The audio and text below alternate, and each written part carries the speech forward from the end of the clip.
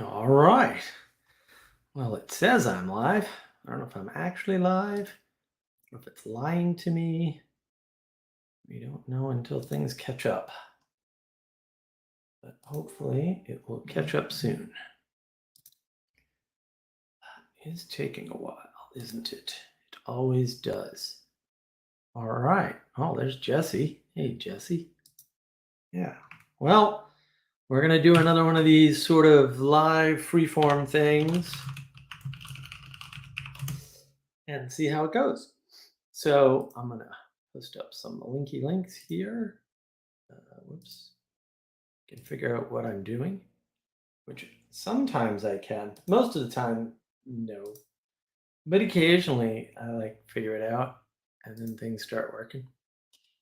So no, Chad, that's not new. Just normally you can't see it. So when I take the force field off that makes it invisible, then you can see the real me. It's that's how lizard people work. I thought Grim Grizz would have schooled you on all this, but I can see that Grim has not been doing his job, and so I'm here to fix that. I suppose it's what I do. Yeah. So yeah, welcome. We're gonna live navigate. I was just watching some Critical Drinker, good stuff, uh, and then I was watching some Chris Petkow. He did a great little video thing that was cool, and there's been a lot of dust up in, we'll say, this little corner. I don't quite know what is going on with with all the drama because there seems to always be lots of drama. And yeah, no, we'll see how this goes. I do not know why this did not get on Jacob's channel, but apparently it did not. That is very strange. These things are supposed to work, and yet here we are with them not actually working.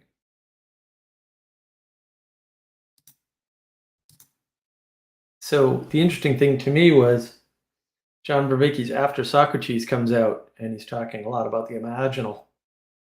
And the problem that I have with the imaginal is that it's in your head, and it's only in your head. And when you do things in your head, um, they just work.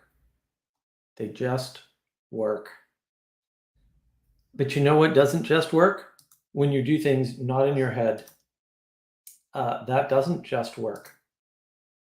And so there's the individualism, um, and that's dangerous because everyone's complaining about the skills of getting along. And all these people who are complaining about the skills of getting along are not proposing solutions where we get together and get along. Coincidence? You decide. I don't know. Oh, and someone's here. How nice. Yeah, I know it is late in the UK. Well, the UK should get a better time zone. It's not my fault. Although the Eastern time zone is terrible, it is miserable and stupid. They should probably cut it off like at New York or on the other side of New York along the New York line. I don't know which. Yeah, New England definitely belongs in like the Atlantic time zone. Um, yeah, I mean, I see a lot of problems, and then the other thing that I'm seeing, keep trying to get across to people is that you're talking about this little corner of the internet, and there's two major factions, right? There's the meaning crisis people and the crisis of faith people. And Manuel, Teo had come on the Discord server, and we were chatting it up with Teo, and Manuel was like, "We should do a stream on this." We did a great stream. The whole thing was good. It got better as it went on, in my opinion. It might be a little repetitive, but I think refining how you're giving the message is important. And that was on the crisis of meaning versus the crisis of faith. Right? Meaning crisis or faith crisis. And I think there is a difference. And I think it's important to understand that because I think what the people who are used to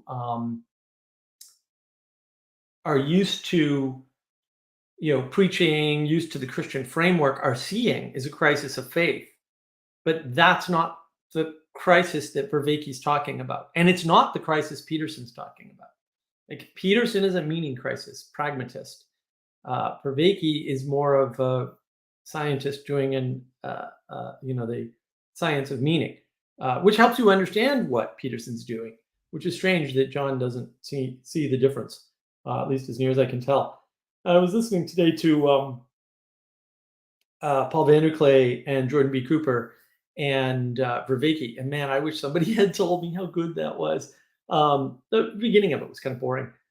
There was no theological cage match, which just shows you how there's all these different factions in this little corner of the internet. No one needs a theological cage match, guys. Nobody wants to see it. More disunity is not better for unity. I don't know why I have to say that, but apparently only pirates know good things. I guess I don't obvious things. I don't know how else to express it. Yeah. So basically, when you see this as a crisis of faith, you kind of miss what Peterson did entirely because you just see him as a preacher preaching, and that doesn't seem to be, what really sort of came up. So I just, and then they try to emulate him and they fail, and everyone's like, "Whoa, I want a seat at the table. Oh, I don't understand why my message isn't better." On and on and on.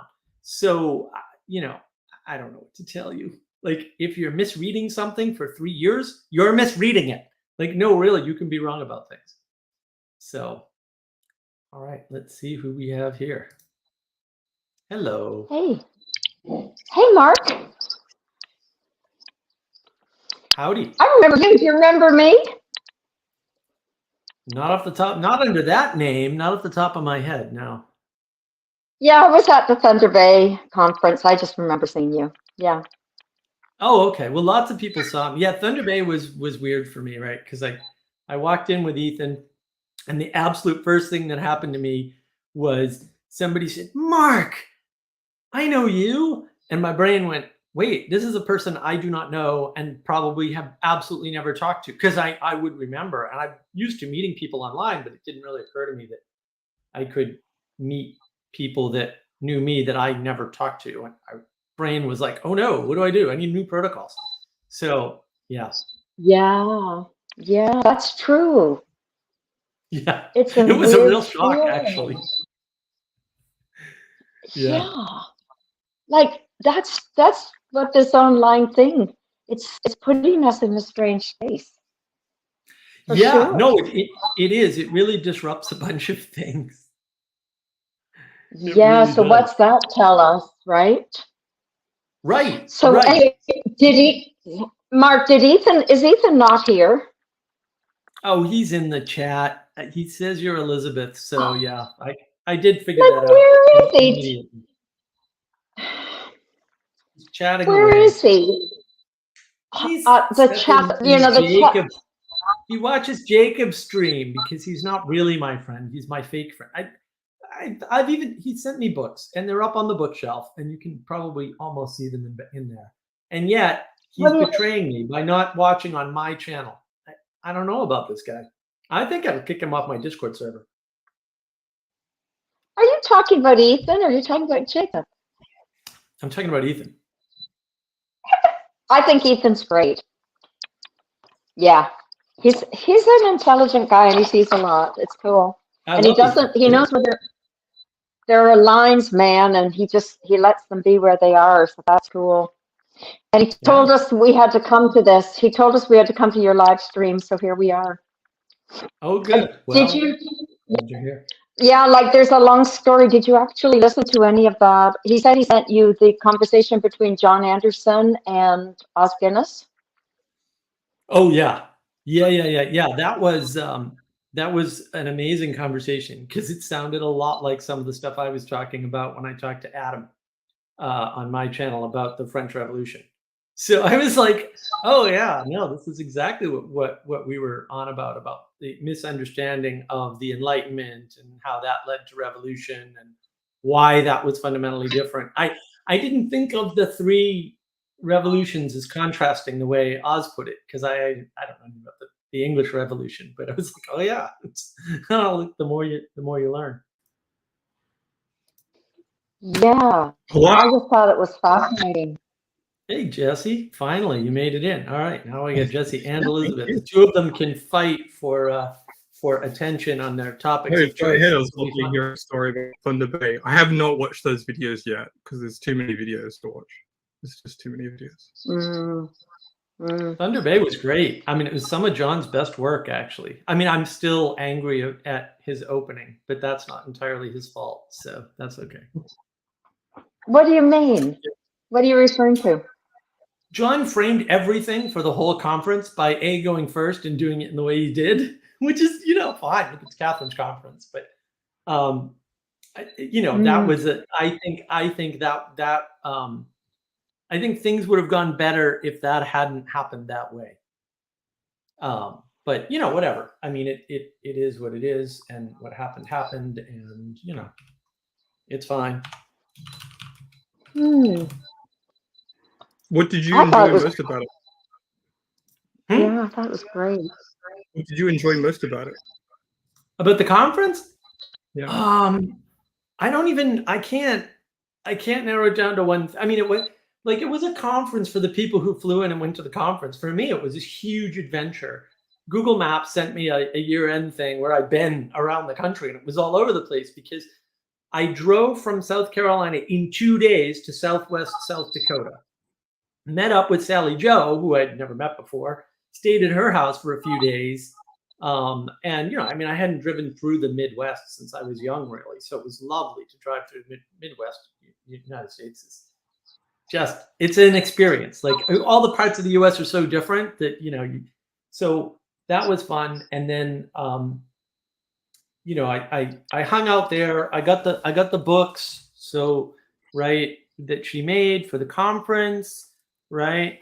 And beautiful little books, books. And brought those to the conference. And on my way, I picked up Ethan at the airport. And then he gave me basically a 6.5-hour lesson on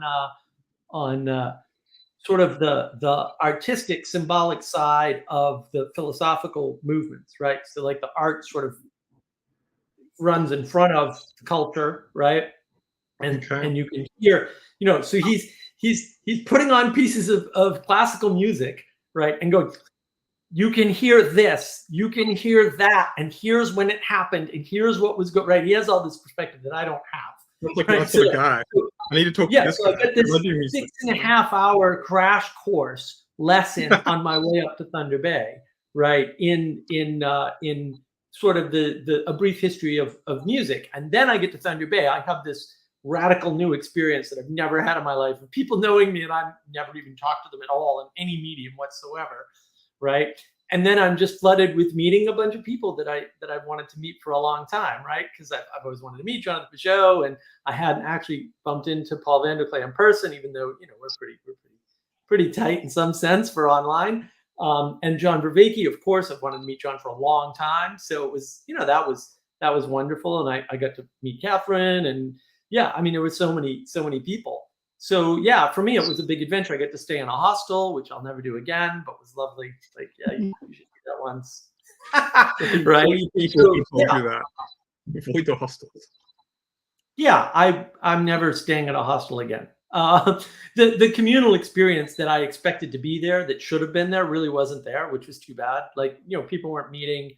And maybe that was just because I was staying, extra long in the Abbey and stuff like that. But yeah, it was interesting, all the stuff that happened. And there were a lot of things. It was rainy except for the last day. So, we ended early on Sunday, and I went out and got to use the camera and take pictures, and then the journey back, I went north over Lake Superior down through Michigan, and I had never been that route before. Right. And I stopped along the lake and took beautiful pictures, and it was an unbelievable experience. It was great. Every part about it was magical.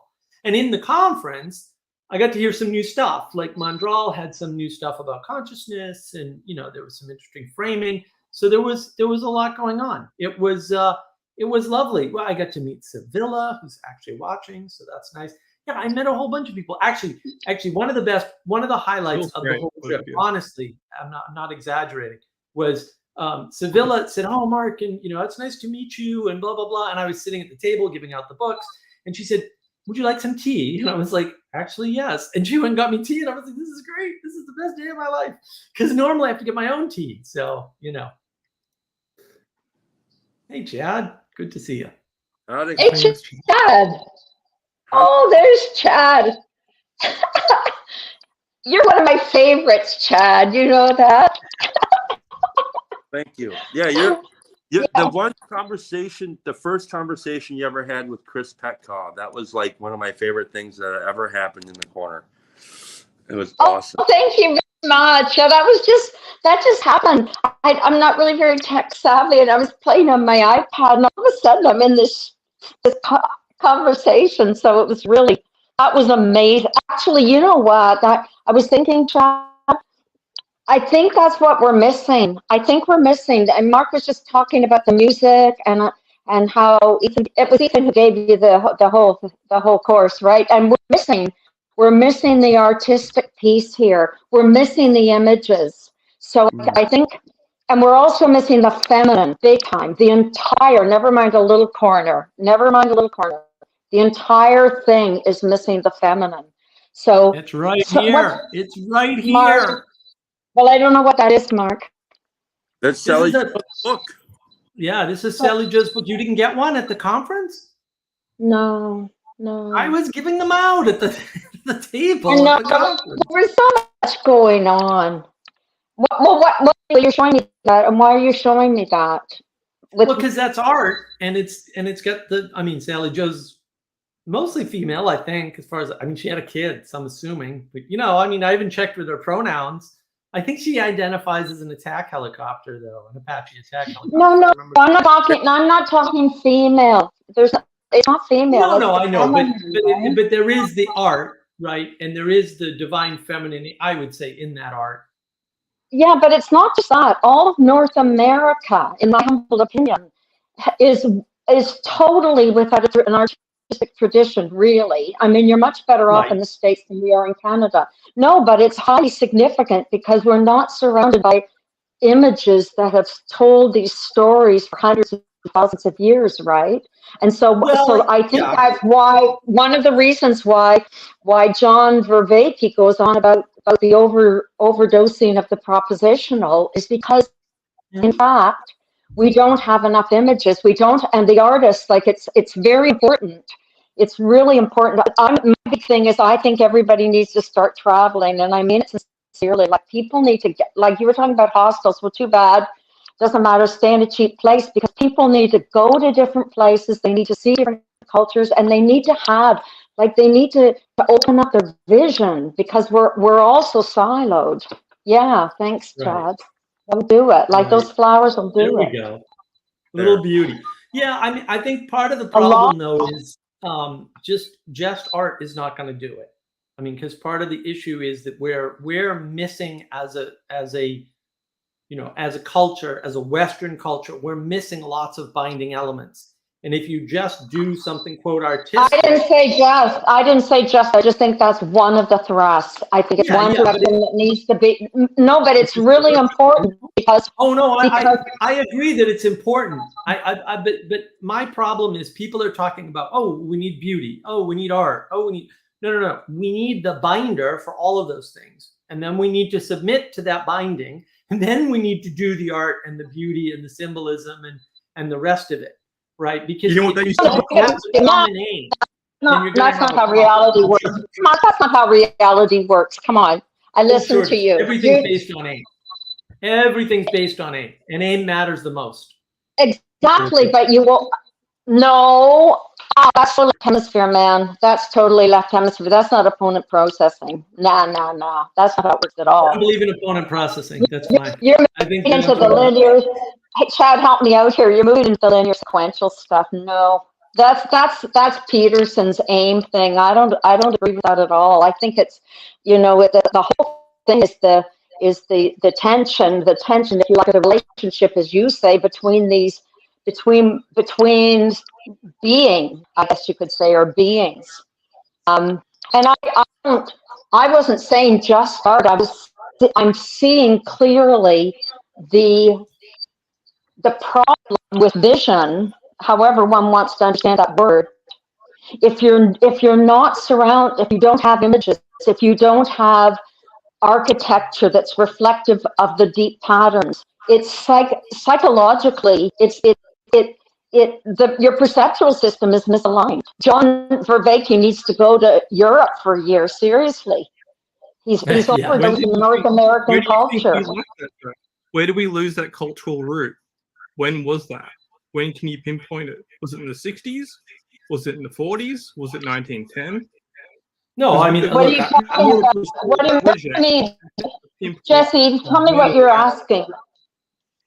Well, you're saying part of the problem in culture right now is we're lacking this artistic thread that pulls things together.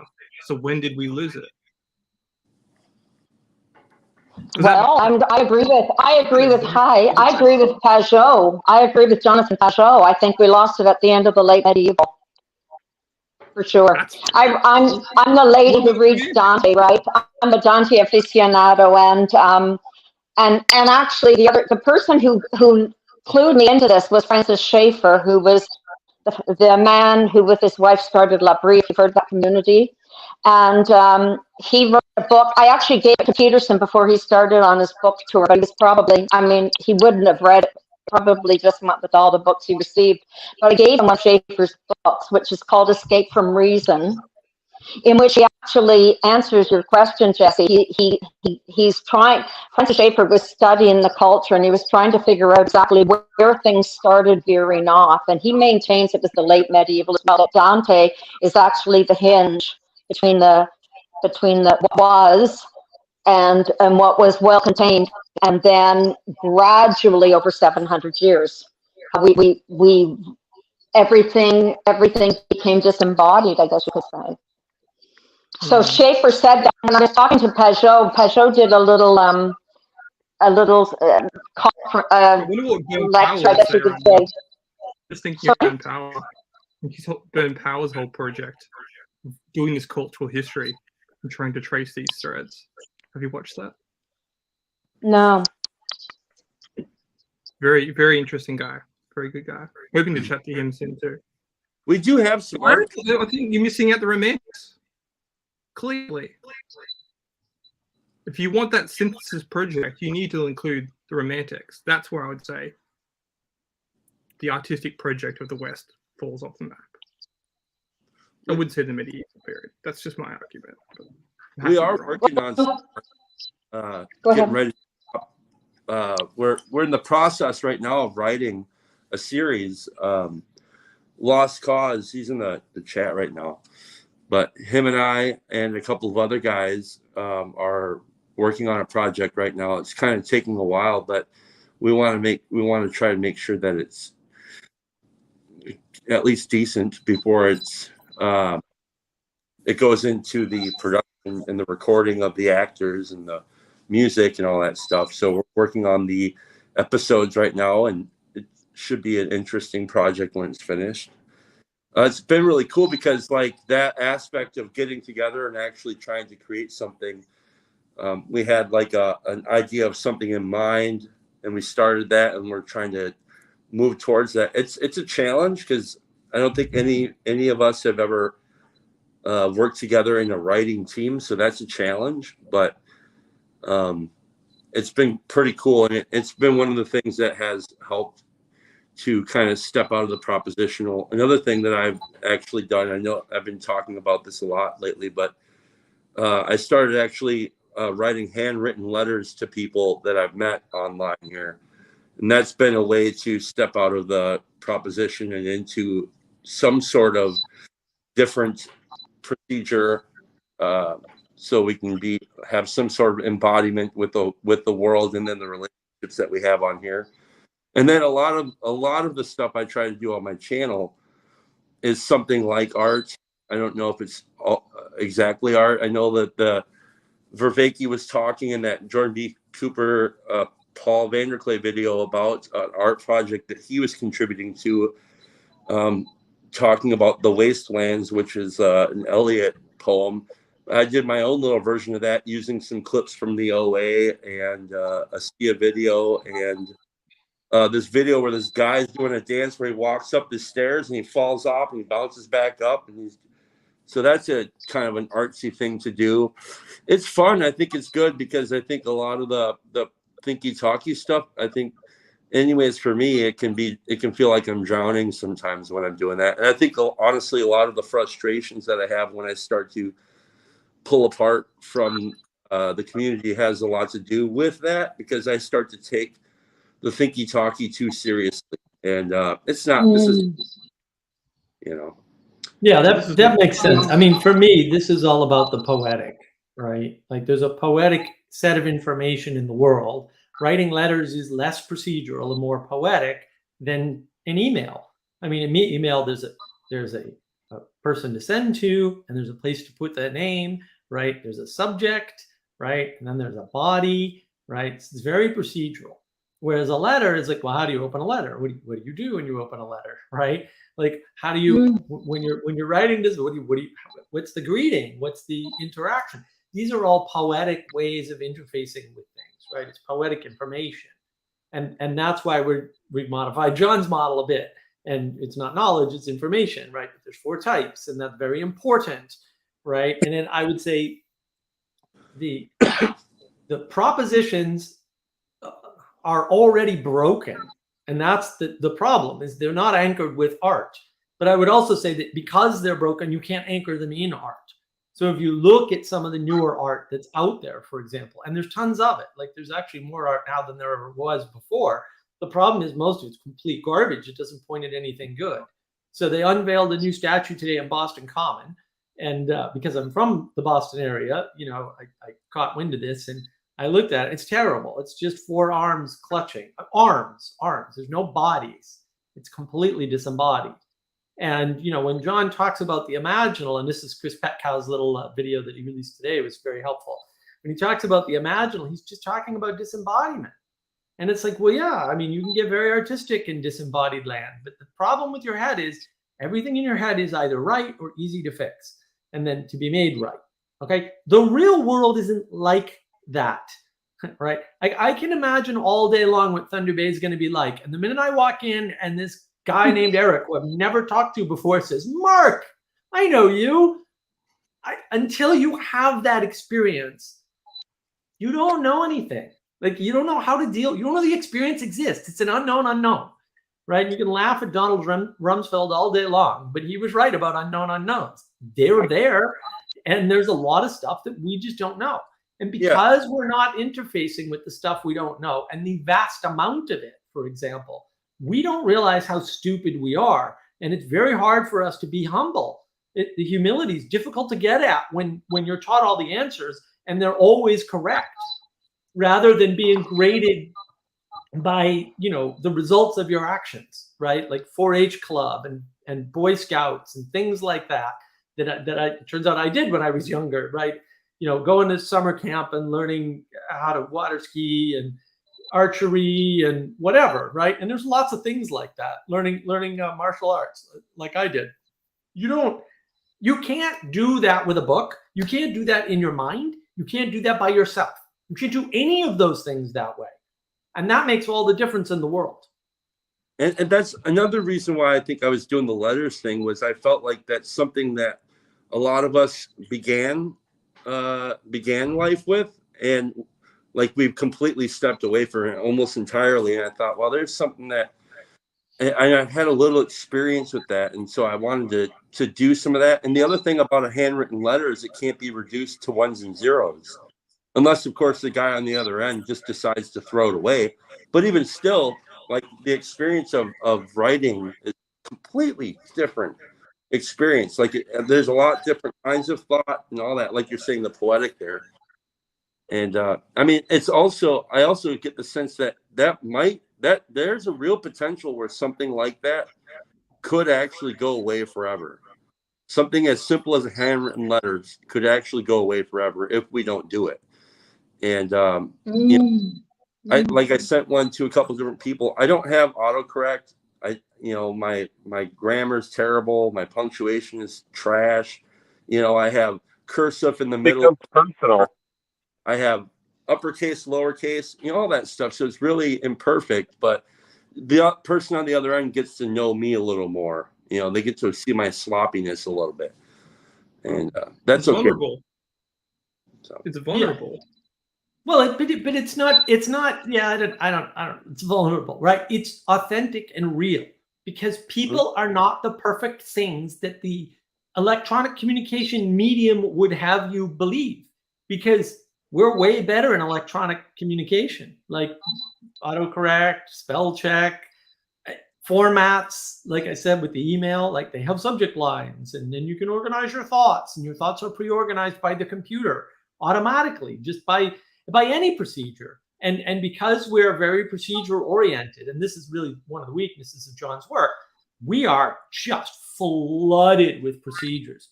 And people treat things like the law is a procedure. The law is not a procedure. I've been to court. I'm still in the middle of a freaking lawsuit. There is no procedure there, my friends. I mean, most of it's not the procedure of filing the paperwork and the formal introductions and going. Most of it is not that. Most of it is this messy, ridiculous, insane garbage going in 1,000 different directions and people not knowing what to do. So, Mark, with what Chad is doing and what you guys are talking about with art, is this corner of the internet running into the same mode of action that the early church ran into, in where they developed icons? And then we even see St. Paul writing letters. I beseech you, therefore, brethren. You know, his letters, handwritten letters to the other churches, and that. Are we running in? Is it? You're going to think in a different way than I am, Mark, and everybody else in here actually is. But is there room for homage? Are we paying homage to our ancestors and following their path? And is that a possible North Star of the direction of the art that gets involved in this corner of the internet? Do we pay homage to the previous ancestors? Do we follow their path? Do we write the letters? Do we create the? I mean, that was my point. That was my point. Look, you need a name.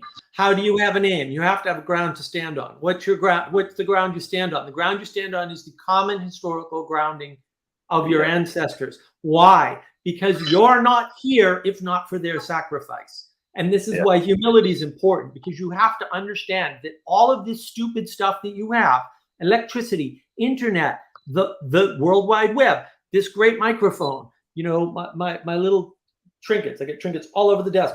San Pellegrino, which, I mean, if you don't drink San Pellegrino, I don't know what kind of person you are. The page on your wall. To be better. We don't have this. We don't have this, any of it, without our ancestors and their sacrifice. We have none of it. 0% of this happens. Okay, now, if you're off living in a cave by yourself, feeding yourself, that's fine. A, you're living the life you want to live. B, I don't have to hear your stupid theories. Okay, so go do that if that's how you think the world works. But that's not how the world works. When you have that common grounding that you accept, because look, maybe you didn't have a choice about being born, but you're here now, so screw it, right? You didn't have a choice, like you're here. When you accept that, now you can have some humility and some gratitude for what was sacrificed to get you where you're at. Right. And so if you don't ground the art in that and aim it at the good or the true, right, and the beautiful, then the art isn't going to work. It's not going to have the intended effect.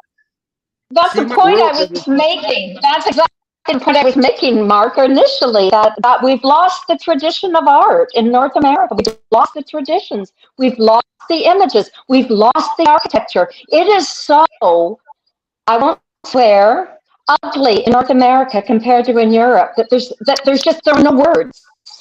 There are no words to describe the difference. And so I can feel it. Never mind, like seriously embodying. When I'm in Europe, I spend lots of time in Italy. When I'm in Europe, my body changes because I'm surrounded by beauty, orderly architecture, tradition from way back, people who are versed in Dante, who are versed in seeing the churches everywhere they go with the angels that they know so well because they see them all the time. Like, it's a totally different experience. And that's what I was trying to get at, the tradition, the deep tradition that you're not as bad off. You don't understand maybe some of you, because at least in the United States, you have a longer history than we do. You were founded earlier than we were. You arrived earlier. We have very little tradition up here. Very little. You had all the Gilded Age guys who brought all the art up, so you have some magnificent museums. We have nothing up here except for a few wonderful Canadian artists. It's a wasteland. It's not a coincidence that we've become so extreme in Canada, and that's one of the things I'm talking about. But it's a bigger problem, right? So I had the opportunity to go to Scotland. So I went to Scotland in the middle of the fake news virus scam thing, and it was lovely because there's nobody there. I'm like, oh, the only way I'm ever going to travel is if nobody else is traveling. And I got my wish. I didn't get to go all the places I wanted to go, but I would go to Edinburgh. Edinburgh is unimaginably beautiful. Unimaginably. It is an insanely gorgeous place. I'm not saying it's the most gorgeous place in Europe, but wow, is it off the chart. And the problem was the place was actually filled with zombies. Those people were not looking up to save their souls, and they didn't have any souls as a result. And I'm not joking. I was there, and for the first time I went, zombies are real. And I'm actually surrounded by them for real. These are real mindless, I guess Grim Grizz would call them NPCs. NPCs, absolutely. And NPCs. they weren't, well, NPCs and zombies in my mind are saying the same thing, right? They were not mostly Scottish, but even the Scottish people that were there, and I met quite a few because, it's hard to go to museums and stuff without meeting Scottish people. A lot of them were in zombie state. In Edinburgh, because it's hard to go to a museum without meeting a lot of Scottish people. Yes. The well, you walk the ridiculous city and there's all nonsense that foreigners. comes out of your now pirate mouth. What is this pirate thing you have Grim, going on, Mark? I'm navigating Hi, live everybody. patterns. I'm Grim Grizz from the Grim Grizz channel. Josh, good to finally see you. Tower House. Hello. Tower of Power, as I can tell. Look at this. Nice to meet you. Nice to meet you. Look, Grim. It's when you're in these states where you're seeing actual zombies, the people in the city are foreigners for the most part. Edinburgh's full of foreigners. I'm like, what? These people aren't Scottish. That's for sure. What are they doing here? The best visualization is if you cut a clip from the movie from Will Smith and the iRobot. From the iRobot film, the part where like all the blue guys who are helping everybody out turn red. Because like the people in the devices like that, if their device tells them to like get that guy, you think they wouldn't in a heartbeat? So that's for me the visualization that works the best. But even the recent movie Free Guy, where he couldn't convince his friend that like you can do whatever you want. Like that was a beautiful little, homage, if you will, to the zombie. And, Christ even talks about, those who are sleeping, those who are lukewarm, those who will not, seem to wake, and that, we see this zombie trope. You could tie it in a lot of different ways, but yeah, the NPC, the zombie, the non-participatory, the person who simply exists. Procedural. Yeah, but in the Free Guy, the best part of that whole movie was even though the friend couldn't be convinced that he can do whatever he wants, there's this like really existential moment in the film where Ryan Reynolds is like, dude, what if like all of this is like, what if you found out that none of this was real? And he's like, yep. What the hell? So what? I'm on my friend's YouTube channel being real for him. Yep. So that's real. Yep. I call that the buddy real scene. That's the awesome scene. Yep. I'll tell you, I've been navigating these patterns and working with people who are coming up with solutions. And I'm currently uploading the premiere of The Fringe Encounter with Eamon Wilson, a clinical psychologist who has worked with the youth, which is, if we don't get them while they're still youth, it's a lot harder to de-zombify them, and thus paintball for Jesus. Yep. Is what I shoved, and I have a page. Absolutely. There's a zombie motif in The Matrix 4. So The Matrix 4, most of the film is trash. But there's an interesting idea in the second Matrix that they've rebuilt that not only is everyone possibly an agent, they also can be mass herded into zombies. I was like, what? That's a strange thing. That's not what I expected to see in this deconstructionist French new wave Matrix 4. I was like, okay, they had one good idea and they snuck it in right at the end. I was like, that's interesting. That's to change how the rules of the Matrix were presented to us. And what is I got something I want your thoughts on, Mark. What? A world where, in order, I'm so pro the Ukraine war, I'll do like they did in that really old episode of the first gen Star Trek. Like, where there's an old episode of Star Trek, ladies and gentlemen, where like they come down to this planet where they still have wars, but the wars are basically a giant die roll, and they're like, all right, we need 640,000 people in Chicago to die. Yeah. And so the people in Chicago get this little notification on their phone, and they go walk into the death booth because they're doing their part for the war. For the war, yep. And to prevent a worse outcome. Because real wars are worse, so they do it this way. And so I want your thoughts on how close to what you're... It's like a voluntary... So before the soldiers ever fire a shot at each other, they just turn their guns on themselves and blow their own heads off so that they don't actually have to have the war. Is that... but like instead of there being soldiers, it's just the citizens on their phones. We lost the Tower House. Yeah. But it's like the phones say, you've been selected to die for the war. But it's all run by simulation. It's overt that it's a simulation. Like that's the war itself is a war simulation, and then the outcome of that simulation is how it. All right, I'd like to where our society is compared to that. Your thoughts? You cannot predict. You can't predict the outcome of a fight. You have to allow for spirit. Anybody who's ever watched a UFC match has watched a guy. Eventually, if you watch enough of them, you've seen a guy getting pummeled like Muhammad Ali or something like this. Some of these great fights where you're watching this guy get the crap kicked out of him, and all of a sudden, in the 6th round or whatever, he comes back and is just like on fire. You know what I mean? And so, the outcome of a war is not. You cannot predict it because you cannot predict the human spirit. There's like who would have guessed at the onset of Russia invading the Ukraine, this massive country, and I only bring that up because you brought it up, Chris, is that who would have predicted that the Ukraine would repel them? Now, obviously, there's been a lot of outside stimulus. The U.S. is helping. All these other countries are helping. But that wasn't predicted. My country has spent, $65 billion on weapons for that thing? Right. If it wasn't resisting, I would be very upset about my country's investment strategy. Right. But I agree, brother. I agree. But Mark, give me your thoughts on the Star Trek and us and the zombie thing. Yeah, look, it's not a simple matter. If you read any history, you realize wars are not won on numbers, ever. There are almost no historical battles won by numbers that are that predictable, all right? And there's very few exceptions to that rule. It's just that no one reads any history anymore, so they have no freaking idea. Thermopylae.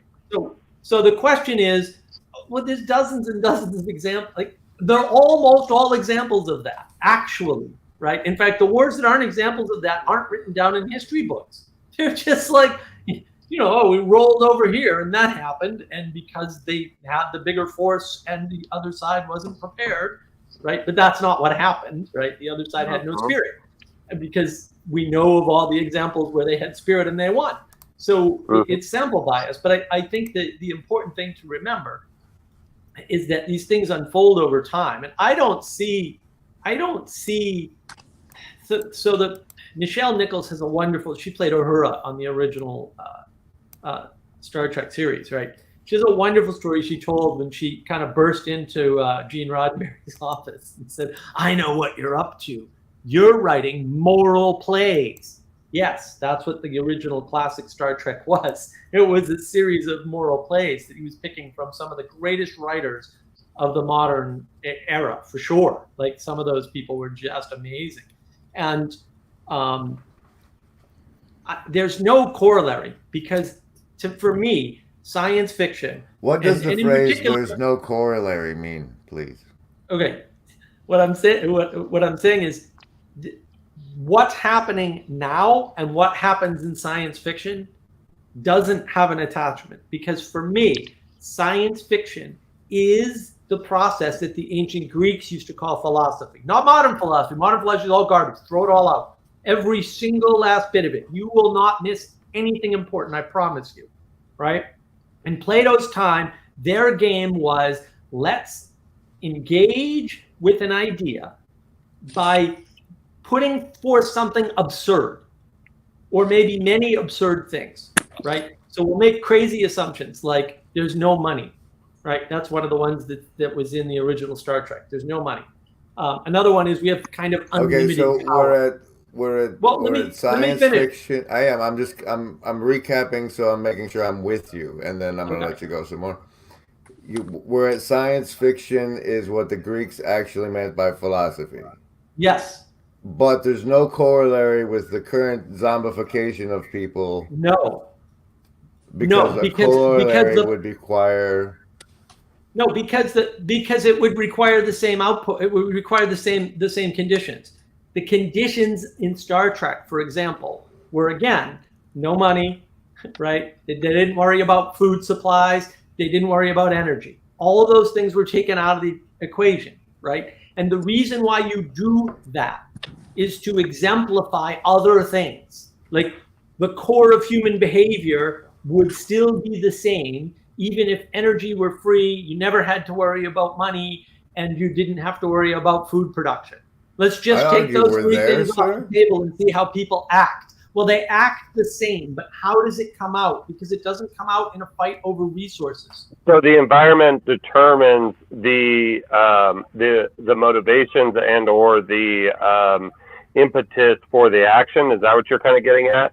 That your environment, you have to be in that same environment that they simulated inside of Star Trek to get that same result. He's saying he won't say there's a corollary unless the conditions are that coherent. Right. Yeah, I'm tracking. What would you call the similarity? Well, look, the similarity is the human behavior. I mean, again, this is the purpose of good science fiction. And that is why I would say something like the first Matrix movie, although it has some elements, is not good science fiction because it's got the narratives are wrong, and some of the symbolism is actually backwards. Peugeot talks about this. It took me 3 watches on that stupid video before I got it. And I thought I knew everything about the Matrix. I watched it like 100 times, but I learned something that day, right? And then what you're seeing is a hyperbole of reality, right? You're seeing this hyper-reactive version. My reality is becoming a hyperbole of reality, Mark. No, I don't think it is, because what actually happens is they're to the point they will shut off your money if you support the wrong political, not attend the wrong political. They can do that. Grim, they can do that. They can do that tomorrow. No, they can't. No, they can. It'll be fine. This is a hyperbole of the reality I'm familiar with, sir. No, Grim. A ridiculous hyperbole step toward dystopia. Everybody is completely cool with them turning people's money off. The government can't control trade. The government can shut off the money supply, stop printing money, force you to whatever. It won't work. I'm glad you're giving them permission, sir. No, it won't. But my point. The point is not that's not my point. My point is that they've done it is a hyperbolic step toward dystopia from the reality I grew up in. No, because it won't work. They've done it, and it didn't whether work. Or not it works, it's still a hyperbolic dystopic step. No. It only works the way it works. It was in Sandra Bullock, The Net, and now it's part of my life. And you cannot navigate that pattern. Only if you play. Out of here. You don't have to play. There we go. That's the proof. Well, we get confused about that, right? Like, we don't have to play. They can shut off all the money in the world. It doesn't make any difference. They could have done this in the I know people 1900s, and I though. can get food.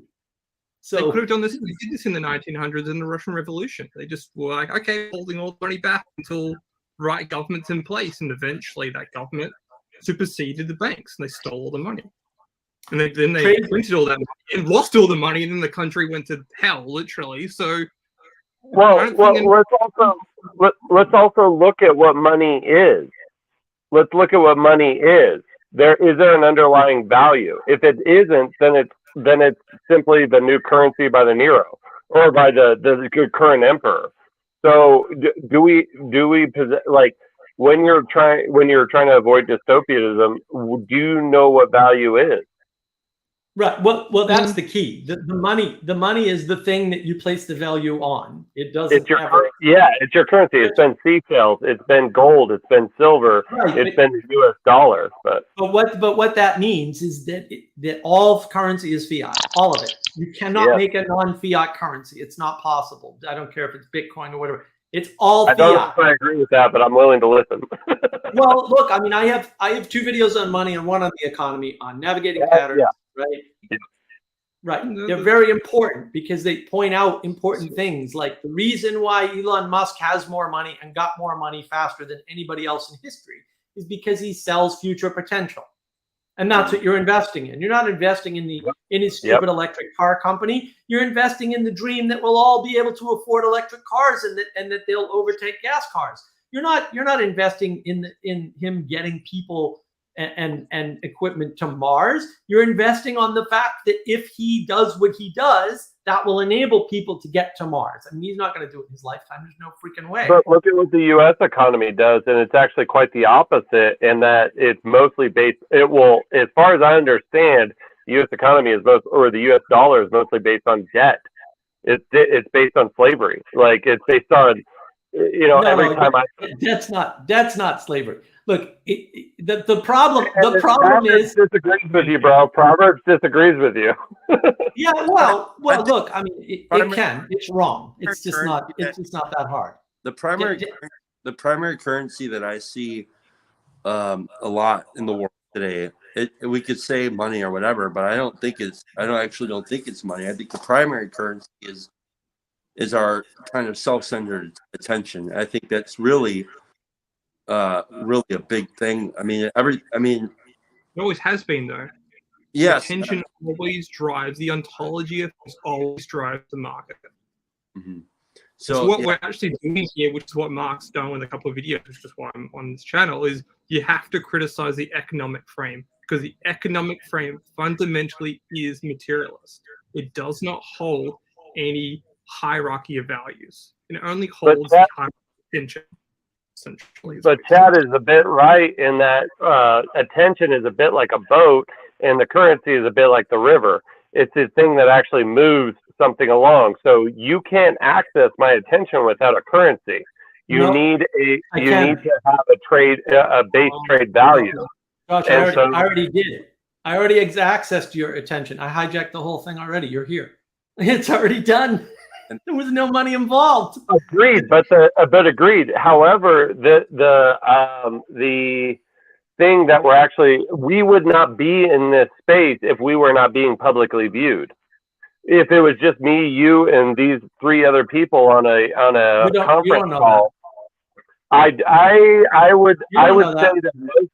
would say that, brother, you would not be doing this. Chad would not be doing this. Jesse and myself would not be doing this unless our words were being heard by other people. So again, Chad is right in that attention. Let me introduce you to Discord, where I do it every day, literally every day with Manuel sometimes. Well, with Manuel sometimes and without sometimes, right? Because the only value, the only force, the only power that anybody actually has, but everybody has it more or less equally, is time, energy, and attention. And that's it. Agreed. Right? And then the reason why the economic frame doesn't work, again, and Jesse sort of summarized it better than I could, I think. But that's the underlying value. That's the underlying value. That's the barrel of oil. That's the wheat. Right. That's the gold.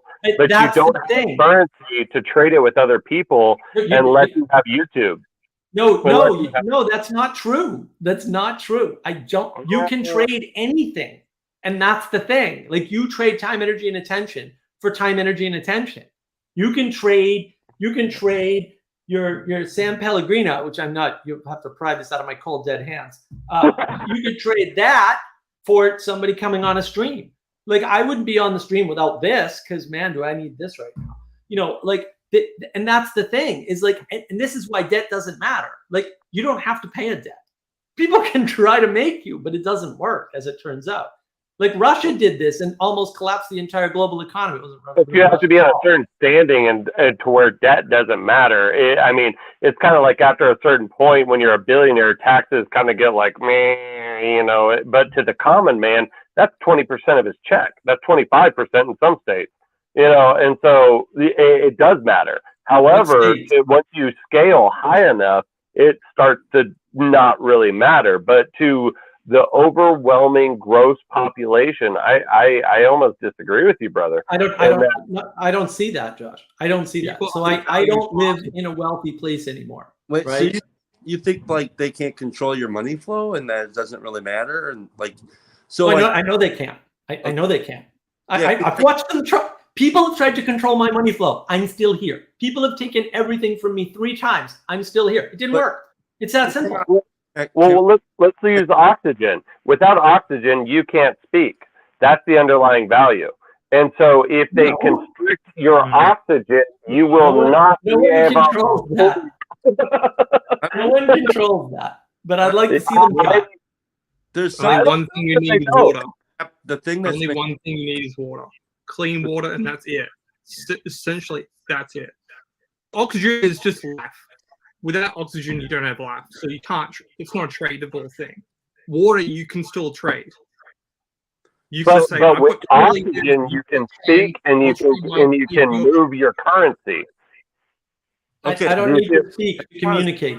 Before I go here really quick, because like I think it is interesting that the people in the so-called corner haven't actually paid or I haven't heard a lot of talk about what's gone on with the Peterson and College of Psychologists situation.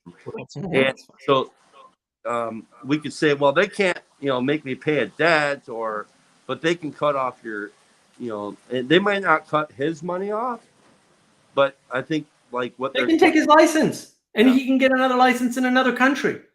So what? It wouldn't be effective. They can do what they want. Yes, they can do what they want. I can also do what I want, though. So now we're back even, and that's the bottom line. Okay. Well, they're coming up his social capital, though. That's what they're coming up, his social capital, because he's gotten to the point where the money isn't important. He can sell out a stadium. I think both you and I think both us. Oh, sorry, Jesse. You go ahead. Yeah, so I'm from Australia, so I've actually met Peterson. I've actually taken photos of him. Like, I was on part of the first. I'm happy to talk about it another time. Wow. But yeah, it was an experience and a half. Trust me. But yeah, a couple of months ago, at the end of the year, he spoke to the largest crowd he's ever spoken to, with 9,000 people. So he doesn't necessarily need the physical cash anymore. He needs the status. He needs the social capital. He needs the attention, the underlying value. He needs barrels of oil.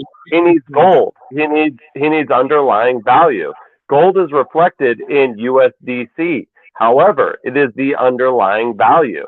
When we run out, when we inflate our currency to a certain point, we start realizing, did the loaf of bread cost more over the past 10 years, or did my currency inflate? And so you're arguing against underlying value. Like, that's what you guys are really trying to find. And I think you and the powers that be are both trying to find what is the underlying value. What is the actual? No, they're not trying to find anything. They're materialists. They think they know what it is. So, however, they are materialists who have reached out into the wilderness of the internet, and so they have gone ethereal. Not from their perspective. Not from their perspective. But let me read this. So, Lost Cause says Alex Jones is a good example of this. They've tried everything short of robbery, but the money and support keeps coming in by the boat. Right. Because he has underlying value. He has the attention. He's Well, the fiat currency. His currency may have the value of his intention may have inflated, but he still has underlying value. You can't take it away. You cannot take it. There's no way. You with your monocle are seeking attention. That's the only reason you're wearing the colors that you are and the eye that you are and things like that is because you're flashy. You're a peacock, and so you gain attention. And so that is your value. That you're gaining more value because people I had attention before. Agreed. Right. So this is just an attractant for new people and to amuse and entertain the people that are already bought into the system, basically. Right. And this is your job. It ups your power. It ups your level of attention. You're a lure. You're like a fish lure that has added a little bit more shiny of an object to it. No, but that's not what's happening, actually. The only reason why I do these, and in particular this Friday live stream, actually the only reason why I'm doing this live stream, and I did the one last week at this time, was at Jesse's request. That's actually the only reason. The person with the power in this case literally is Jesse. And I knew Elizabeth wanted to come on, right? They have the power, right? I'm not dictating this. That's the problem with materialism. It makes a one-way, discrete, linear connection between things, and that isn't how anything in the world works.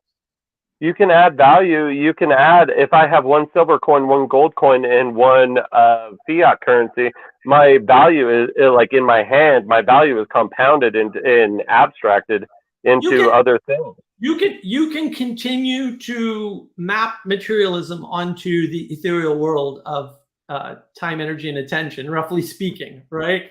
But look, lost cause. Yeah, but Mark is right. They can't really take anything from you. They only take what they have already given you. So somebody gave Peterson that license, and now they're taking that license away. Okay, but what they can't take away from him is anything he's gotten as the result of not having that license. So things that had nothing to do with the license, like his YouTube fame, right? They can't take that away from him. There's no way for them to do that. But that underlying value of his credibility. Okay, when I started down my path of trying to find what I believed and what else I believed, I gained great comfort in the fact that a clinical psychologist was talking about Cain and Abel, was talking about the Garden of Eden, was talking about these things that I heard when I was a child. However, I was warned against clinical psychologists because they are atheists, because they will take away your they will take away the basic programming you were loaded into this world with, which is my parents told me. True. Yeah, that's all true. I mean, this is my last Peterson video, which for some reason blew up somehow, which is very strange. Okay. Right? Very good. You should watch that because it sort of explains, and this has a lot to do with the problem that I see in this little corner where we have two halves. We have a bunch of people saying meaning crisis, and they mean something specific by that. And then we have the Christians who are actually talking about a crisis of faith. And while there is some small crossover, the reason why the Protestants, to paraphrase what Vanderklay has said more than once, but most recently in the Jordan Cooper, John Vervaeke conversation, why Protestants have not been let in on the conversation is because they're not talking to the people in the meaning crisis. That's why Peterson got famous, because he was able to talk to those people. And the way he does it is he takes you from the materialism back through and into the Bible in a way that no one else ever has. Agreed. Jordan is a river. Like I've said it before, Jordan is a river. And when you enter the river, you're going to get to the promised land. And that's exactly what happened in the Old Testament. I mean, Jonathan Paju, symbolism happens. He is a outside source that's going to, when you enter his stream or whatever you want to say, you're going to find yourself alongside Paul Vanderklay, yourself, several others, because that's how the algorithms are going to design you. That's the current.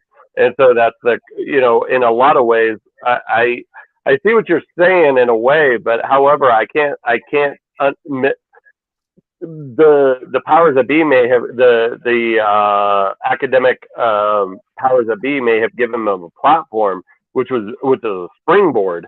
But now he has catapulted himself so high he built his own platform. He built his own platform. Nobody gave it to him. He built it, and that's I would agree, but I don't think he would have been as credible had I not seen him interacting with a large body of students with a clinical psychologist degree. Absolutely agree, but they didn't give him permission to do that. Someone's complaining about your microphone, by the way. Yeah, I'm sorry. I'll turn off my microphone. It's a little high gain, I think, but it's not that bad. There's a side addendum that we need to notice here, that he did sign up for CCA, which is basically is Hollywood. Like, you can't survive in Hollywood without being connected to CCA. Right. It's like if your manager is a manager of someone in CCA, you can't survive in Hollywood. And not a lot of people, I think, was it Owen Benjamin was the only person to really criticize Peterson for doing it. I don't agree with Owen Benjamin, but I'm just saying he was the only one to really point that out in that time, that was a move that Peterson did make. And it was a strange move because CCA, sorry, Lost Cause. Come on, Lost Cause, I would like to talk to you. But yeah, it's a strange what Peterson has done. He has joined the behemoth in some ways. Well, he's one calling in the wild. I mean, look where he came from, the internet. Like, I mean, it's a wilderness. He's one calling in the wild. I mean, it's all happening again. There's sort of two things going on right now. If you think about what he's actually doing, is he's trying to save academia from itself. So he's trying to save the structures that have been built up over time, right? I don't know if he's trying to save the structures or what the structures intend to be. Well, we're splitting hairs at that point, Josh. So I'll fair. That's fair. That's fair. I do that. Guilty of that. My bad. Yeah. So if you watch my video on the fall of the Fourth Estate, which is an excellent video, if I do say so myself, on navigating patterns, I go over this. This happened with the Fourth Estate, with the media, right? What happened was, you got a bunch of people like David Fuller's a perfect example of this. He's gone back into the Fourth Estate.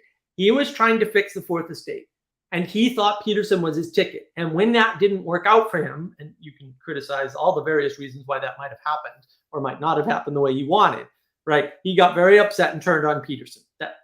I mean, there's plenty of other narratives you could tell, but I think that's the best way to understand it, right?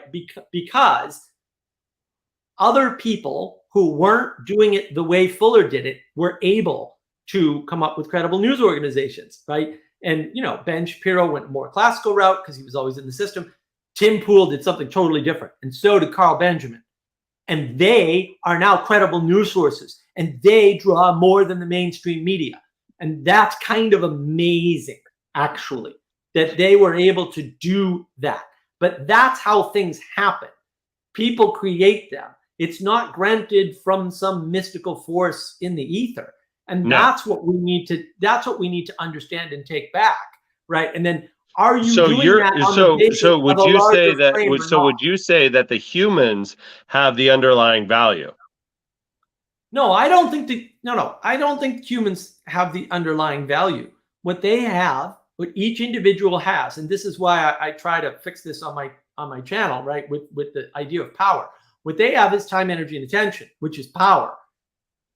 That's what they have. The question is, what do you do with that power? And that's why you need an overarching framework, right? Which has to have a narrative structure in it, because we can't think any other way about things this complex that are bigger than us, other than narrative, right? Agreed. You need a structure to do that. So you need a grounding, a historical grounding, and then you need an aim, right? That's up and away, hopefully, right? Like the stars on the board, in back of me, right? And then you can enact something greater than yourself, hopefully in concert with others. And that's how that works. It's really kind of that simple, but you have to get the people together to do it. And YouTube affords us that platform to use the currency of the internet, which is attention. Right. Well, look. Yeah. I mean, you can get attention from any kind of medium. It doesn't matter what the medium is, in some sense, and then you can wield that in various different ways. And that's what Peterson's managed to do. Now I tend to agree with Van der Klee that there's a gap, and Peterson's leaving people off at that gap, but I don't think anybody's filling that gap. And I think that's because people don't understand leadership and the importance of that, right? They're using the postmodern so-called critique, which isn't a critique, it's an observation, because the postmoderns aren't capable of critiquing, they're all stupid, right? Where they say, oh, well, the problem is the grand narrative. And the problem with the grand narrative is not the grand narrative, right? We can just destroy that. The problem is some charismatic leader came along. Yeah, charismatic leaders are required. Okay, so I'm sorry to tell you that, but you're not getting around it. Charisma is not going to go away, and charisma is one of those things that gathers people's attention, for better or for worse. No, it is very human based. Like, for instance, I had crews that I've been in charge of, and I had to become an attractive leader. I could not be overly critical. I had to do things like encourage 3 times before I ever criticized, and I had to quell any sort of like instinct in myself to be like, no, you did that wrong. You did that wrong. But yeah, I had to actually slip back from that and been like, and I actually use it on the inverse. And I do when I'm instructing guys on how to lead, sometimes I tell them to aggressively encourage. And that's if you find something that has been done right, you ask, hey, who did this? Who did this way? Who did this way? And you'll see some shy hand in the group kind of go, I did that. And you tell them, good job. Do it this way every time. Yeah. Good job. And you aggressively encourage them.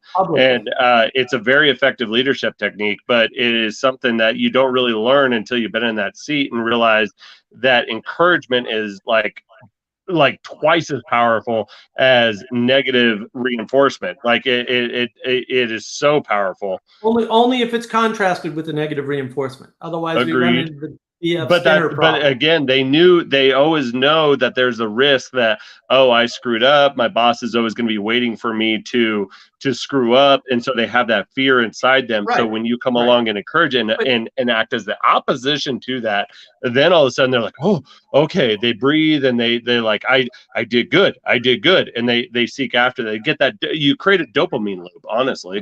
Right. When you have to do both, but again, the problem with leadership is it's a sacrifice by the leader, and people don't want to make that sacrifice. They want the quote perceived top-down power from above without giving anything up.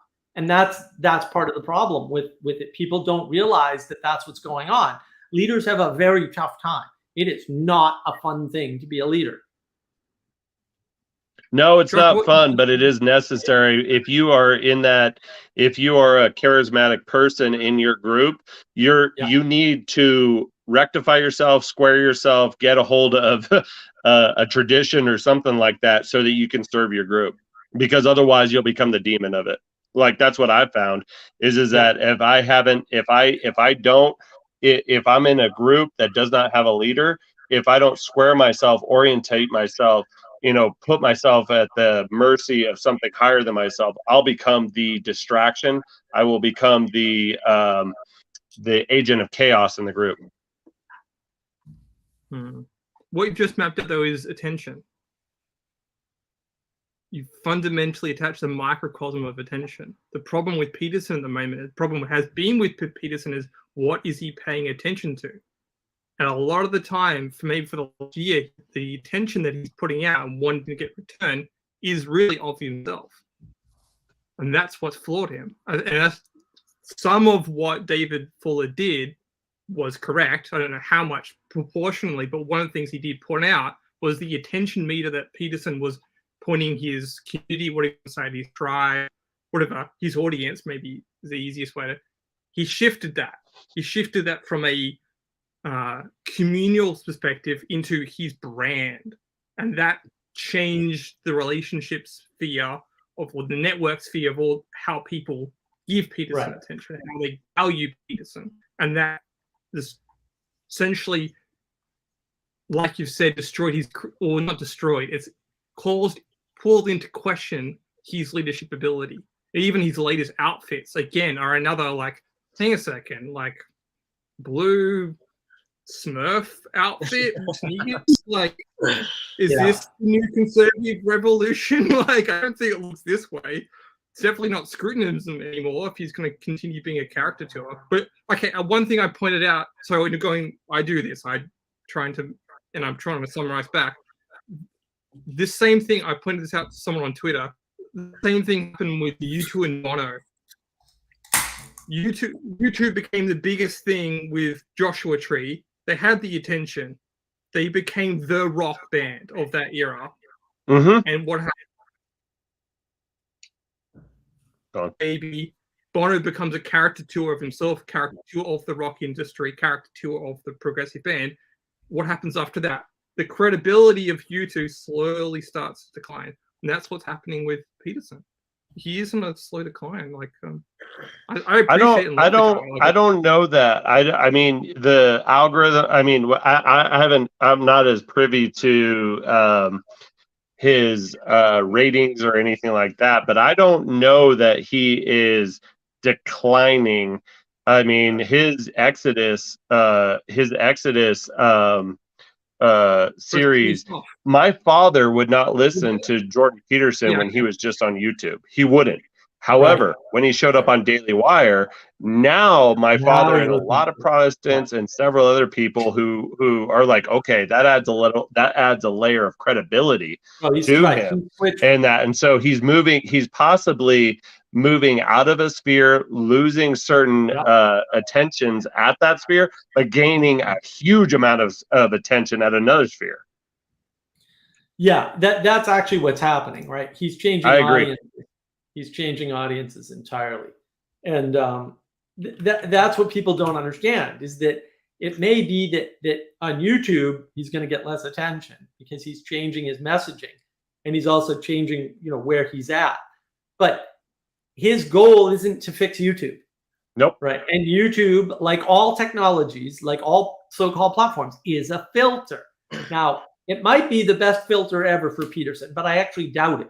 I think that having more ways to reach people is better for Peterson, because we need to reach people who aren't just, we'll say, the hardcore materialist gamer, porn addicted types, right? Which is what you find more often here than anywhere else, right? Because it's a natural progression of not only just general technology filter, but there are other filters that YouTube affords and sorts of funneling people into that. When they talk about funnels, the funnels are real, right? They just don't work the way people think, because the funnels aren't drawing people in so much as they're keeping most things out. And when you understand it in terms of a filter first, then you start to understand how everything in the world works. It's like, oh, it's a filter, right? It's like, oh, I can stop paying taxes on the grounds that my tax money is funding abortion if I want to go through all the trouble of going through the courts to do that. So there's a high bar. I can do it, though. It's doable. You cannot pay federal tax in the United States if you do that. It's been done before. It's a very expensive process. Yeah. It's a very high filter, but you can do it. And that's the thing. Like, there's a ton of stuff like that. It's totally possible if you're willing to jump through enough hoops, because they put these things in the way on purpose. How serious are you about this? Because if you're not serious enough, he's made the proper sacrifices. He sacrifices time, energy, and health to bring, and so that right there, we saw Peterson damn near die for all intents and purposes to get his, to be Peterson. And so, like I said, I mean, I really believe that Jordan is a river. I mean, and if wherever he's going, I mean, we all just put our little boats and dinghies into the river, and we're because bottom line is a lot of these discussions and that would not be happening without Peterson. Oh yeah, no, absolutely. I mean, everybody talks about this little corner of the internet, and they actually fail to mention Peterson in a way that is really respectful of the amount of pull and what happened, right? They tend to focus in on, oh, well, I'm here for Jordan Peterson, but really what caught my eye was Peugeot or Vervaeke, or and I made this case when I talked to Vander Clay, it was probably a year and a half ago now, the first time. I said, look, there's no Vervaeke without Peterson. It's not going to happen. No one's going to pay attention to him, even if he makes the stupid 50 Possibly hours. even no Peugeot. No Peugeot at all, for sure. We already know that. We already know that. but the thing is, and this is one of the things that's surprising. The one thing, and it's a universal criticism, so maybe Pastor Paul won't get quite so upset. Pastor Paul doesn't want to lead. Peterson doesn't want to lead. Vervaeke doesn't want to lead. Peugeot doesn't want to lead. Nobody wants to lead.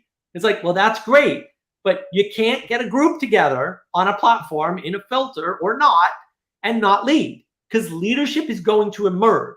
And I think the main struggle of, quote, this little corner of the internet is that leadership. Right? Everybody's skeptical of leadership as such. They're not skeptical of a particular leader, because you'll notice this. They'll go, oh, you're just trying to lead something, to people who haven't ever expressed that desire, right? Or put in the work or whatever. It's like, why are you afraid of somebody trying to lead if you don't even know who it is? Like, why does that make any sense? It's because you're skeptical about the idea of leadership. It's a very, again, postmodern idea. But I think that we give it another year. We're all walking around like we're in a masquerade ball, and in about another year, we're all going to take our masks off, and somebody's going to emerge as the leader. It's just the way it works, you know. Where all of our attention will be gravitated towards a certain person. We don't know who that is, but we're in a masquerade ball right now. Like, this is new. This is fresh. This is still disorganized. And it hasn't come to a point. It hasn't come to a head in that. But I mean, it could be Grizz. It could be Chad, the alcoholic. It could be yourself. It could be Paul, if he so gets inspired. You know, it could be Jacob.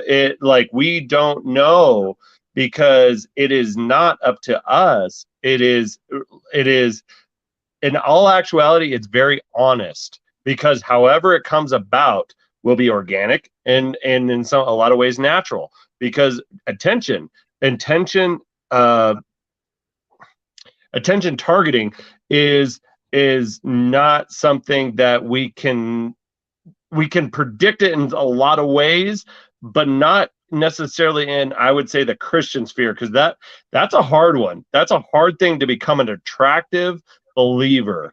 Like, that is a real true believer, because they're going to know if you're not a believer. They're going to know, because anybody can smell a lack of sincerity. They're going to ask you questions. They'll pick at you and things like this. And Jordan has been so good at this, so good at taking, you know, when he does his thing, when people attack him or really try to, get on him, he'll do this thing where his silence is, and when he actually thinks, I got to tell you, that is so attractive as a young man, or I'm not even that young anymore. But when I started listening to Jordan, that when I looked at him and I thought, it's okay to take your time.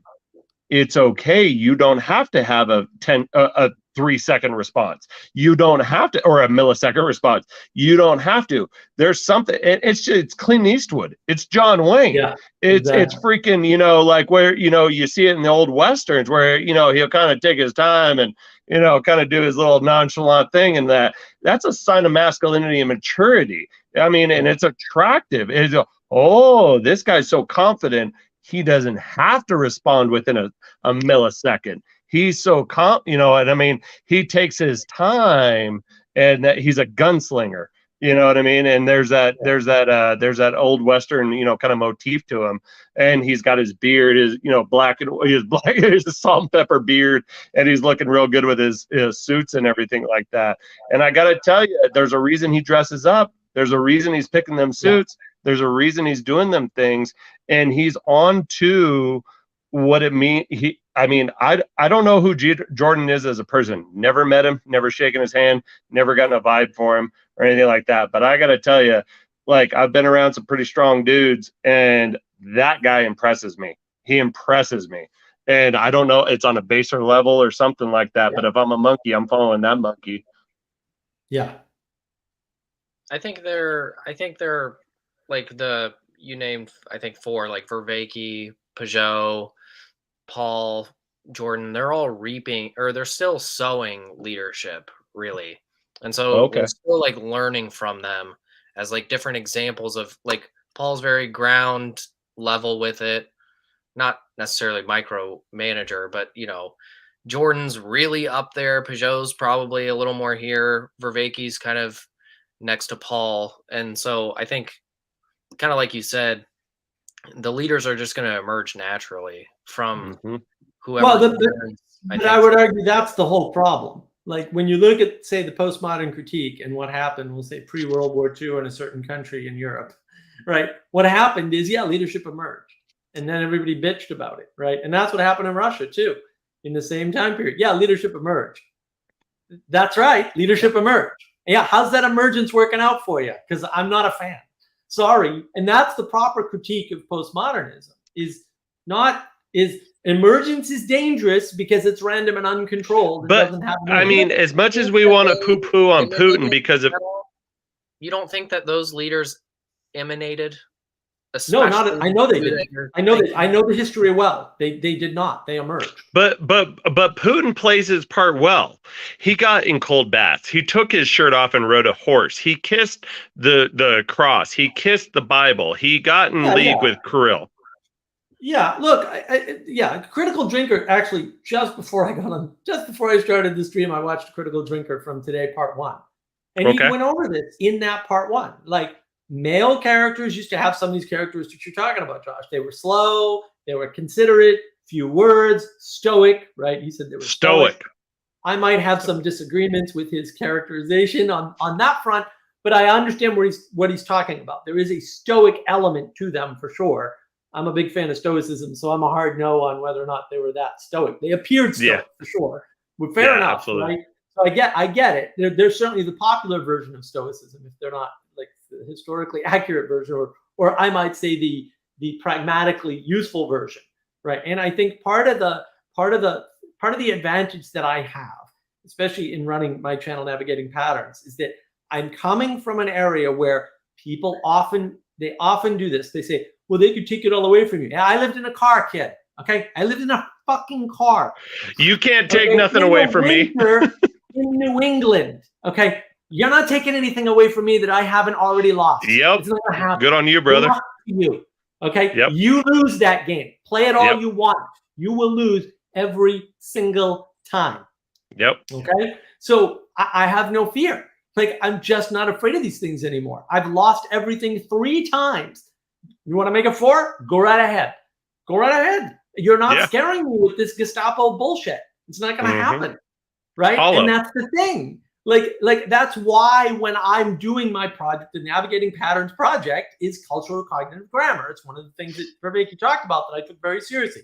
Practices and cultural cognitive grammar are the 2 things I care about the most.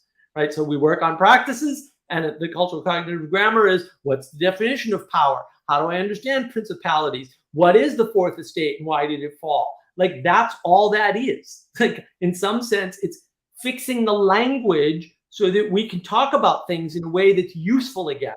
Because it's not useful to use the modern definition of the word racism, because it doesn't have any way to be used. It like, effective altruism is not a term that you can use by itself.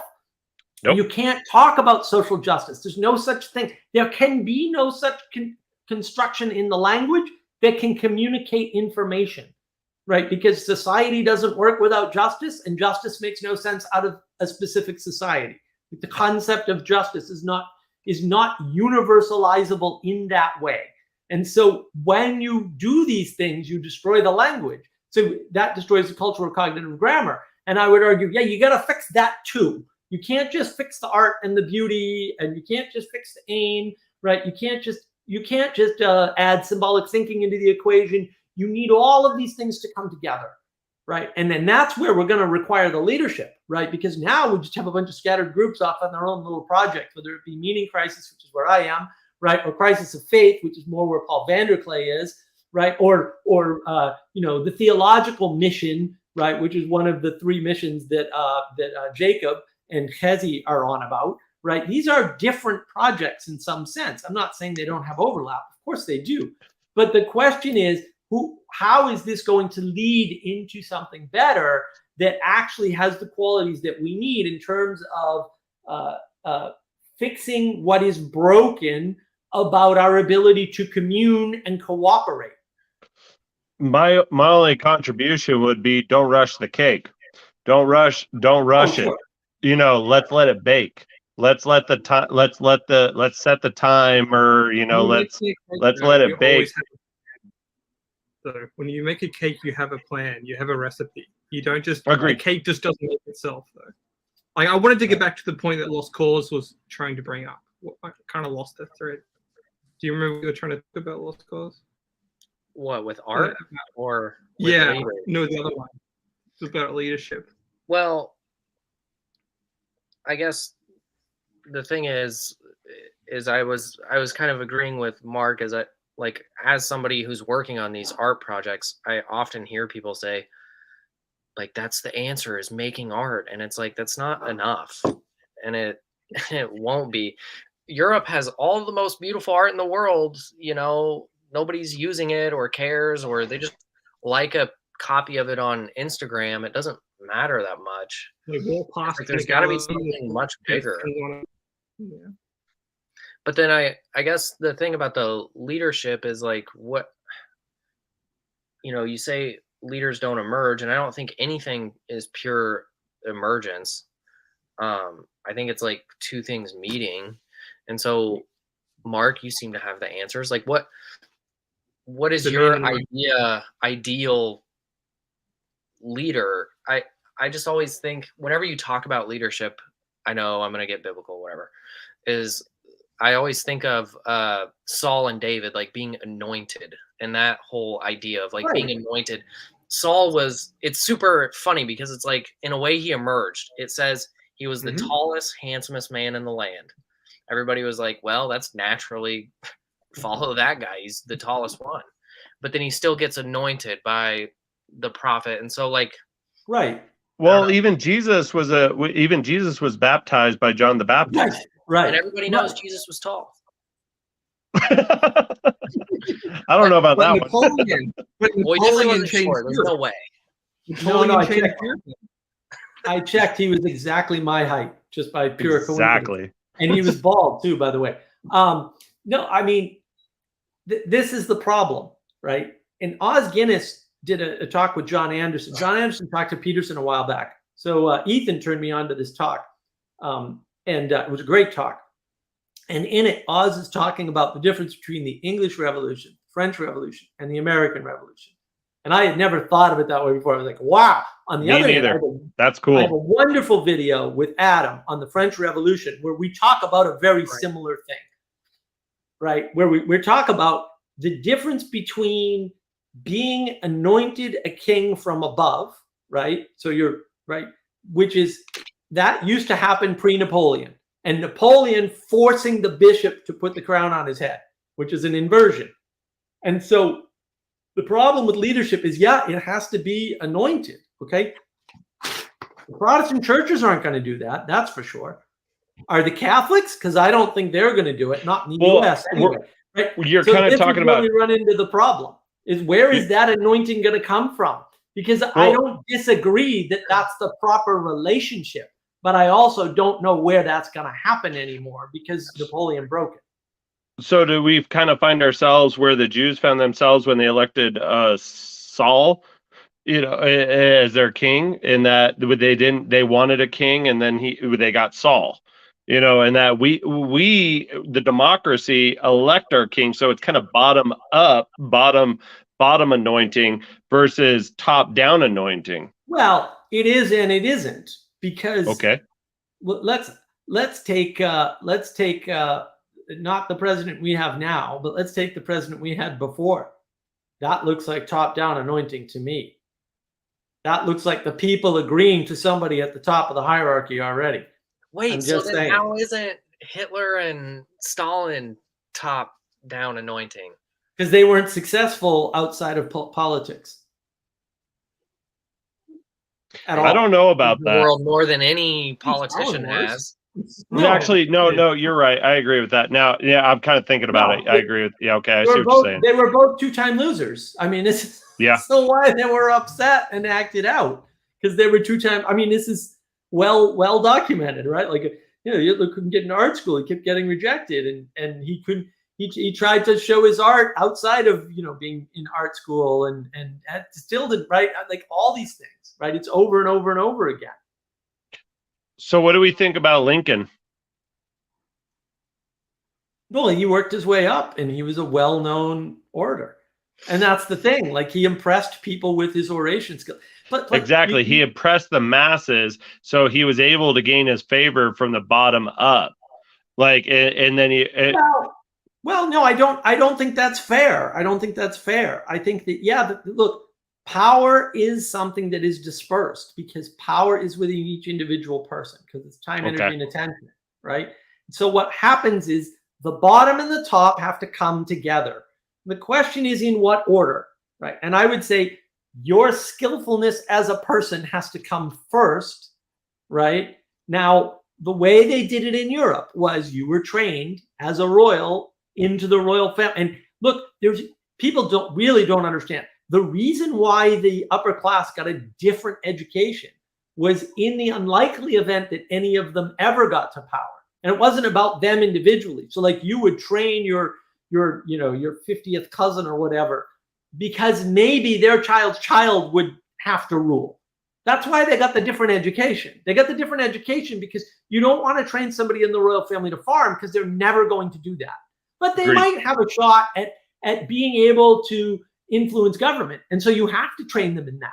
But if you train them in that, you have no time to train them in a bunch of other things, right? And so there's this constant, and there's not just two buckets. There's a bunch. So we're looking for a Buddha, somebody who was raised in the palace, went out and lived as a common man and gained the wisdom of the field. I think, and it's hard to equate someone like Lincoln with modern times because Lincoln actually did a tour and talked to a bunch of people in person in participation. And now you can say, yeah, but he didn't talk to more than 1% of the population. Yeah, but I was there, and I'm telling my friends, my family, the people around me, oh no, I saw him speak, right? So now you have way more familiarity than you do with somebody that. So in other words, if either of you three come to me and you say, or even message me at this point, right? And you say, Mark, you have to watch this video, okay? Why would I do that? I would do that because I know you guys to some extent, right? But if Manuel says, no, don't watch that video, you're all overridden, right? Automatically, right? Because there's an implicit hierarchy, but that's based on the interaction. Now, if somebody who's known me for a very long time, and there are precious few of them, says something like that, it holds more weight. And so if somebody that I know says, oh, there's a copy of a speech that this new candidate gave, and it's not worth your time. The fact that I could interact with it directly and get my own experience is irrelevant, right? Because I'm outsourcing my cognition in that case. I'm saying, you know what? I'm going to let this other person who I already trust for various reasons, good or bad, correct or incorrect on my part, right? I could always be mistaken in my trust. That's going to override me taking the time. And their opinion about that may be better than me interacting with them with that video directly, because that video may contain sorcery. And I may be prone to that sorcery because I'm not, I've been sorcered before. It's rare, to be sure, because I'm very good at spotting this stuff, but by no means perfect. And so that's the problem, is that now you have no protection. That's why Grim Grizz, like some of the stuff Grim Grizz does is so brilliant, right? Let's do saving throws. Why? Because just talking to people can be enchanting. And he's like, all right, you need to be aware of this. And all he's doing by doing the saving throws is making you aware of this possibility that you could be enchanted. And that's important. And you know it's important because he does it every freaking video. It drives me absolutely nuts. And I swear, if he doesn't start weighting that wisdom die in my favor, I'm going to hunt him down. That's your warning, Grizz. That's your one warning. That damn die better go high every time for me. So it's important. And that's the thing. You got. Hey, Mark, thanks for letting me on, brother. I got to run. Dinner's almost ready, but thanks. Love you all. God bless. Enjoy. Adios. Jesse, I've looked through some of my comments because I was like trying to figure out some of the threads that I was thinking. And one thing that I was talking about was like when you hear the word I was art, writing notes on like or music covered in this hour and 2 hours. I was writing down all the threads that we've actually gone through. I was like, what's actually the most relevant to continue? So yeah. Well, yeah, I was saying that a lot of people do what back then would have been called art, but I was saying they don't call it art anymore because they would have to recognize how ugly it is. And so I was thinking like trades. I think a lot about like one of the most American art practices is cars, like car design and all of that sort of stuff. They just don't call it art. And it's crazy because Peugeot's always like, we need participative art. And it's like you can't not have participative art. You just don't see it as art. You think the only art is iconography. Design, No, design and design thinking. yeah. They've actually materialized the understanding, or the techne would be the old word of the art. And Like if I called a drywaller an Mhm. artist, he'd be like, "What?" And it's like, no, like that's what you're doing. You're the art Right. of drywalling is the Right. art. And I think that would help a lot of people like start to see it and consider what they're doing. But for now, there's so many economic, which is why I think the economic Christians don't like to talk about the economics because they think it's not spiritual, but it's like so important because there's this whole beast system built around making really ugly art. Well, but it's really in your attitude. Like I know people who understand that craftsmen are Yeah. craftsmen and they're artists, right? They understand all that. And so that's the thing. It's like when we put it in a bad frame like economics, you really kind of screw it all up. And that's the issue. When you put it in a political frame because it's so low resolution, you screw it up. And it really is your understanding. It's the cultural cognitive grammar that's tripping us up. Like we're so willing to go into this materialist frame. And I think the one thing that we're missing is we keep talking about, oh, the world's too prepositional, the world's too propositional, the world's too procedural too, guys. It's the propositions and the procedures are killing us, actually. It's actually removing things from the world. And I like this idea that what we've done, if we've taken art and turned it into techne, and we keep calling it techne, and it's not freaking techne. It's not. Now you can have your arguments, and I do have my disagreements with Ayn Rand and her beauty of the skyscraper thing, right?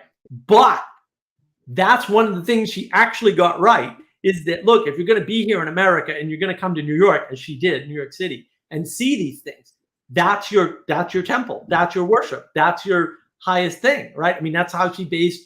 I would call it a philosophy. Objectivism is great. I really subscribe to a lot of Ayn Rand stuff, but it's very incomplete. It's certainly not a full philosophy, right? But she's right about that.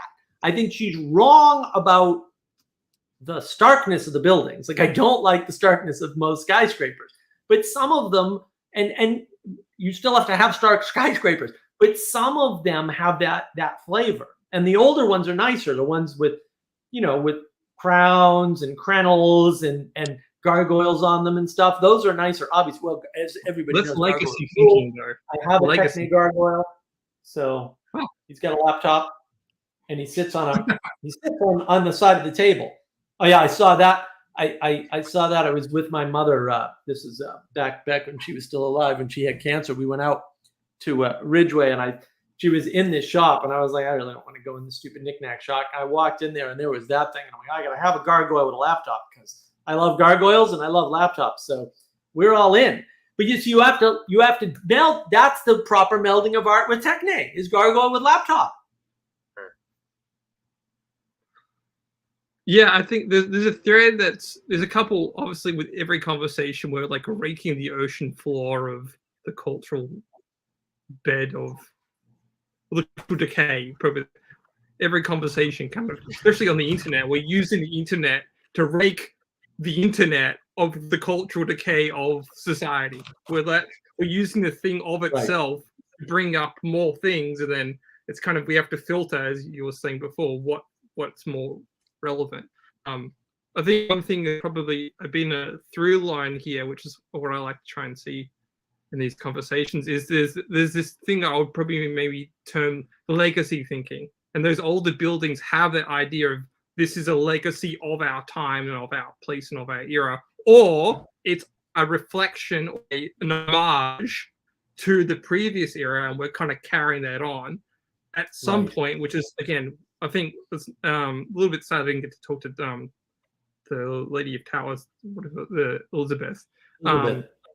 Yeah, we didn't get to kind of bolt that thought down. But when do we lose this legacy thinking? Maybe when does it cross over? Because it's important to know why. Because it comes down to leadership, actually, in some sense. Like leaders carry these legacy items on forward, and the millennial problem is just again another sub zeitgeist of this conversation, which is why if we're fearing leaders and we're not carrying on the legacies and traditions, big T traditions, then well, of course we're at the problem where we're at. Like, right. Well, I think part of the problem of legacy as like kind of just being more familiar with like the specifics of art is I think people cite it too far back where it's like, well, it all went wrong after the medieval period. And it's like, well, then who cares? Yeah. If that's the Right. case, who cares? It's ancient history. Yep. I think it was Exactly. like way more recent because one thing I've talked about with like my dad, because he was raised by his grandparents, my great grandpa, is like my great grandpa had way more in connection with a guy in the Renaissance than he would with me in a lot of ways. Like because he grew up very rural, like on a farm, all that sort of stuff. And you can still kind of see a connection of the art through all of that. Like it dropped off very sharply, very quickly, and very recently, which is why people shouldn't freak out so much. Is like it's totally that's why I like Mark a lot when you talk about like the things of like, oh, we have to start over and all this sort of stuff. It's like we have so much good stuff. Right. That it's so all the pieces are there, right? Yeah, and one of the things I've talked about on navigating patterns is the proper relationship, maintaining that proper relationship to the things we have is really important. And one video that isn't out there yet that I really have to make, but I have to make slides and I hate making slides. I also have to remember, which is also hard. So too many videos I need to make. I have a long list. The memes, right, are not the conception of a meme that Dawkins put out there. I mean, really, it's very damaging because it plays into the progressivism. And I have a video on progressivism, obviously, right, which is good. By the way, you should watch that. The Myth of Progress. Basically, this idea, this upending of order happens in the 60s. And if you listen to Burn Power, the anadromist channel that he has, where he talks about this, which I liked. I didn't finish it. The later ones were less good, we'll say, than the original ones. But he kind of traces some of this through the musical history, through the rock music history, and Bob Dylan, and you know, that's actually where he places most of it ultimately. I don't know if he realizes that, but he probably does. Right. I actually want to go into a conversation and poke him about these things. I'm like, hey, you're getting too wrapped up in this era. Like, I like the series, but you, even in his talk on the Germany festival, it's like, you think you're just giving us the information, but you're not actually giving us, you're not actually giving us the narrative of this information, just giving us the information. Right. You need to tell the story. And he thinks he's telling the story, but I don't think he's actually getting the part of the matter, or at least an argument of it. So yeah. No, he gets caught up. So in the How We Got Here, right? Is that where? Yeah, I think that's what the playlist is called. In that playlist, he gets caught up in playing you long streams of excellent music, which is kind of okay, but you lose the thread, right? You lose the narrative thread. Whereas all the stuff I got out of it were good clips. I mean, it really taught me a lot. Like, I'm very grateful that he did the series because I learned a lot from it. You know, things like breakdancing. So right, there's a period where dancing is a partnership, and then it becomes a competition. It's like, oh, dancing became a competition, right? Music making became parasitic with rap, right? Because they stole equipment. Literally, they stole high-end equipment, and then we're making music. And it's like, well, that's as parasitic a story as you can get. So all of these things sort of come together in a way, and I was like, oh wow, this really makes this make sense, you know, in a way that it didn't before. And that's the problem, is that you're sort of battling this these threads of progressivism and the materialism, it's overlaid within that context, and it's kind of everywhere. And when those two kind of meet, and then we lose the feminine, basically, I think Jordan Peterson's right, because of birth control. Now you've got the perfect storm, because you've got three aspects of the world that hold the world together in an important way. And I'm not gonna say there's only three, right? But you've got these three aspects of the world that hold the world together and are interpenetrating in an important way, all failing at the same time, like actually at the same time. And so I place it in the 70s when everything sort of crashed or started to crash. And then it doesn't become more obvious until the 80s. But everything in my world is like 2 generations out. So I think 2 generations out, so you just go back 2 generations, that's where it happened. That's roughly 2 generations. And then I was looking on my Facebook feed. Facebook sent me something the other day from 2014. And in 2014, I basically said, the news is trash. You can't trust any of it. Blah, blah, blah, blah, blah, blah, blah, blah, blah. And now looking back, I go, what was happening in 2014? Gamergate. Carl Benjamin was warning us, this is going to happen to you. This is going to spread everywhere. That's why he's got a news organization in England, one of the ridiculous places to start a business. And he was able to do it on his own dime with no funding. The man is a legend, okay? He's already a legend. He does nothing else in his life. This is unbelievable that he started a news organization with his own money after being demonetized on the internet. You don't understand what a revolution that is. That's the restoration of the Fourth Estate. Why is that important? All this stuff crashed, and crashed hard in 2014, but it was building up from the 70s to the 80s to the 90s to the early 2000s, right? But 2014 is like the seminal turning point. Like, it is just a flip.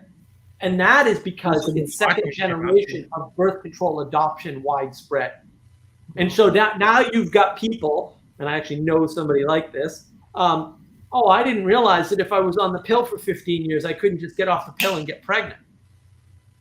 How did you not know that? I mean, I'm sorry, but you've got a PhD in anything, doesn't matter what, and you didn't realize that being on the pill your whole life, you couldn't just come off the pill and have a baby?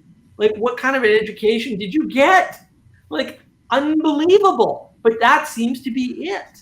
Like, that's having huge repercussions. Like, people come off the pill and they're married, and then they don't want to be with their husband anymore because they picked the wrong guy. Peterson talks about that. Like, these are real outlier effects. But what are the effects of not being exposed to the feminine? We'll say correctly, right? Which is the hidden matriarchy, as John Mullen calls it. I guess he's writing a book called that. So I'll have to apologize if he ever releases the book. Those talked about the shadow matriarchy too as well. Yeah, the shadow matriarchy. Yeah, I mean, it's all the same sort of a thing, right? Women point, right? So me, Og, you, Og, we're all Ogs here, okay? Og build, Og smash. That's all Og do. Og's stupid, right? Why do we build and smash? Because women point. And if women don't point, we just build and smash things randomly in random video games or whatever. Like, it doesn't, like, we're not very sophisticated creatures at the end of the day. But if the women are doing that role, right, then where's the pointing? Well, there's no pointing. So that's a big problem. That's like a huge problem. There's no pointing. And the pointing can't be random. It has to be in a direction. So again, back to critical drinker. What's he pointing out? In fact, I just got another notification. Somebody else liked my comment on his part 1 video today because I basically thanked him for doing what he's doing. Why? Because he's pointing out you're exemplifying and pointing at and you know, putting high these wimpy people, these beta males who are basically not suited to do anything. Okay, and you're exemplifying those traits. And then the women are the ones who are coming in and strong and save the day. And then now they're the men, which is no good. Where's the feminine? Because it's not in the background in the shadows. It's not pointing. So do you think historically that it goes back a little further than the pill in a way? Because I always think about like World War II, where all the guys get tricked into a really stupid war on all sides. And then, the women all go into the workforce, Then the 50s comes where like you have that kind of like housewife appliance culture of like after the mess they try to clean the house, and then that shatters in the 60s, and then like I feel like the birth control pill is really just like an innovation in a trend that was already happening. Not that women didn't work before, but like in a very masculine setting. But women, look, people don't know any history. There Well, are no parts of history where women weren't rulers. There are no parts of history where women didn't work. That That's just never happened historically. Sorry, I hate to, it didn't happen. We had two queens of Egypt, famous ones. We've had queens all over the place. no, Queens. that's fair. They were doing factory work way back then. Well, in World War II, 80% of the factory workers, the riveters, were women. That's where Rosie the Riveter comes from. Okay. And then when the men came back, they went back home. Okay. Why? Because they're hidden. They're not supposed to be out there going, oh, we're strong women and we're riveting. I mean, not that they didn't, they did. That's where Rosie the Riveter comes from. Right. But then they went back to the Betty Boop sort of, right? They went back to being in the background at the home, doing the things that you need, having the specialization that is needed to allow the grounding for the men to do better work, because that's actually how that works. And it's really important. Like, it's stunningly important. In fact, I gotta find a file because I want to show you guys. Yeah, I love it when you talk about this, Mark, and I wish more people would talk about it. I know it's super sensitive, and you're not afraid to talk about sensitive things that are offensive. True. Most people are. It shouldn't be For offensive. our own That's detriment. the thing. It shouldn't actually be offensive. It should What's actually. that? We should. I don't think it should be offensive to talk Right. about the loss of the femininity or the loss of the women. That's Well, the agent in the matrix, as far as I'm concerned. The fact that we're not able to. Anyone at one point can say that's too sensitive to you. They become an agent of the matrix and tell you, "Hey, that's too sensitive. We're coming against you." Like, Right. do you understand the Well, code? we often submit truth to not offending people, or we submit truth to tolerance or the fear of offending somebody. And sometimes things just need to be said, even if they're painful. This whole birth control thing, I think it's just a complete we don't even know anything. Like, we just have just hints right We now. don't. And We know how bad it's got. what's that? We do not know how the total effects that it's had. Like, it's Uh-huh, still new. yeah. Technically Like- speaking, it's still new. It's still a new Yeah. technology. And people are using it for I think any reason to use birth control, I think, is wrong. But they're using it for things that have nothing to do with sex or procreation. Like, they're using it to control their moods. Like, oh, I'm moody. I take birth control because it allows me to control my hormones Right. so that I can work and I've seen this in Right. Yeah, like I've heard that people before. in an office space or whatever, in a work setting. They're like, oh, she's way too hormonal. Like, we can't work with her. And there's actually an incentive for women to not be like that. And so this pill allows them. It's giving them power, whatever we want.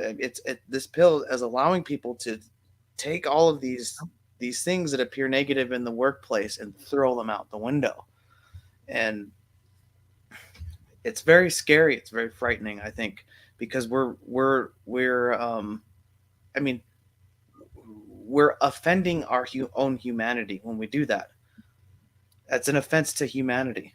But when I we're think- trying to unbecome women. Yes.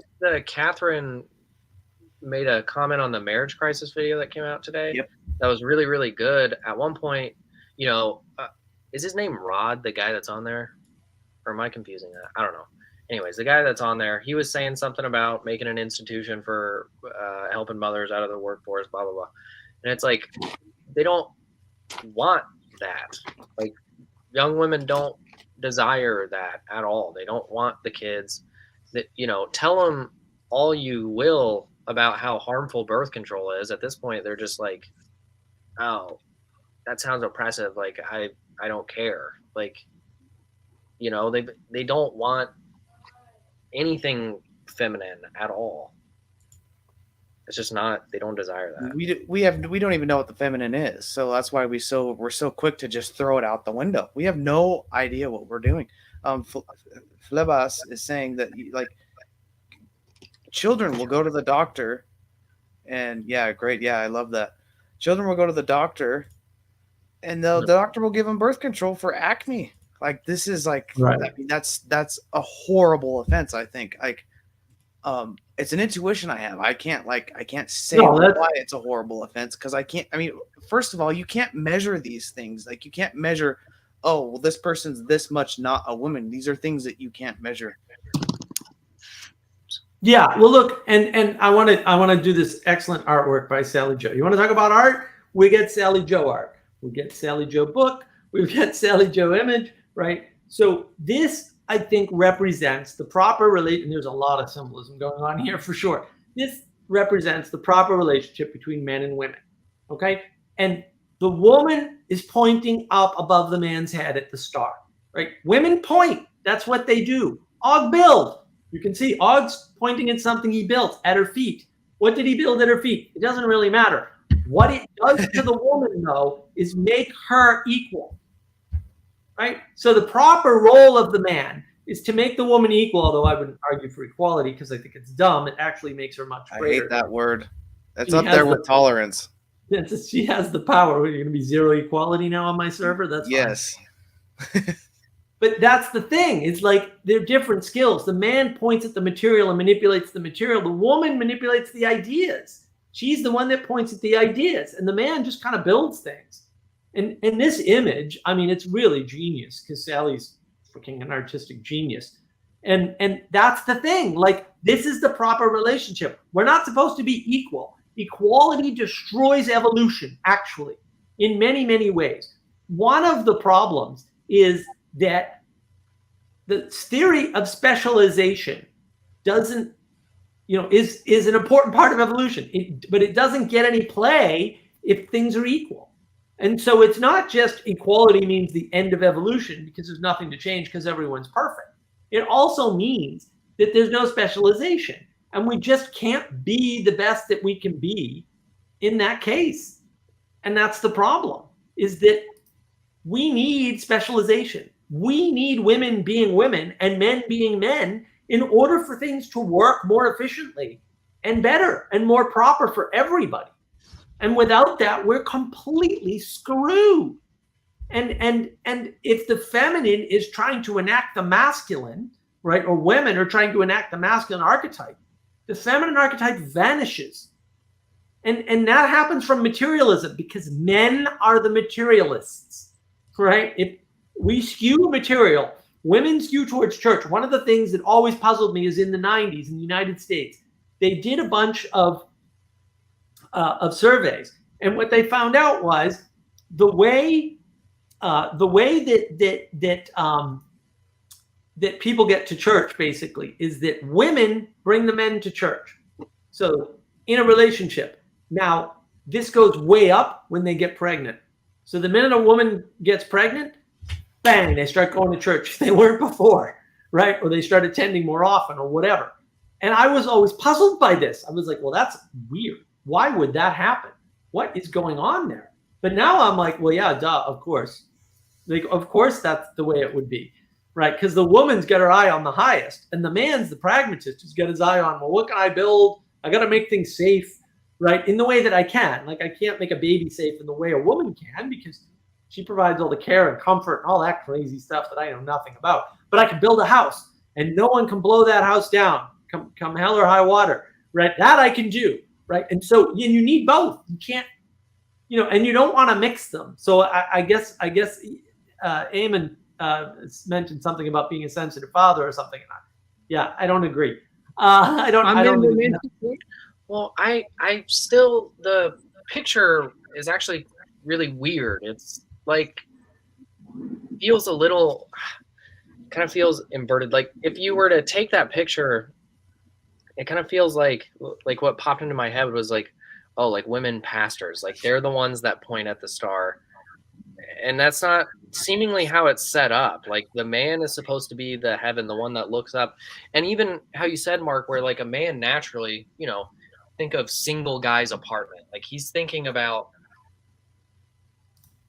the things that are up there, his goals, what drives him. His apartment's just trash, he doesn't care. But like a woman is the one that more points at the ground and like is the home builder. Obviously not like a, you know, she's not building the house. The man does that, but you have to have like a Right. The like in man Genesis, builds more of the a man builds the house. The man is woman the builds the looking at home. the stars. The man is the priest. The woman is the one that it's kind of The like man is keeping order. That's what men do. Because women don't keep order. They're crazy people. They're and so crazy if you men. have to keep order, you have to be looking at, you know, what's above. No, you can't look at what's above and keep order. You'll get lost in the stars. If you never correct, if you never look down, for sure. No. Even if you look down, it doesn't matter. If you look up as a man, you will get lost in the stars. That's why men get confused when there's too many women around, because they don't know what the hell to do. Well, they don't know which one to pay attention to. The artist is here to explain. The artist herself is here. The woman pastor is not taking on the woman role that you're discussing. The woman pastor is incapable of pointing at stars because she is standing in the man's position, pointing at the foundation. I have horrible reverb, don't I? I think you have YouTube open still. Oh, dang it. That's what's going on. Okay. How's that? Happens There all we the go. time, Kelly. Magical. Yeah, well, I wasn't planning on popping in, but I am. I'll probably have to leave randomly. That's because you're womanizing and being womanly and having a family and all this other stuff, Well, which nobody gives you permission to do, by the way. I was writing you guys a text, but you guys weren't reading it. So, I read all of it. Oh, okay. Well, then you didn't think it would fit. I guess I have to leave now. Damn it. No. All right. Well, have fun. Maybe I'll get back. All right. Good luck, Sally. Yeah. There's this yeah, between stars and femininity, stars, angels, and femininity, though. Like when some Christmas tree stars built with an angel on top of the Christmas tree. right. So there is not a counter symbol, but there is another thread of the feminine as the star, Well, angels as are the one that always brings the muse. The muse is a feminine aspect in music. Right. The muse No, is it's everywhere, but there's more to it than that. The feminine is the wild, unrestrained nature too, right? Like that's what, like, it's nature as such, right? It's the strength of nature, right? And in some ways, the man creates the house against nature, right? And to contain nature, and then when the feminine gets in the house, she turns the house into a home. I don't know if this is helpful, but I've always found this really interesting. Is like there's kind of two aspects, and you know it's kind of like a yin yang where there's always a little bit in each of it, and it's like you have that aspect of like femaleness that's not feminine, where it's like, you know, those huge swallowing goddesses, you know, all that sort of imagery, nature, and then you have like the feminine. People are always, oh, we lost the feminine. And it's like the feminine is like a more masculine version of femaleness. Like I always think of like the Egyptian women were like the first ones in history to have like small breasts in art. You know, there's something like more masculine about it. And so I don't know. It's kind of like, what do you really want? Do you want femininity or do you want femaleness? Because it sounds like women don't like the femininity because it's masculine, kind of. There's no place for it. But I shouldn't say. There's no container for it in the broader, outside of our homes, outside of our rooms. container for the femininity. There are no public. If you want to go dancing, you have to go clubbing. What does that say about dancing when you have a violent term attached to it? Like, it's the same thing with opera, right? Opera is a feminization of the classical music, but it's also faded out. There is no container, as far as I am aware. Maybe it's in my Australian setting, but this like often even on fashion, right? My partner, or my fiance, I should say, she often complains, "Where am I going to wear this nice dress? Like where? Yeah. Where do I wear it? What's the occasion? Maybe a wedding, maybe a Yeah, there's funeral, no more but space, right, Yeah. to be feminine. Yeah. And we haven't kept that sacred. Like as men, we haven't kept that sacred, right? Yeah, But as women, they're not trying to enact it either. Like they're out there trying to be CEOs and all that stuff. And that's the problem, is that, you know, you run into this issue of roles getting switched. And that's super important. It's important to remember that part of what entails sacredness is the fact that you don't try to rationalize it wholly. Yes. And I think we've spent way too much. I mean, I don't mean us here. I mean, like as a culture, we've spent way too much time trying to figure out what feminine is to our own peril. Because we do anything like when we try to rationalize it, that's the problem. I can't remember who was talking about this the other day, but they're like, well, let's recreate a family. So they go out and they get 4 people that they love and put them in a room together and say that's a family. It's like, well, that's subject to your measurement or subject to what you think a family is, and you have to keep if it's sacred, that means you have to be humble and you have to treat it as if it's a mystery and it's something that you can't wholly know or rationalize or come up with a definition for. That's really how anything is, but especially have to do that with the feminine. And the zeitgeist here is the way we've changed love, like what love means, how we define love. We've actually, because love has the 4: eros, charity. Someone help me here. There's another 2. Love has this multi-dimensional aspect. We've actually reduced that sense of what love is, and love is familial what drives love, right? There's Yeah. familial love, brotherly love, right? There's love as charity, right? Yeah. And there's love as eros, right? But and that's part of it. That's one of the other things Byrne talked about in the Anadromist, right? In how we got here, right? Was love for the hippies in the 60s was just this physical thing. Love the one you're with. It's this childish idea, this childish version of love, right? It's not the fullness that it needs to be, or that it was, we'll say, in the ancient Greek conception, right? It wasn't an ancient Greek conception. They kind of co-opted the word agape, but the Christian idea of agape is a much different conception than we're used to. But I think, Ethan's really on to something, right? Which is when you try to propositionalize and proceduralize things, and I'll just float an idea. I haven't done the research on this. I'll float an idea. One of the problems is if you take something like narrative and you say, all right, well, narrative is a dangerous thing, a la the postmoderns. And you say, all right, well, what's dangerous about it? Let's break it down into propositions and procedures. Then you end up with propaganda, okay? But I think one of the fundamental problems with propositions and procedures is that they are wonderful in hindsight and useless anywhere else. Utterly useless. In other words, and I had this conversation, or I had not really a conversation because nobody could answer the damn question, which I didn't think should be that hard to answer. What is propaganda in the moment? Like, how would you discern propaganda in the moment?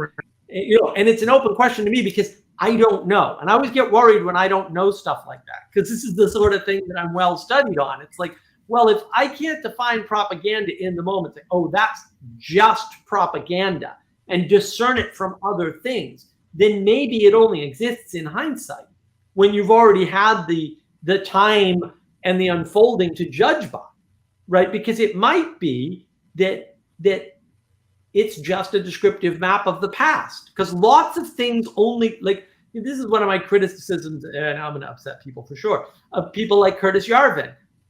Sure, he's got wonderful frames, but they're all descriptive and they're all hindsight bias. Every single one of them. None of them are useful for understanding what to do about things or predicting what's going to happen in the future. They're just bad maps of the past.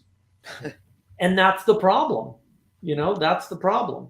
What do you think happens in that moment when you see something and you're like, that's, you have like a visceral reaction and you're like, oh, that's propaganda.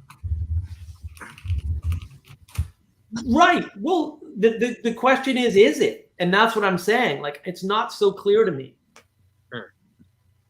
For me, the most clear example of the moment was the new Barbie movie trailer. I'm not sure if anyone saw that. What movie? So the new Barbie movie trailer already on Space Odyssey. Instead of apes, you've got little girls. Instead of bashing rocks, they're bashing the dolls themselves. And then what happens after they bash the dolls? I'm not sure if anyone's aware of 2001. They threw a Barbie leg up, which is an homage to the original 2001, where it was the apes learning violence, throwing the stick up, which is meant to symbolize the nuclear missiles hanging in there, ready to attack anyone at any moment. So this time they're throwing up the Barbie leg, and what does it cut to? Barbie leg. The Barbie logo. The propaganda. The brand now is the most informative weapon. Not just threat of nuclear missiles throwing up in the air. But how is that different from saying good story versus bad story? Because I can tell a good story from a bad story, and I can tell you how I do that. And I will call all the bad stories, not all the bad stories, but I will call some of the bad stories propaganda. For sure. But not all of them, to your point. So I'm not saying there's nothing to propaganda. I'm not saying that at all. But I am saying that is the issue, is that where is that dividing line? Are we actually talking about something other than a specific type of bad story? Because that would be, and if you haven't seen my one video on navigating pattern, story, narrative, and archetype, it's helped Paul Vanderklay. It could help you too, because he actually watched one of my videos, Miracle of Miracles, right? So the question is, what is it about that makes it propaganda? Is it just the brand? Because that would be a fair definition. I actually might agree with that. The symbolism. Well, it's like, I'm thinking like take a movie like Sharknado 3. I wouldn't say that's, maybe I'm wrong, but I would say it's a bad movie, but not propaganda. But then I would take I don't think it's a bad movie, man, and be like, that's all propaganda and everybody liked it.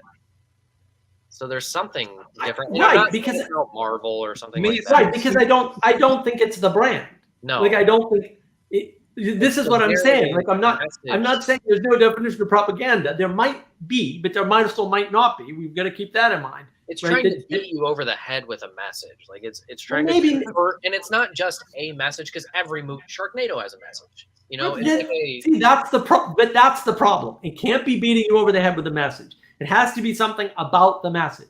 And I'm happy to say it's branding plus something, and that's all propaganda, and that's how you can recognize it in the present. It's just that I've never, ever been able to do that myself. I've never met anybody who can do it, and I've never gotten an answer out of a definition of how to do that.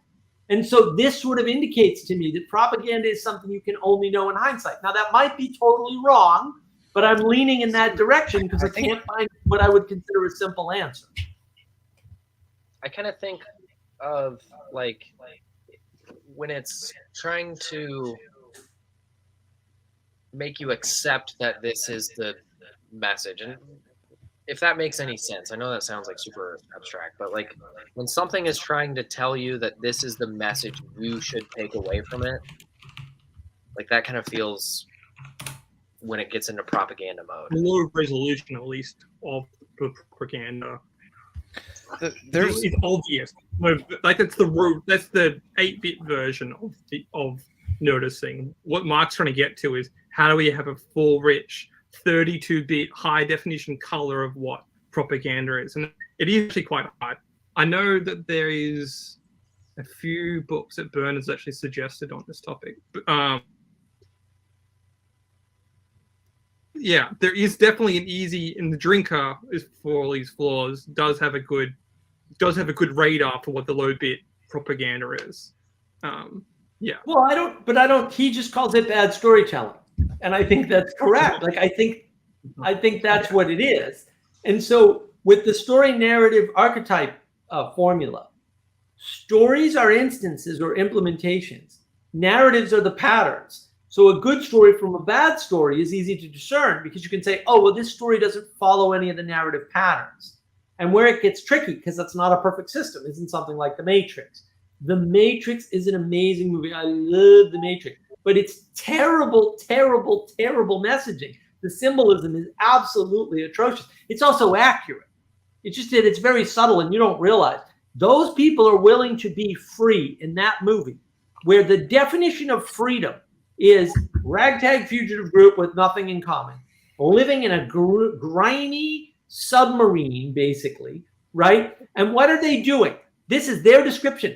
They're being chased not through the dead city, through the sewers of the dead city. We're one layer below dead city, man. Didn't think anything could be worse. No, the sewers of a dead city are definitely worse than the dead city.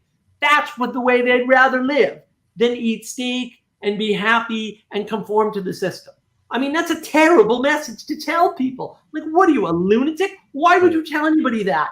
That's nuts. And that's all Rousseau, right? It's not, because you can't do without society. So Rousseau's just retarded. But that's a different problem, right? So the obvious conclusion is, well, the only way to live without society is to live in a grimy world with food that doesn't taste like anything, but is definitely it has amino acids and everything a growing body needs, right? Practically quoting the movie here, right? But it tastes like snot.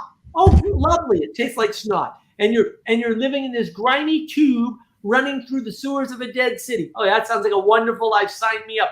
Plug me in all day long, baby. I'll be your battery. I'm good. I'm good. You know, the Matrix 4 solution to that was we compromised. We compromised with the machine so we could have this little section. We could remake this little section of the world. And we have a trade agreement with the machines. The third movie had the same thing.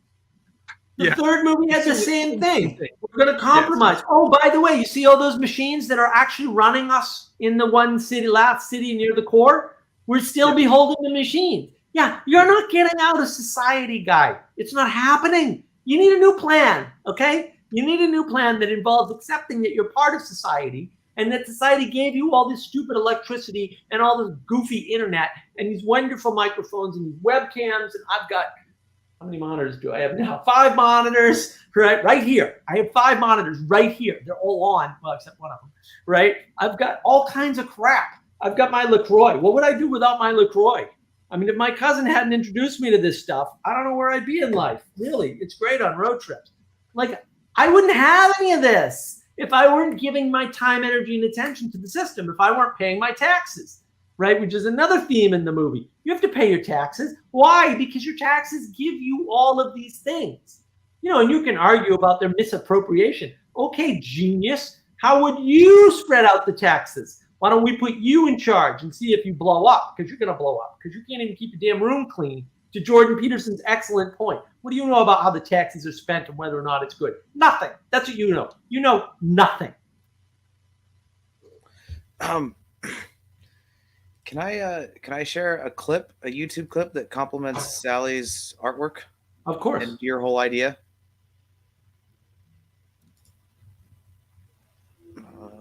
Oh, okay. So should I just press play and then it'll? Yep. All right. I think so. Nope. No sound. No sound. Okay. You might have to work with your sound settings. Yeah, I don't know how sound screen sharing works. I like the free share. Nope. No sound. I don't know how to get the sound to work in this goofy thing. You should ask Jacob. He knows these magic tricks. Just as an addendum, when they came to Sydney, Tammy's 10 minutes in front of Peterson was better than Peterson's full-hour lecture, and I was completely stunned by that. Completely stunned. I'm here to hear the master. I'm here to hear the grand master of these live talks, and Tammy just scored victory goal. Like she just touchdown, and it was surreal. It was like, what's going on here? Why is? I guess think they're auto generated, so Sally's right. We can just read it.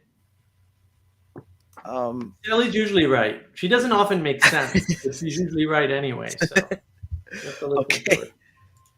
it. It seems like we've done this before, Mark. I have never done this. I'm sure there's a trick to it because I remember Jacob saying something about it, but I don't remember the details. So I wish I could help you with my technical acumen. I could write something that would properly screen share and do the audio. Actually, I could write all that code, but I don't know how they did it. I have no idea. So you got to share audio. Share the audio on the Chrome tab. Yeah, probably. On the Chrome tab? Yeah, on the tab for the browser, you've got to give it permission to share audio. Oh, share system audio. Got it. Okay. Yes. All right. Let me find the right spot. Because I lost it. 46. Without Tammy, there is no Jordan. She is a saint. Can confirm. There's no great men without great women behind them. That's what we learned from. That's what we learned from Napoleon Hill, isn't it, Mark? Think and Grow Rich. Recognize that they've gone they can go a long ways towards something, then realize it's the wrong direction. Mm-hmm. I've noticed that with my husband. He's very good at describing something he wants and then goes and I think, oh, wow, that's very interesting. And I should be, supportive of this and everything. And then we realize it's not a very good idea. The amount of effort he puts in is like 100% of what I would put in after I've decided it's a good idea. He puts that effort in before he's even decided if it's a good idea. Yeah. Right? And so I've learned now that, I don't have to support that because he's just experimenting. I thought what he was doing was important work, but he was actually just experimenting. To me, it looked like a whole complete endeavor. Like, nope, not so. So we all have different natures. Okay, fair. So I was wrong about Sally Joe's painting or whatever. But yeah, well, and I've experienced that, like, for real. I've experienced exactly what she described. So right. Well, and this is what I was saying. So I like what Elizabeth said. All women grown together and say, quote, "Can you imagine living with that guy?" Yeah, I bet they do. Right, but that's the thing too. Og build and Og smash. Og's 100% build or smash, man. Like, we're dumb. We don't know what the hell we're doing. We're just like doing what we do because that's what we do. That's why we need the hidden matriarchy, the shadow matriarchy, or whatever. Right? We need that pointing. And then sometimes women point, Og smash, Og should have built. Og sorry. And sometimes it goes the other way around. But like that's it though. We're better together. Like, we're not complete. The ancient Greeks thought that humans got cleaved in half. We're right. And so everyone who's walking around is actually half a person, and you're supposed to find the other half. Right? I don't know if they actually thought that, but that myth is brought up in the symposium, kind of as a joke, but you're right. It does make a good point though. It's in the mythology, actually, I believe, Ethan, because I didn't read the symposium, so I didn't get it from there. I got it from Les Grands Mythes, which is on, or at least it was on Amazon Prime for free. It's called The Great Myths, which is just 3 seasons of really interesting cartoons of basically the original Greek myths. It's told in a very unique and interesting way. They do it by character instead of by story. So the character. There's truth in it, though. No, my bad. There's truth in it. I think they talked about that in the Exodus seminar at some point. But yeah, it's funny that what Tammy just said is that Jordan is just 100% all the time, and he has no idea what to spend 100% on. It's just 100% wherever it is that he's pointed. It's that's what men do. The fire hose is on 100% of the time. That's what men do. The way you know to change your job is the woman asks you a question like, Are you sure it's worth driving that far just to make that much money? And then 2 months later, you go, oh boy, they've changed now. Oh, it's smart. Figure out, you didn't figure anything out, you muppet. You know nothing. The woman pointed you, and then eventually you came around because you're slow. Like, we're just slow. Sorry, guys. That's what we are. Sorry. Yeah, that's It why would stuff help. occasionally ends up in his mouth. It would help if the kids listened to the adults, though. I think a lot of people talk about like, oh, it's a failure of the parents on the kids like all the time. But it's like, dude, these kids are nuts. Like, Well, I don't blame the parents 100%. Well, no, I look. I mean, I think another proximal thing I've been chasing is Dr. Spock, who was an author on how to raise children, one of these science guys. And science, I'm almost at science evil confirmed at this point. I mean, science done a hell of a lot of damage to society, man. But the way they raise kids, and I think it's a double problem now, because remember, I said 2 generations out. So when you're 2 generations out, what happened? The first generation screwed you up. Their kids are now kids. So we have kids raising kids. I mean, I really like Vern Power's stuff because he talks about this. He says these hippies never grew up. And then when I look around, I go, people never grew up. And then you look at the movie. So I have another YouTube channel, which is just my name, by the way. It's my personal YouTube channel. And I talk about that here. It's all short ideas and clips and random garbage. But if you look at the media, it's children with no adults around saving the world. Why? Because they know that they're children and they know that they have to find a way to save the world. Like, that's actually what's playing out. They know that everything's screwed, and they know they're not up to the task because they're just kids, and they know there's no adults around. They know this. This is what's in our media. It's in our commercials. It's in our TV shows. It's freaking everywhere, like actually everywhere. And every once in a while, there's an old character. So you take a show like Severance, which was a great show. If you didn't see Severance, man, wow, what a mind-blowing sort of like blow the lid off what's going on in people's heads. The old people there are either in on the conspiracy or are the bad people. And everyone else is really young. And that's part of it, right? That's part of it. I don't know what Nemosine is. I don't get this at all. But maybe one of you guys does. We're all too dumb to know about that. My Greek history I have a book on it, but I've never read it. Books are evil. I can confirm, even though I have my. Wait. I believe you, but then what is this in the background, Mark? I'm wondering if you're some sort of hypocrite or something. No. I do it the way Taleb says to do it. You just have books you don't read. That's impressive. You should see the books that are in the chat.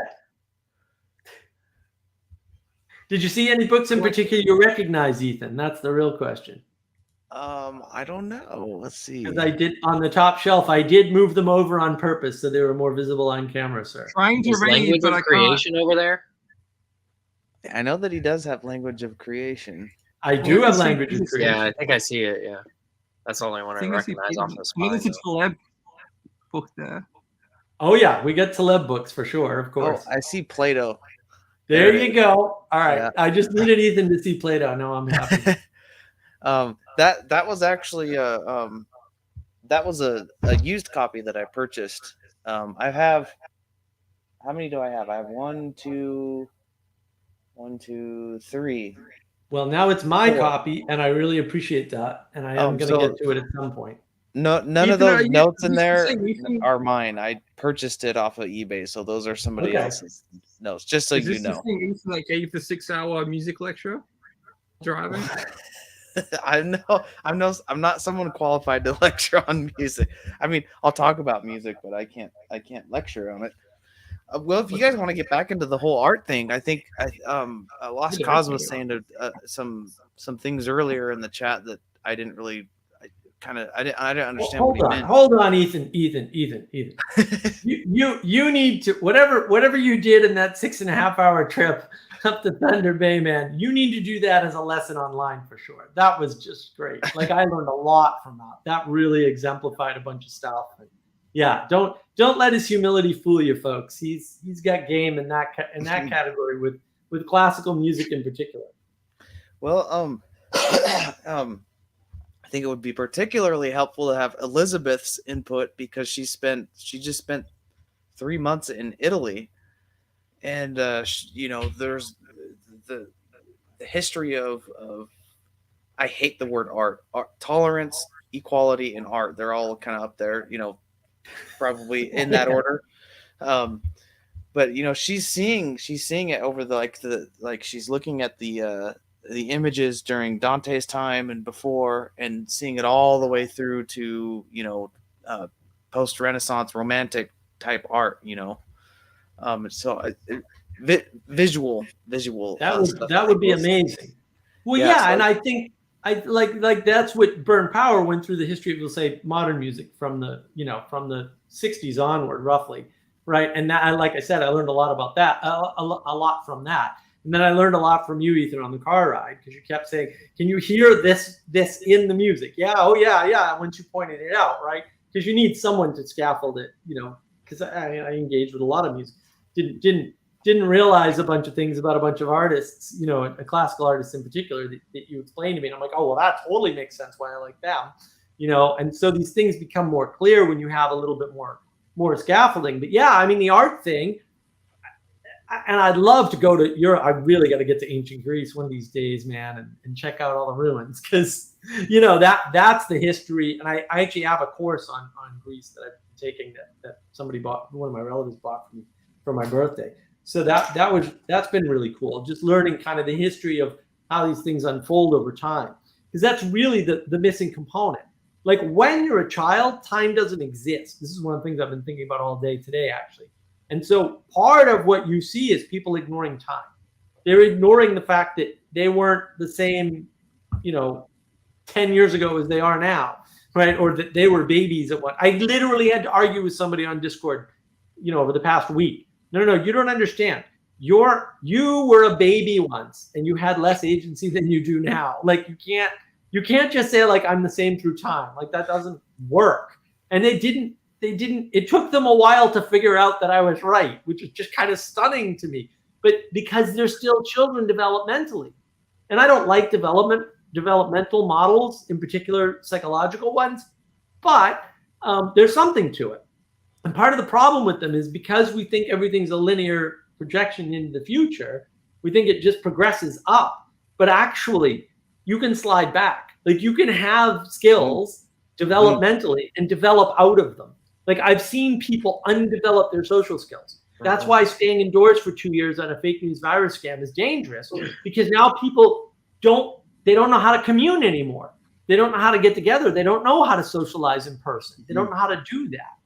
Now, there's some advantages. A bunch of people who could never socialize before because they're highly autistic or they never had the skills now get online with a bunch of people, and there's more online people, and all of a sudden, right, they're able to commune better, right, because their skills get a bump up. But the people who had skills before, their development slides back. It's not good. All right, look at this. Now we even know who it is. Now we've got Elizabeth, and she probably has something to say about.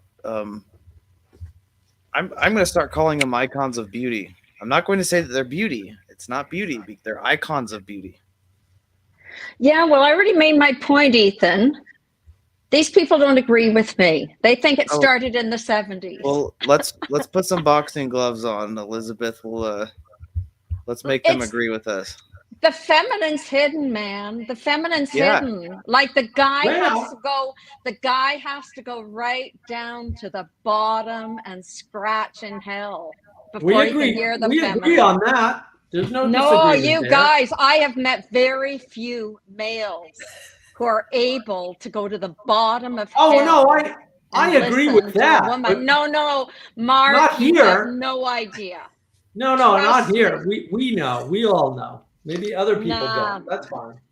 No. Even it's lower than low. Like that's what Dante's all about. Actually, he's all about going to the bottom of hell and seeing There's nothing else but the feminine. Like, it's horrible. This whole thing with this little corner, the whole Jordan Peterson thing, the Exodus series, there's no feminine voices.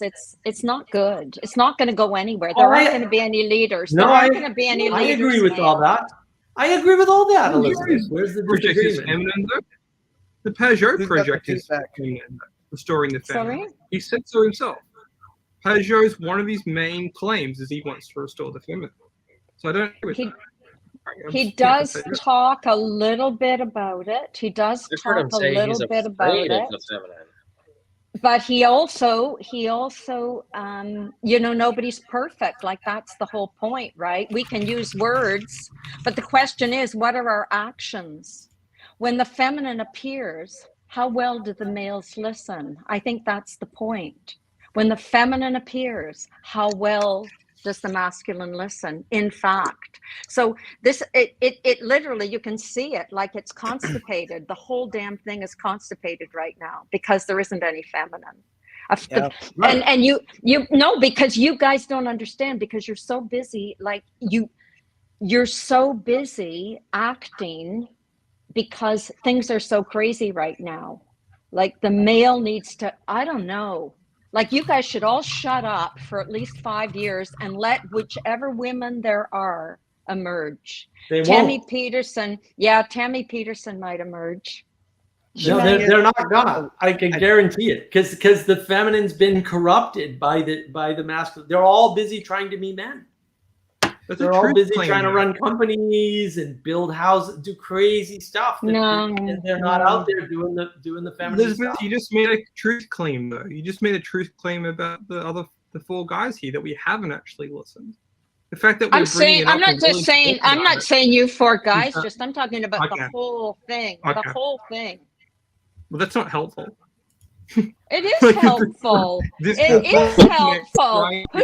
Okay, can I say something? I think that, okay, there's two things in what you said, that we need to be quiet and listen, and nobody listens to the feminine. You're right. You're absolutely right on that, because we only listen to things that are rational, and the feminine is not rational. It's not, well, depending on what type of your definition of rationality. Feminism. The feminine is on this end of the rational. It's the non-logical end of, like, it's on the perimeter, and it's how things come in, and you're only going to appreciate that by, you're not going to be able to look at something and get a clear identity out of it. We need to be more humble, yes, but will women rise up? I don't think so necessarily. They're not supposed to. Right. I mean, Yeah, I can use my wife as an example. So, for the life of me, I could never, ever, ever, ever get her to participate in a stream like this. But she has influence over me. Right. And I learn a lot from her. There are times when, like, she'll be saying things to me and she won't even know that this is going on, and it will just burn me. Like I can feel my whole body burning, because it's just like she's calling things. She's not like saying you're doing this wrong. She'll just be talking normal, and I'll recognize it, and it's just like, oh, I need to completely change my disposition. And it's very frustrating, and it's very difficult, and it's something that I'm like that I'm trying to learn how to do more. Right. She's pointing, and you're responding to that pointing. And that's how men listen. They listen to the pointing. We don't want women to be in the space making arguments the way men make arguments. That's not good for them. It's not good for the men, and it's not going to work. Says who, Mark? Says who? Like, really? I think it says all of history. You guys, like, where's the humility here?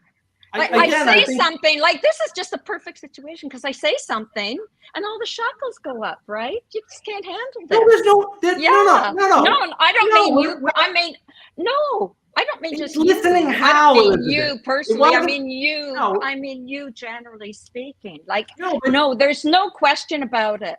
The feminine is there's a harsh side to the feminine, which Peterson kind of tries to figure out, right? Because he's always talking about the overly compassionate devouring mother, but he forgets about that other side of the feminine. The true feminine is also propositionally harsh.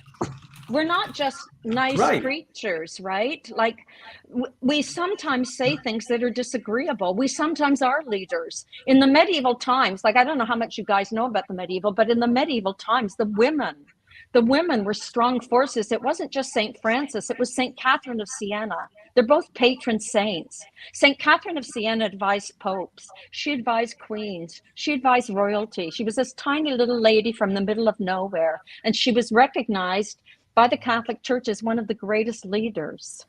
The medieval has so much to teach us, and to just disparage people who have thought about this for their entire careers is a little bit I worrisome. don't think anyone's disparaging anything. I think, again, look, the opportunity for women to speak is there. There are women in the space, right? The question is, why aren't they being followed? And I think the shadow matriarchy is the answer, right? The idea that they're in the background and they're pointing, and if they're not pointing at the right things because they're too busy enacting the propositional and the procedural, the more masculine aspects of the world, then everything sort of gets chaotic. And I think that's correct. I think we've squished the world down to propositions and procedures, and now the feminine can't emerge correctly. It's just out in the open where it doesn't belong.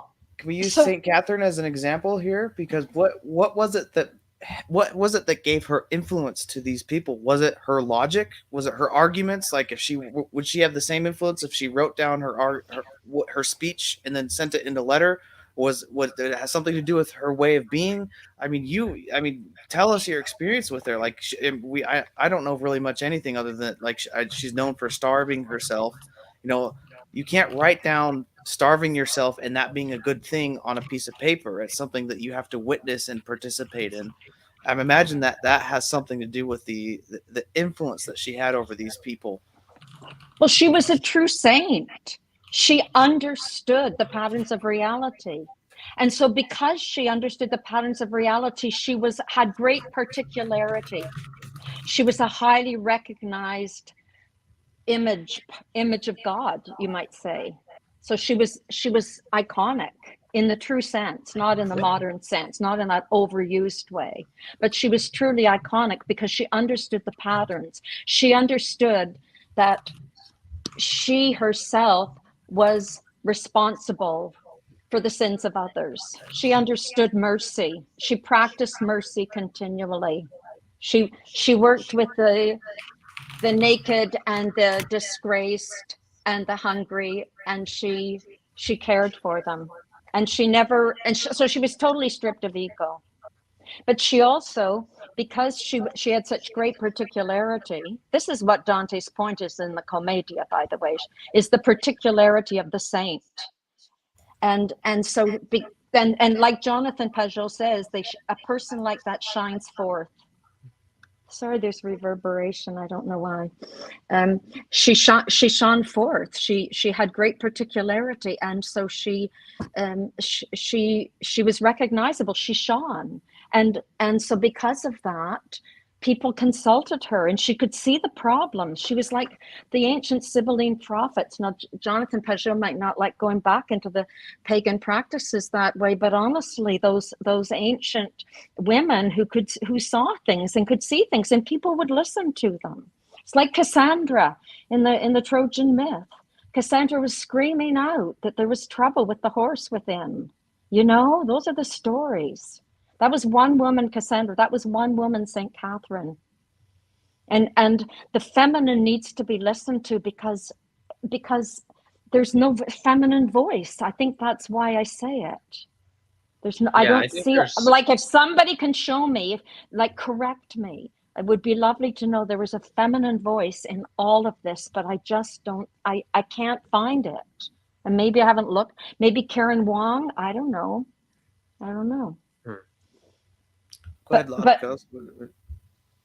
So that's the point, and nobody even knows about St. Catherine. And the Europeans are different. Somebody said the Europeans, you know, they're no different. They're all zombies. Well, actually, the culture holds much more strongly in perceptible ways when you're actually there for a period of time. You can see it in the way people treat each other.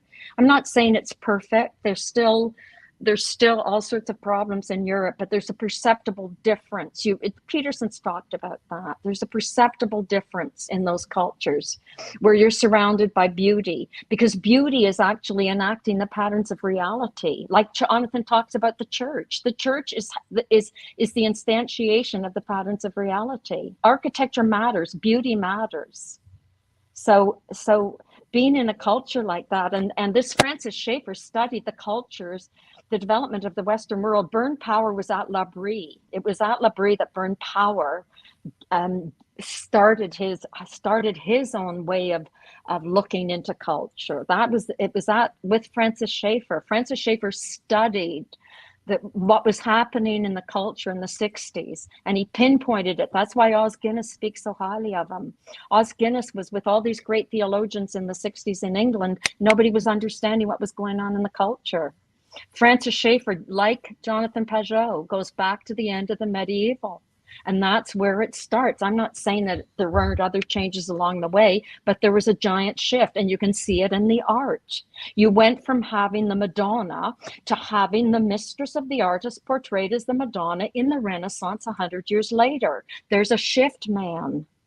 Dante talks about the bare breasts of the women in Florence. He could see the change. All of a sudden, there were breasts all over the place. Sound familiar? This is 1300, man.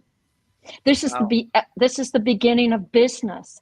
It was the richest place in all of Europe. They were the bankers to the entire continent.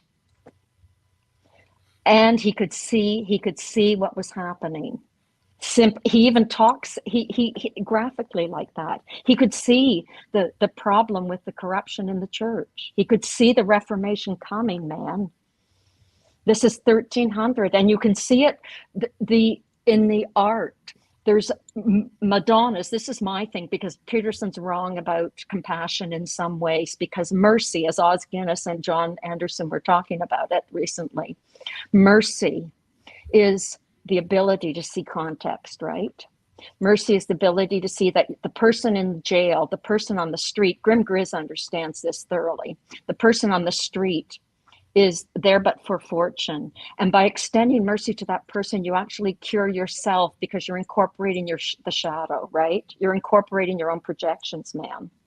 And that's what they understood. All over Italy, I don't know, I haven't been to other countries recently. I know particularly well, there's the medieval had images of the Madonna of Mercy. I sent it to Peterson before he became famous. He responded, perfect. I'm putting it in my files. This whole image of the Madonna of Mercy. It's the good feminine. It's the understanding of context that Mark was talking about. And that's what we've lost, is mercy. And that's what Os Guinness, John Anderson, former Deputy Prime Minister of Australia, agreed upon this week when they were discussing it. It's mercy, man.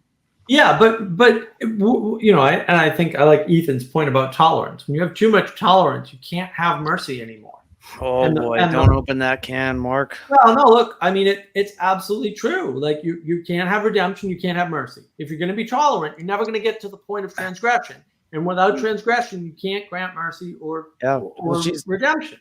She's absolutely right on the mercy. It's like I can't remember exactly how you framed it, Elizabeth, but you said it's seeing something. It's granting something despite something else. And tolerance isn't despite. Tolerance is always given regardless of anything else, without taking anything else into consider.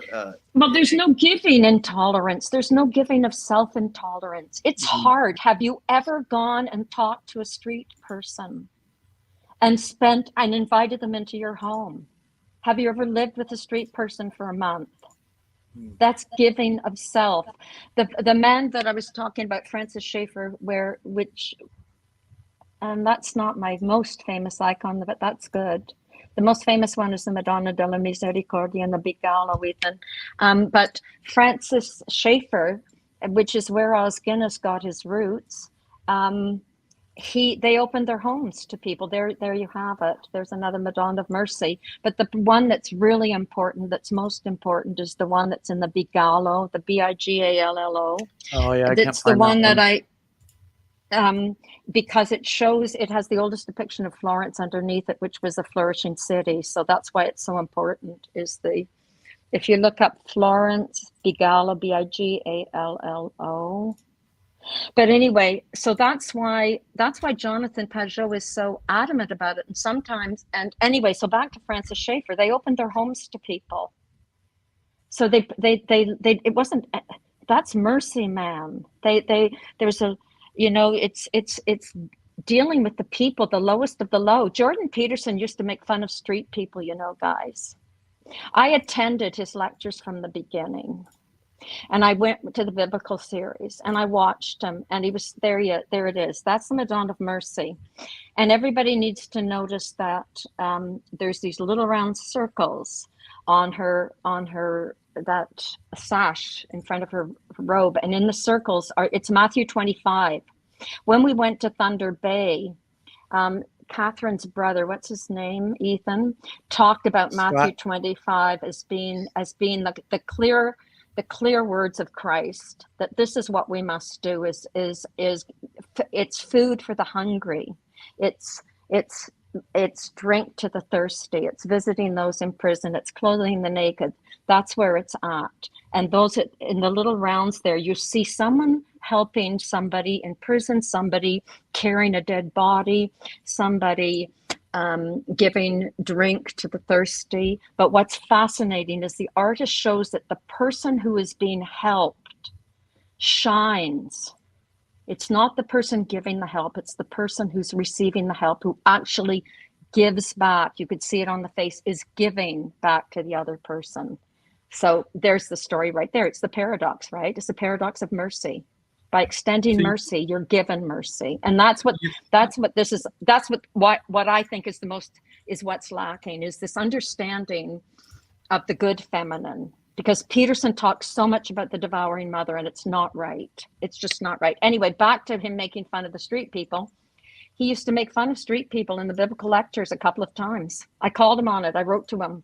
I said, you're probably going to enter onto the world stage soon. I don't think it's a good idea that you're making fun of street people. I don't think he meant to particularly, but he would do this little dramatic act when he said, well, when you see one of those street people, and he kind of did this big dramatic act on the stage, and everybody would laugh. It was horrible. I called him on it. I said, you can't do that anymore. And I noticed later, he said, well, nobody would ever make fun of anybody, any street people, Yeah. I mean, he's not perfect either. And he talks about the devouring mother so many times that it makes me sick to my stomach. The masculine has the negative size too. Freudian than people want to admit. Peterson definitely more into Freudianism than people want to admit.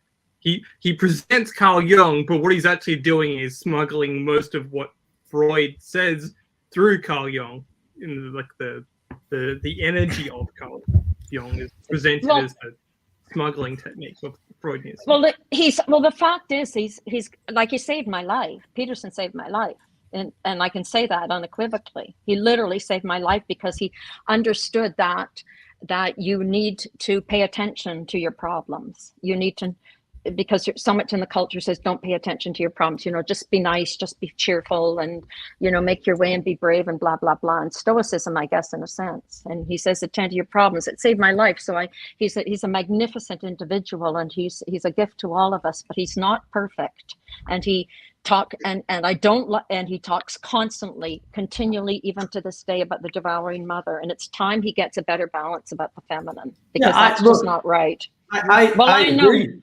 No, I agree with all that. I agree with all that. Peterson, but Peterson is stuck in this culture war framing. The culture war framing is absolutely dangerous. I have a video on the culture war on navigating patterns, right? For a reason, because I don't think it is what people think it is. And when you approach it as a war between two sides or multiple sides, that's wrong. It is a fight over culture or no culture. It is the Rousseauian fight. It is, we're going to destroy society or we're going to have a society. And that's it. It's not, because you can't replace thousands of years of Western history with something you came up with, you and your three friends, in your basement. Like, this is my critique of John Vervaeke. You're not going to replace religion. It's not going to happen. It's unrealistic. Exactly. You know about distributed cognition through time. and you think you're gonna supplant or improve upon something like Christianity that's at least 2,000 years old. That's what you think. What are you, high? That's nuts. Yeah, but no. But Mark, suffers from the same problem, Elizabeth. His problem is he's stuck in a low resolution frame. He gets stuck in politics all the time. Politics has no resolution. It's binary. It's left and right. It's very low resolution. And if you're stuck in the frame of, well, people are trying to elevate the feminine, which I disagree with. I think Critical Drinker has a better take on this. They're turning women into men, and that's how they're making it equal. Well, that's bad, because every idiot knows women are way better than men.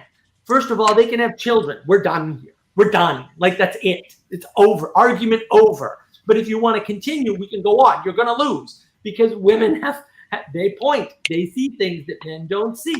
They manipulate situations in ways that men generally cannot, right?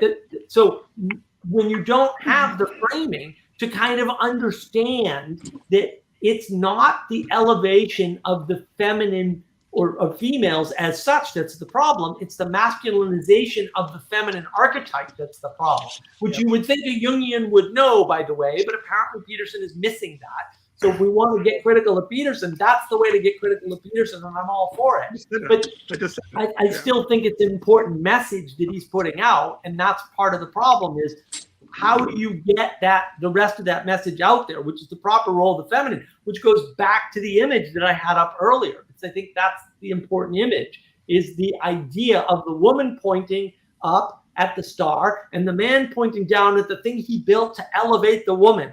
That is the proper relationship between men and women, and we don't have a sense of that. Yeah, but once again, that's a masculine way of interpreting that image. There's a lot more nuance, man. And the nuance, John Vervaeke. I didn't do that. I know, but I'm just saying there's a lot more woman did. nuance. I know, but the masculine and I know, but the masculine, the way you're interpreting it, but it's a little bit, it's true, but like everything that's transcendent, which is what we are, it's so beautifully nuanced. It's like well, art isn't a great word, but it's like great art, right? It's like the great cathedrals. A relationship is actually like the intricate carving on a cathedral or something. It's just so incredibly complex, and so the image is right in a sense. Sally Joe's image is quite brilliant, actually, for its timing. But once again, like Peterson says, I think we can always go further, right? That's how perception works. And I think what John Vervaeke, like all of us, we get stuck in our careers, right? And I think what he is contributing, because the conversation, did you hear the one with Peterson and Vervaeke recently? They're talking about perception. They're trying to figure out perception and attention and how that feeds into how the patterns of reality. I think that's what they're really doing. And I think John Vervaeke's just stuck in his gig because that's what he's doing professionally, right? That's just my take on him. Yeah, I think they're both going in the right way. That's right. I only heard the first half of the talk. We're doing the second half of the talk on Tuesday. We're getting bogged down in this Peterson thing. I think it's supplementary. It's like, okay, it's one root of the tree, but it's not the whole tree. So, like Elizabeth, I wanted to go back. You spent a lot of time talking about what I put out here is what's actually underwriting here as a thread is love, how we've reduced love. And you talked a lot about one of the aspects of love being charity, the feminine aspect of charity. So, the other three that are left in that medieval sense of love, what would you put forward as examples of how we can restore these aspects of love in society or in culture, depending on how you want to tackle the problem? Because they're two different things. Society and culture, they're like two wheels of the cog. Well, I don't think you have. It's going to be difficult to go after both. You better spin one and try and see if you can move the other. So can you just say your question again? Just reword so you it a little bit. About the feminine aspects that we need to restore, and you particularize that, or you focus down on the Madonna and charity and good works. Right. right? But love has more components than just charity. But what are other aspects of? I'm trying to ask you what are aspects of love in the medieval period that we can restore back into this modern era? Is it possible? Of course, it's possible. Of course, exactly. That's an assumption, though. That's an assumption. It's an implicit assumption. You don't actually know. That's a big question. No, but love. Charities. I work for a charity organization. Like, I'm not going to say what it is, but that's what I do. So, but there are other aspects of love that the love is the primary aspect. Love drives the world. Love. Attention is a microcosm of love. Like the Bible is clear on that. So I'm trying to flesh out the things that you're saying about Dante in the medieval period through this framework of love. And what because it's mercy. It's mercy. That's misericordia. It's mercy. Okay. The first words, okay, but to Mark's point, Dante is in an unbearable situation. He's going to be devoured. The beginning. What happens? Virgil comes.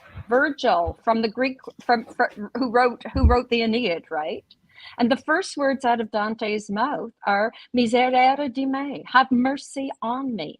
In other words, contextualize my situation. See where I'm at. Be my friend. Show me where I'm right, show me where I'm wrong, and thank you when you put your arm around me and you lift me up when we've got to go over this horrible terrain and there's a monster there menacing me. So I think mercy, because I've been struck. I've been reading the Gospel of Matthew over and over again, and he says twice, "I will not have sacrifice but mercy," and the sermon on the Matthew 25. Is all about the acts of mercy, and that's what was pivotal to the medieval times. So it was the practice of taking care of those in need. For example, right there you can see in Florence, there's a place where there's a little metal opening into this beautiful building designed by the same man who designed the great cathedral, and this little metal device was to put an unwanted baby so that the mother would not have to be seen. She could leave a baby anonymously in this magnificent building, not some ugly little thing in a strange corner. And then they cared for the orphan children there, and they gave them dowries. The girls, they were trained, and the boys were trained as well. And so there was this incredible caring for one another. Michelangelo was taken in by the great Medici family when he was only 12 years old and treated as a member of the family. This is, once again, this great understanding of the importance of talent, of genius, of art, of creation, of beauty, and so it's this extension of oneself, even as the great Medici family did, taking in Michelangelo. And look at what he's given the whole world forever and ever. That's mercy. That's an understanding that by doing it, you enrich yourself, just like that icon shows. You enrich yourself, and then underneath that icon is the civilization. That's why I knew it was perfect for Peterson in early 2017. That's why I sent it to him, because it shows that civilization, the city of Florence, functioning perfectly. All the people are looking up to this icon. The icon is the acts of mercy. To me, that's the message of Christ. It's that simple. Yeah, I don't look again. I don't see any points of disagreement whatsoever. But I do see that the difference is in how you frame the world. So if you frame the world incorrectly, then you have a problem. So one of the things that I've seen is that, we'll say a show like Severance, right? So the whole premise of Severance is that there's a big company, right? There's a small town with a big company, one big employer, right? And everybody's happy to work at that big employer. And then there's a place inside the company where you take the elevator, you lose your memory of the outside world. The only memory you have is of work. And so the people who are working in that environment are like not talking about the outside world because they don't remember anything about it. And they don't know how they fit in the world. They just work as little robots. Now, the interesting thing about the show aside from there's the visuals are amazing. Like the whole show, the outline is amazing. It's amazing, right? But the whole point of the show is you've got two separate identities, and they're completely separate, and they don't know about each other at all. You don't know anything that goes on when you're working, and when you're working, you don't know anything that goes on when you're not working, right? And so it's struggling with this identity crisis. And the reason why that happens is because somebody, or many people, have told people that they can only have one identity, which is dumb. It's just stupidity. You can't possibly only have one identity. It's not possible, right? And so, but hold on, let me finish with the framing, because that sort of framing happens all over the place. So the reason why that framing happens is because we're putting things in economic terms and in postmodern power from above narrative. And when you do that, there's no room for mercy, because they're up here and you're down here, and that's the way it is. That's not the way it is. It's never been that way. It's still not that way. You can just go out in the world and observe it correctly, and you will see that. I spend hours arguing with people about this, literally hours trying to explain people, no, nothing you see works the way you're describing. Actually, nothing. You've never seen the descriptions of the world that you're given. You've never seen it anywhere in the world in which you live. And they are convinced, no, the billionaires are running everything. No, they're not. They're clearly not. Oh, no, the politicians are running everything. No, they're not. They're clearly not.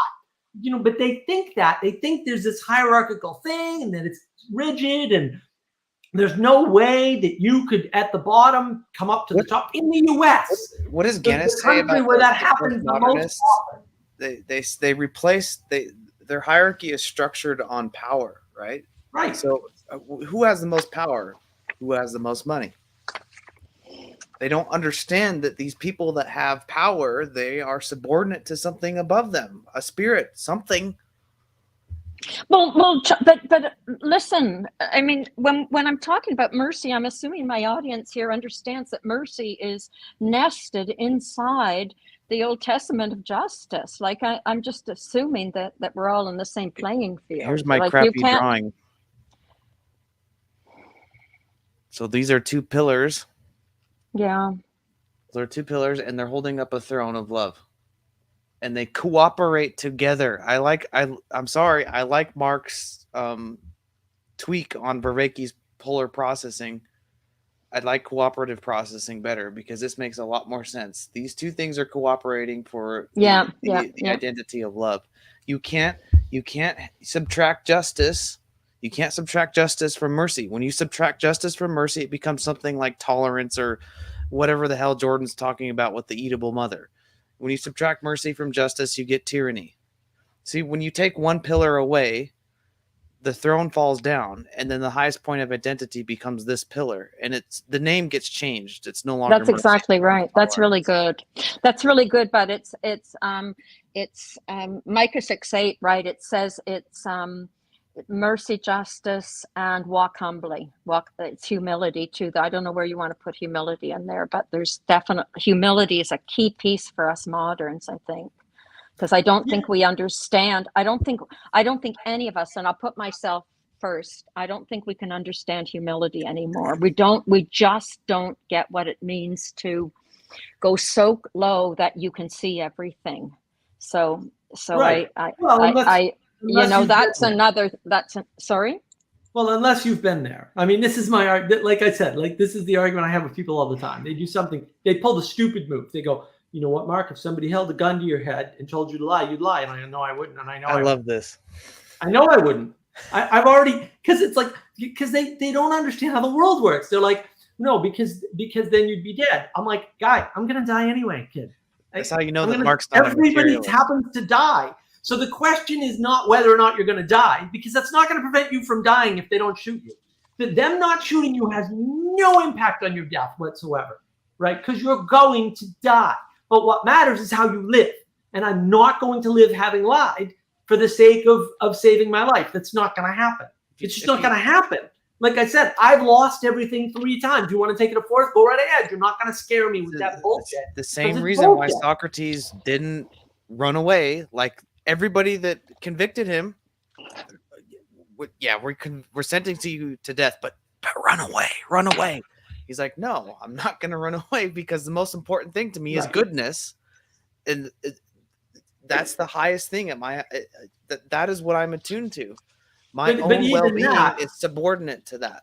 But even that, Ethan, the problem is that everybody's assuming framing. I mean, this is my big complaint against Christians in this little corner, is that they're assuming so much framing that I can tell you people do not have a meaning crisis. They absolutely do not.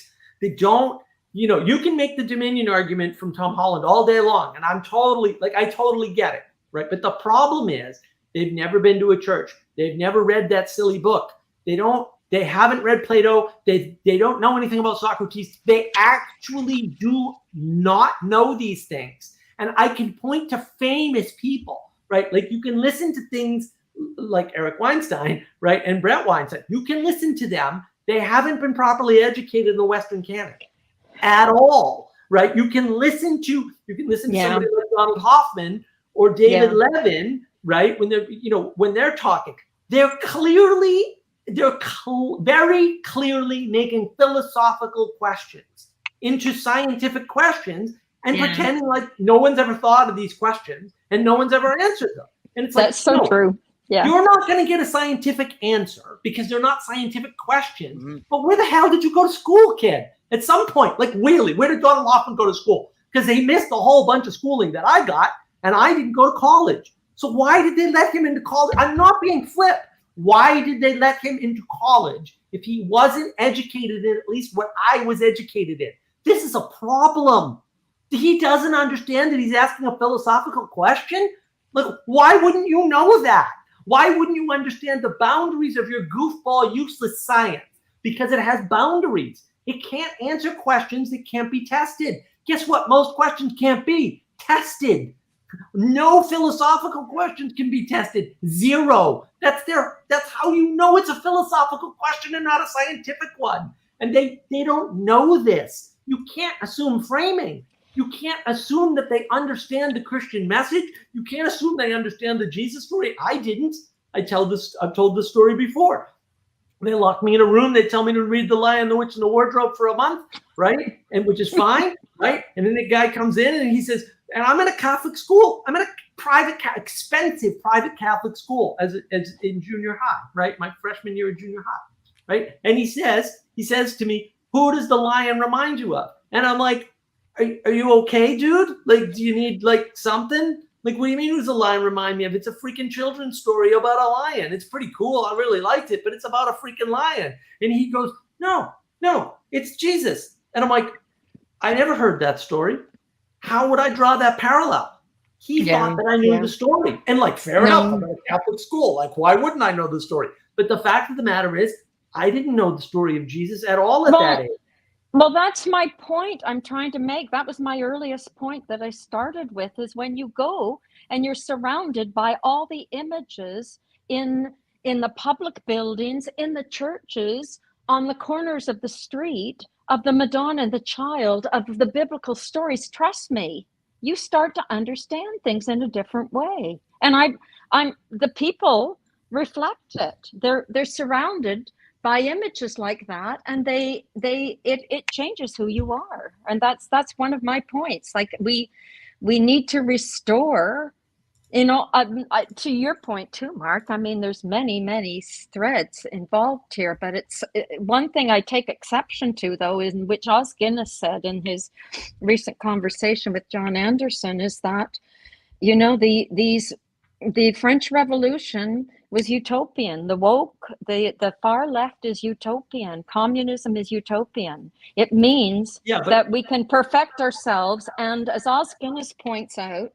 the biblical understanding of humanity is that we all go wrong. That's why we need forgiveness. That's why we need mercy. Because in fact, we all do go wrong, and we go wrong continually. So look at Europe. Well, that's not working. Like, it doesn't work in Edinburgh, Scotland at all. I can tell you that. But there's a great story. So Vervaeke's got a great talk with Jacob Kashir. And you should listen to that talk because it's very, very interesting. Like, boy, did we learn a lot from listening to that. And he did a Q&A on the Awakening from the Meaning Crisis Discord YouTube channel as well. And he told the same story. Here's the story he's telling. So he's He's in the middle of the fake news virus scandal, right? And he's, quote, trapped. Okay, these are his words. He's trapped in Athens. And I'm like, you're trapped in Athens, Greece. Oh, I really feel for you there. I'd cut off an arm to go be trapped in Athens, Greece for a couple of months, let me tell you, right? Like, so he's trapped in Athens, Greece, the poor guy. And you know, he's done psychedelics before and all that, right? And he's relatively young. And he says, he goes out and he goes to the Greek Orthodox Church. Imagine that, in Athens, Greece. And I'm sitting there like, oh, I'd do anything to go to a Greek Orthodox Church in Athens, Greece. Like, actually anything, just name it. I'll do it for you. Like, unbelievable, right? So he goes there and he says, I went into the church and I saw the stuff and nothing happened. These are, I think I'm quoting him at this point, right? Like, nothing happened. He said, but I left the church and then all of a sudden I'm walking out in the city and then I see it. And I go, well, why is that? Right? And this fits into our model of the knowledge engine and the 4 P's of information, right? The reason why is because you see the poetic in the church as it's just shiny and gold and exemplified everywhere. But those patterns, those religious patterns, are just kind of like everywhere, right? And they're making connections that maybe you probably don't understand, right? Because if you had the scaffolding, you wouldn't have this experience, right? Then you go out into the world. Now you're outside in the city. And then you see those patterns. Now, I would argue he could have done this in New York City just as easily. I might be wrong about that, but I think you could, right? You see the same patterns that were exemplified in the church now embedded in the world, where the world is. And now he has a transformative experience, like an actual transformative experience, not one of these drug experiences where it's profound but not transformative. He actually changes as the result of that one experience. So I would say this is the problem in much of Europe, because they don't have that religious framework, that scaffolding, that way of relating to the beauty.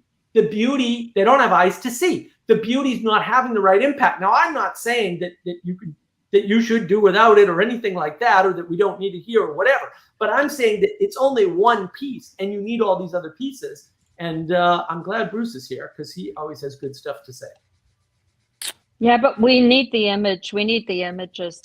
We're made in the image, man. I don't know. I'm just talking yeah. We're made in the image of God, for sure. I would say also, like, you're right, Mark. Christians are indeed called to account to exercise dominion through evangelism, which should have fruit. And that fruit should be institutions, the third use of the moral law, holding people accountable. Even the sojourners should be held accountable to the same standard, because the law is good for man. It's good, meaning it prospers man. This idea of relativizing it, giving people their own law by their own standard, and then watching it crumble and build their own idols, is a story as old as time. And so I do agree. Even though I'm a Protestant and I'm not a fan of massive amounts of Second Commandment violations, I do agree that there is a specific need to exercise this dominion so that those who are lost have a place. And that's where we can, as rather than emphasizing the boundaries of the issues here, I can come together on that unity there. What do you mean by have a place? So I mean, when people are looking for answers to the existential problems that lie within their hearts from birth, knowing the moral law and rebelling against it, when they are called and drawn by the Father, they may need a church with specific institutions in a specific way, according to their culture in many situations. That, in the New Testament, there are different churches with different cultures, but the standard was the same. And these places were existed for people to ground themselves to the body in a physical way, as the fruit continues to flow from their sanctification. And so when you remove that, God has it sovereignly determined, but life is very difficult. And I would state that Christians are not exercising their power that God has given them in an obedient way, to help those in need with institutions, glorious art. There is no secular art. There is no secular music. It's music. They pretend it's secular, but it's all music. And so when it's oriented with dominion, people are indeed sanctified in their walk. And those who are not yet born again hear the word, and that's the means by which they are brought to Christ. And so it's a win-win. It's a win for those who are lost, and it's a win for those who will become Christians eventually at some point in their lives. So that's the position I think that I would agree with. But where's the framework, Bruce? Like, this is, the framework problem for me is a big problem, because that I think is what's missing. Like, and it's way worse than that, right? Because when you hear Vervaeke talk in the beginning, he's talking about clever things like non-theism, and then one day he starts reading an actual non-theist, and then he realizes, hey, some of the church fathers were non-theists. And I was just like, really, John? You're just discovering this now? Even I knew that, and I'm horrifically educated on that sort of thing, right? And I was like, what? How are you just learning this now? Like, what happened to the world, right? You didn't know that. Like, what? And I kind of agree with you on evangelization. I don't like the modern form of evangelization. I think the right form of evangelization is doing works and not talking about anything, like pointing, right? It's probably just doing charity, doing those things, right? And telling stories. Like one of the stories that I was told, I think I talked to Vanderclay about this in my first chat with him, right? Was I was taking a bus up to the airport, because I just needed to go up to the airport, fly up to Massachusetts, or fly up to New Hampshire, grab a car, and drive back. So it was a one-way trip. So I just needed a ride. So I get in this bus, and there's a few other people there, obviously, right? Because you're sharing a ride. And this woman starts talking about service. And the minute she used the word service, my brain went, that word is being used in a way that you do not understand. Like, immediately I went, uh-oh, I'm in trouble. Somebody just said a word and I don't understand what it means. And then she's talking about the hurricane, and she grew up on the panhandle of Florida, and she was 12, and this hurricane hits, and her parents are out there, and their house, they fix their house last. They fix everybody else's house first. And the fact of the matter is, and this, she didn't say it, right? But in the story, it comes out, they owned 2 other properties that they were renting. So they're fixing up the neighbors' properties and the rental properties first before their own house, right? And now this sets the economic frame and the political frame and the power from above frame on its head, because nobody would do that. Of course, you're going to take care of your own house first, especially if you have 3 houses. Which one are you going to fix first? Your own. People don't do that, or at least good people don't do that.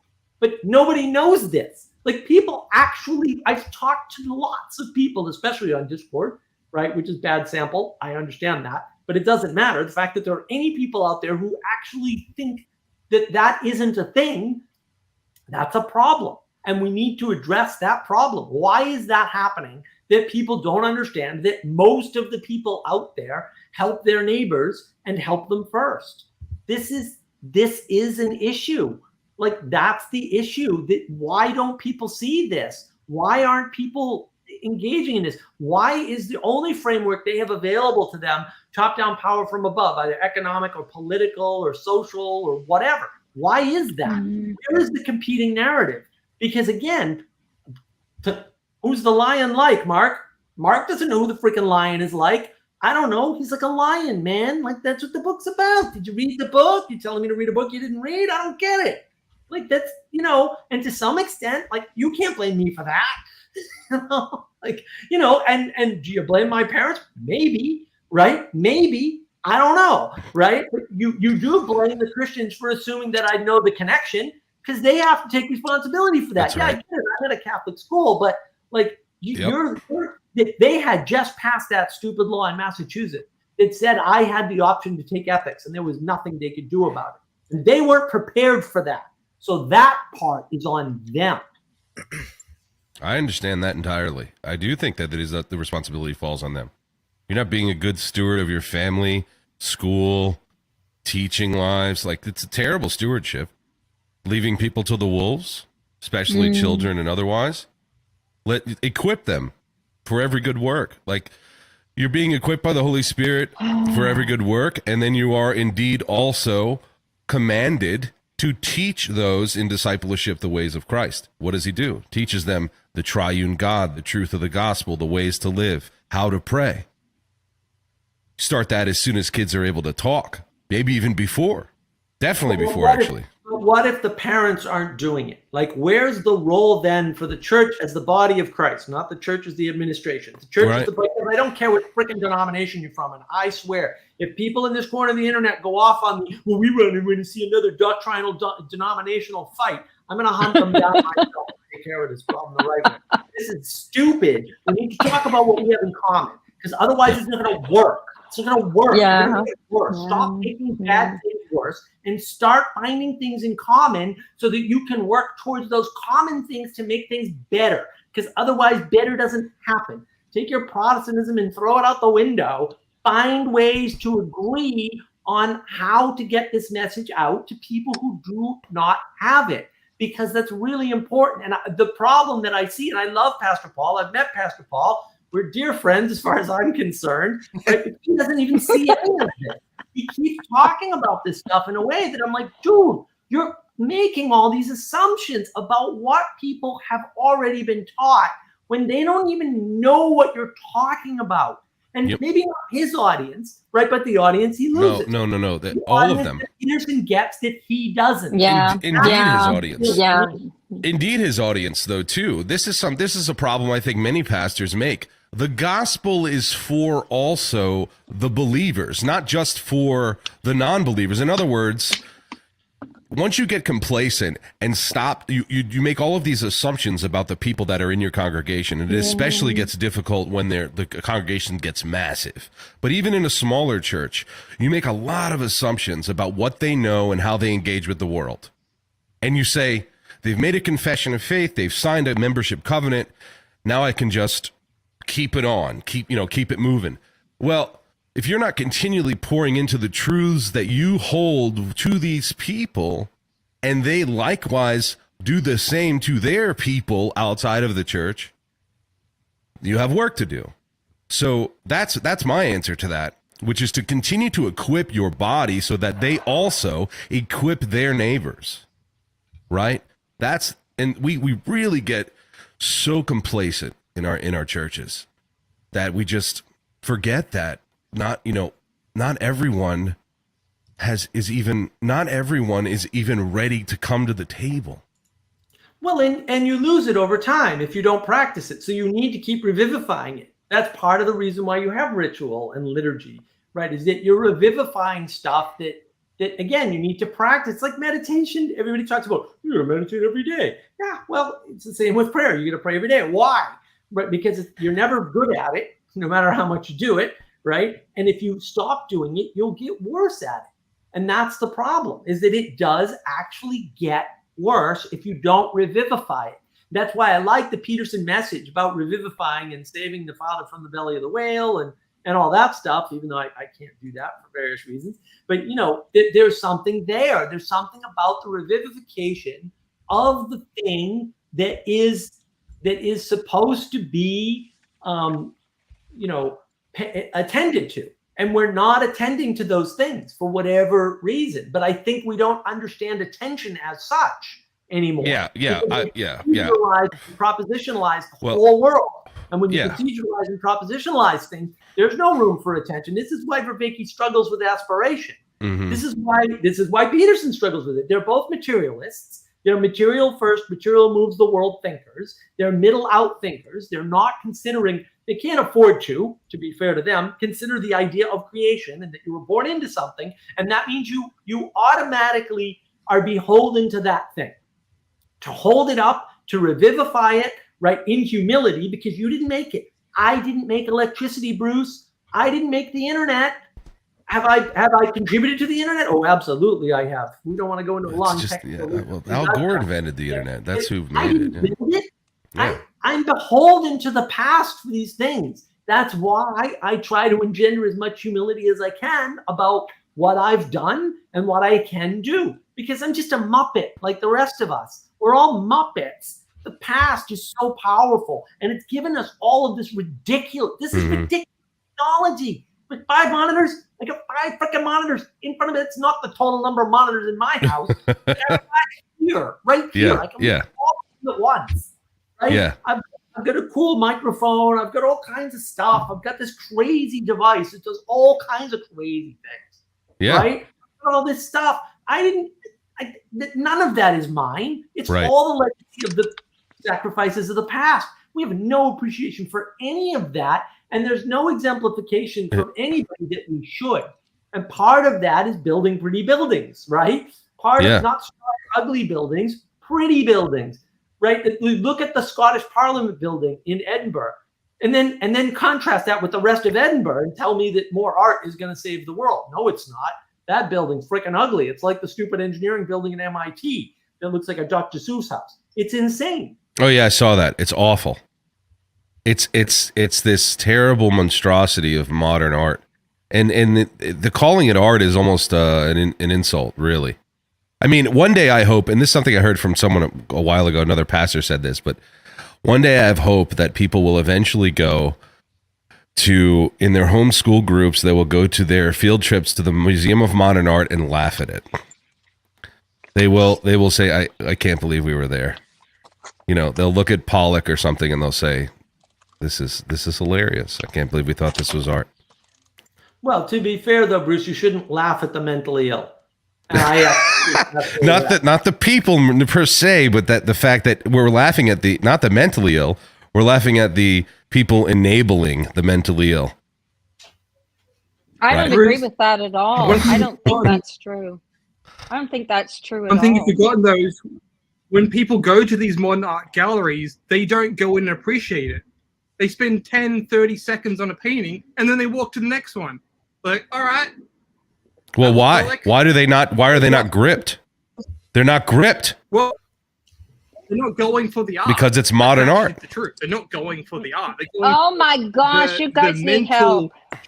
You guys need help big time. There's no hope. Oh, I can understand that, Ethan? Jesse. I get what you're saying. There's no hope, Ethan. And you guys, I cannot believe the way you were talking about Jackson Pollock. I cannot believe you would even talk about another human being that way, you guys. Like, I'm calling you on this. That's shocking.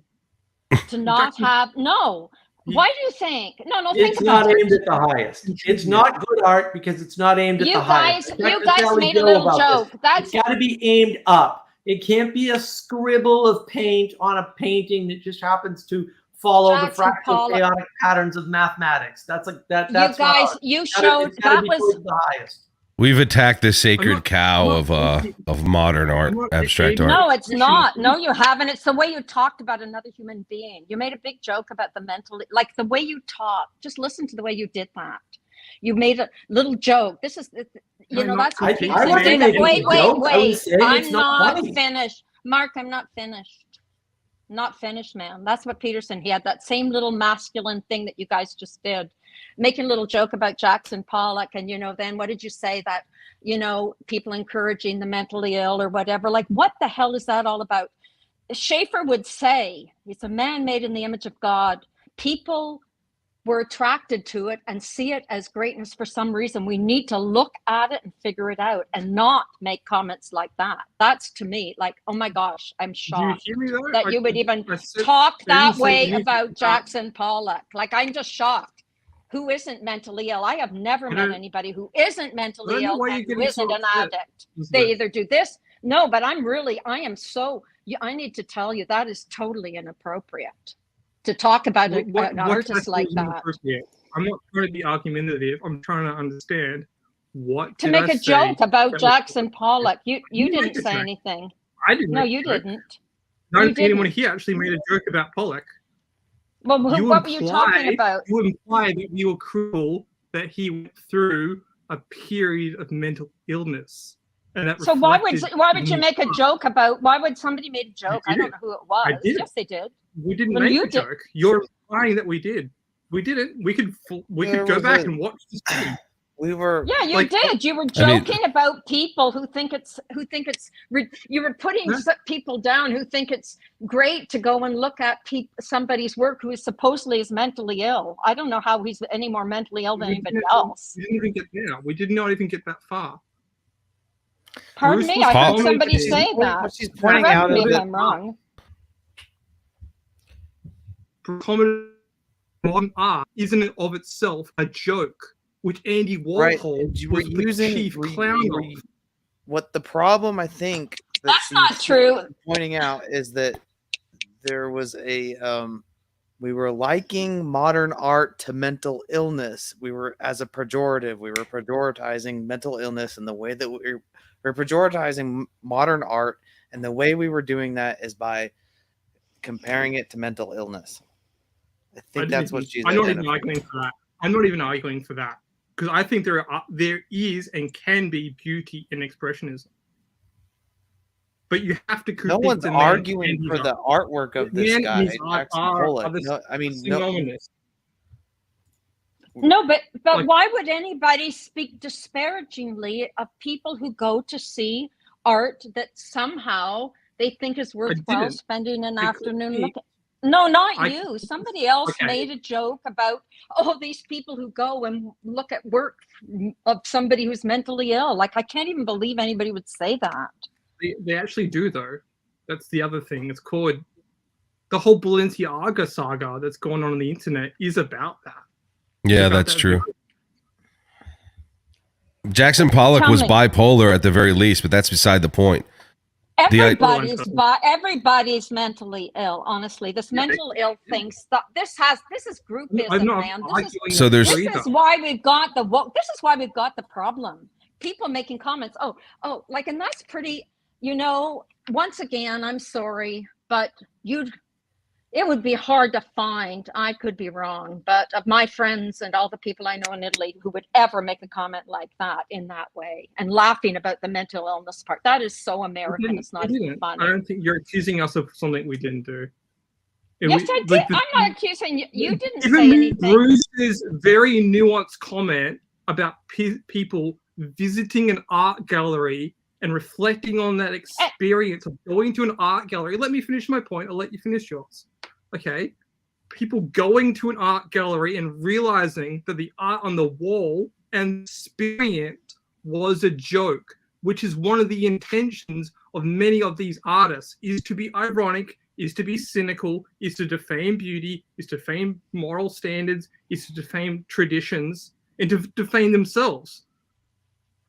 I know about that. I Marina, understand the I will ironic help you. nature. This is not Excuse us. me. This is- Oh, may I talk now? Okay. Or are you Well, finished? Do you want to finish? I'm Are you not sure finished? why I'm you're being sorry. argumentative. I'm not like you have a very harsh tone. I'm not argumentative. You're not used to a harsh. You're not used to a harsh. No. You just don't get the harsh feminine. Sorry, you don't get the harsh feminine. This is the way it is, man. What do I have to get? What do I have to get?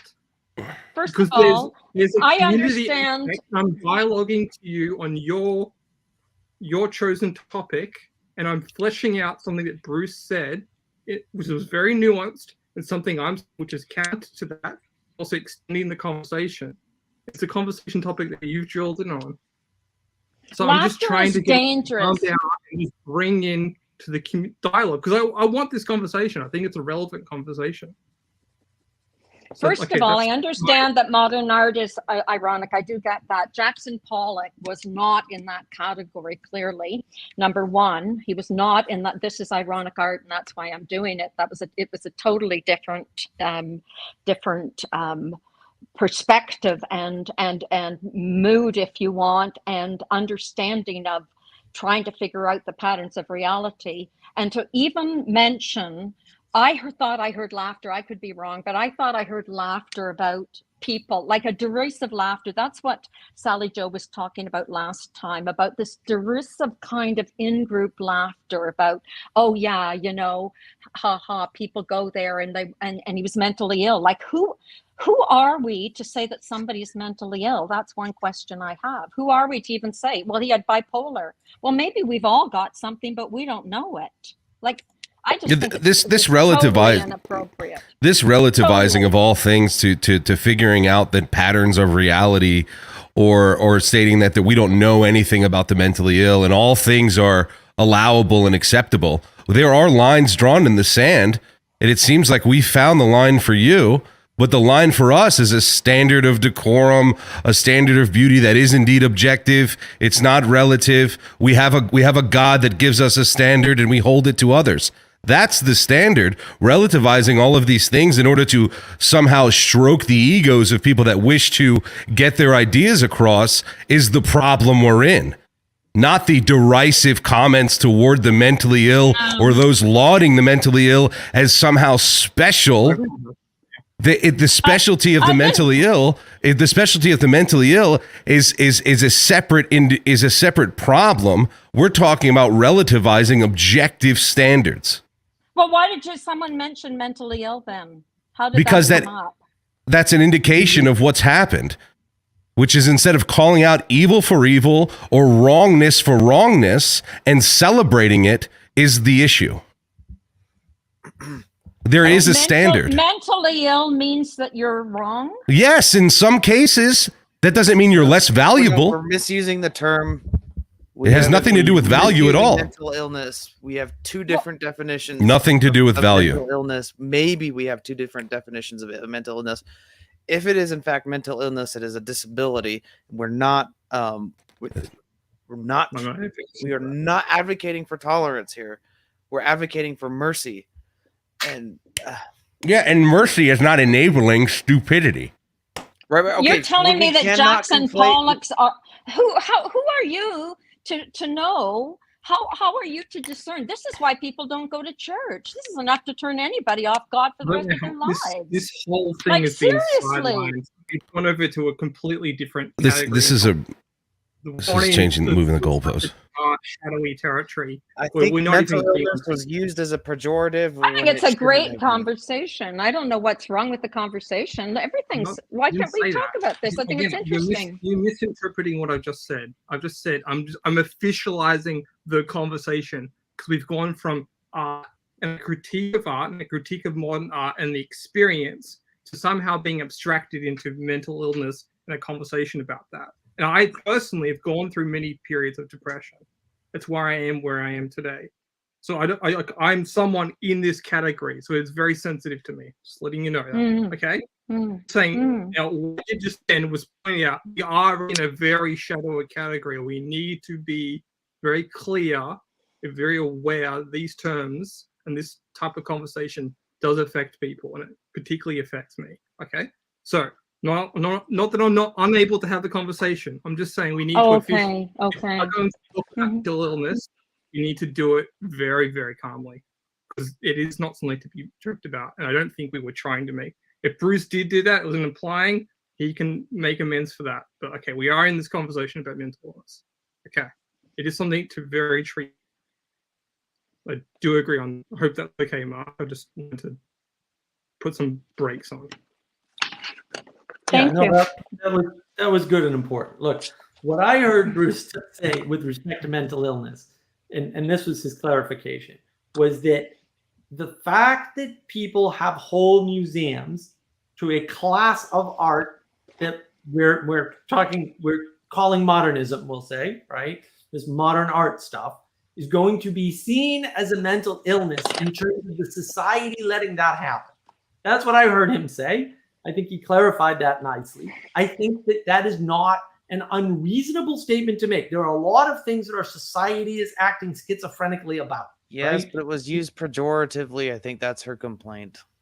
Well, look, that's fine. I have no problem if it was used pejoratively in that context because we're talking about a society. He wasn't talking about the artist. He wasn't talking about a particular person. No, it wasn't. Right? The society is going to view this as a mental illness. Okay, we should just use the word. I don't agree with you. I don't understand. Sorry, and I think that's perfectly understandable because there are a lot of things that are happening in society that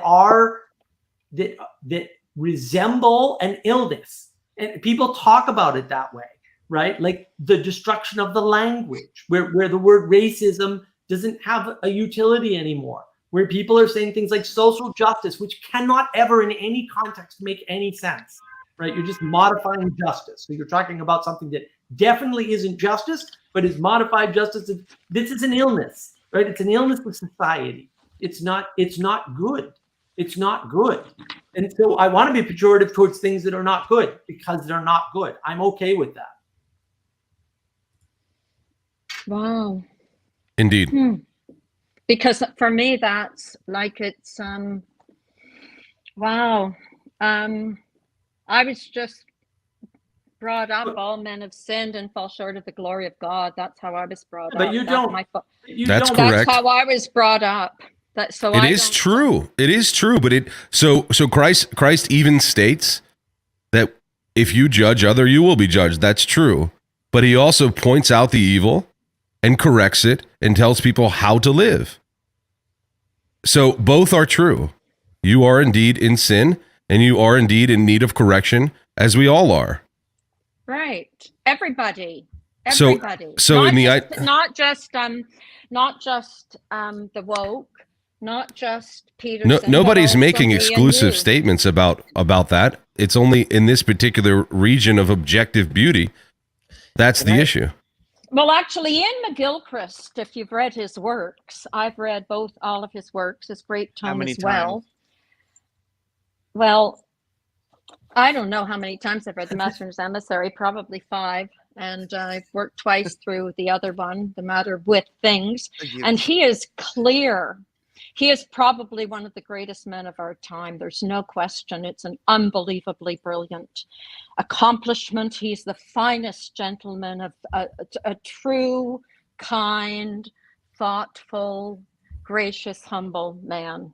And his work reads like Dante. It's unimaginably beautiful, The Matter with Things.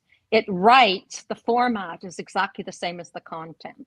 And he points out, most interestingly, because he's always recontextualizing, right? So he's always moving around everything to recontextualize so you can see it from as many points of view as possible. And he makes the point that many of these so-called outliers, as we might like to call them, and he was talking specifically about what you might commonly be called mental issues, I guess, of some kind. Although he's really clear about, anyway, that's another matter. But he's wondering why have people with specific like schizophrenics who have there are lines of demarcation, right? There are degrees of severity about which we must be clear.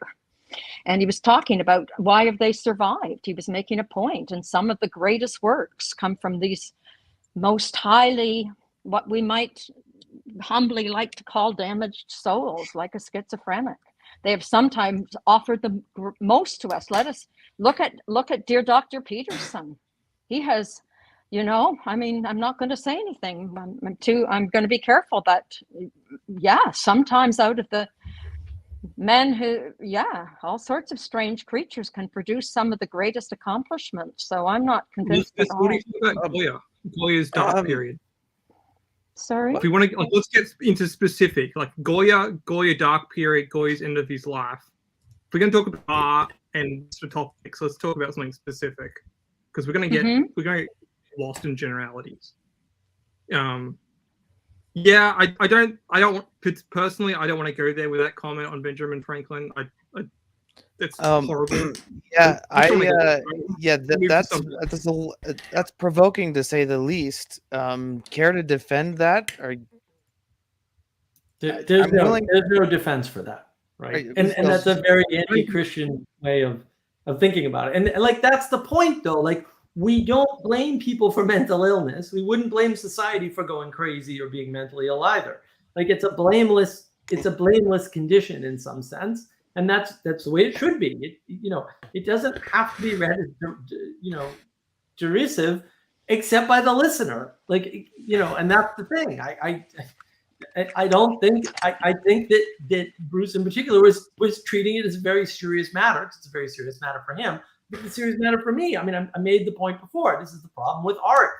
If it's not grounded and scaffold in this structure and pointing aimed towards the highest, then is it valid art? Like, is it something that should be celebrated? And I think my answer is no. You can use art to critique things. Like that's my practice in visual art and photography and music. Like you can use art to critique society, and that is a valid thing to do. Like yeah, that's fine. That's fine, but there's still an objective standard as to what like you can try to critique. I don't even know. Yeah, but you can sort of. It slides to propaganda quite quickly. I don't know I think if art is bring back another thread. Ever appropriate if it's not used in worship. That's a fair distinction to make, and I can understand that actually. I mean, as far as like the regulative principle would be concerned, I would agree that could be it. That I could understand the conviction. In other words, to that, Ethan. But that's what's a valid critique. And I would say that unlike the postmoderns who think anybody can critique anything at any time because they can, right? That's the postmodern ethos. The real question is, okay, what's a valid critique? I think a valid critique is relative to an ideal, which means that all art is aimed at the highest. Because if you're aimed at the highest, then you can critique society by being aimed at the ideal. Sure, but you're aimed at the highest. So it's not the art isn't aimed at the critique. Right. The art is aimed at the highest. Yep. And maybe it's aimed at the highest with the, and implemented in a way that critiques society. Yeah, that's fair. But the only critique would be if it were aiming at the highest, it would then be critiquing by a standard at which it holds, an objective standard that it is indeed measuring society against. And you, knowing that standard, also feel the critique because you're sharing the standard. It's not arbitrary. Okay. If we're concerned with making art that's critiquing society, we're getting into this weird thing of protesting protest or something like that. Well, I don't know the concern with it. I don't know that you should necessarily set out to do this, but it does indeed do that.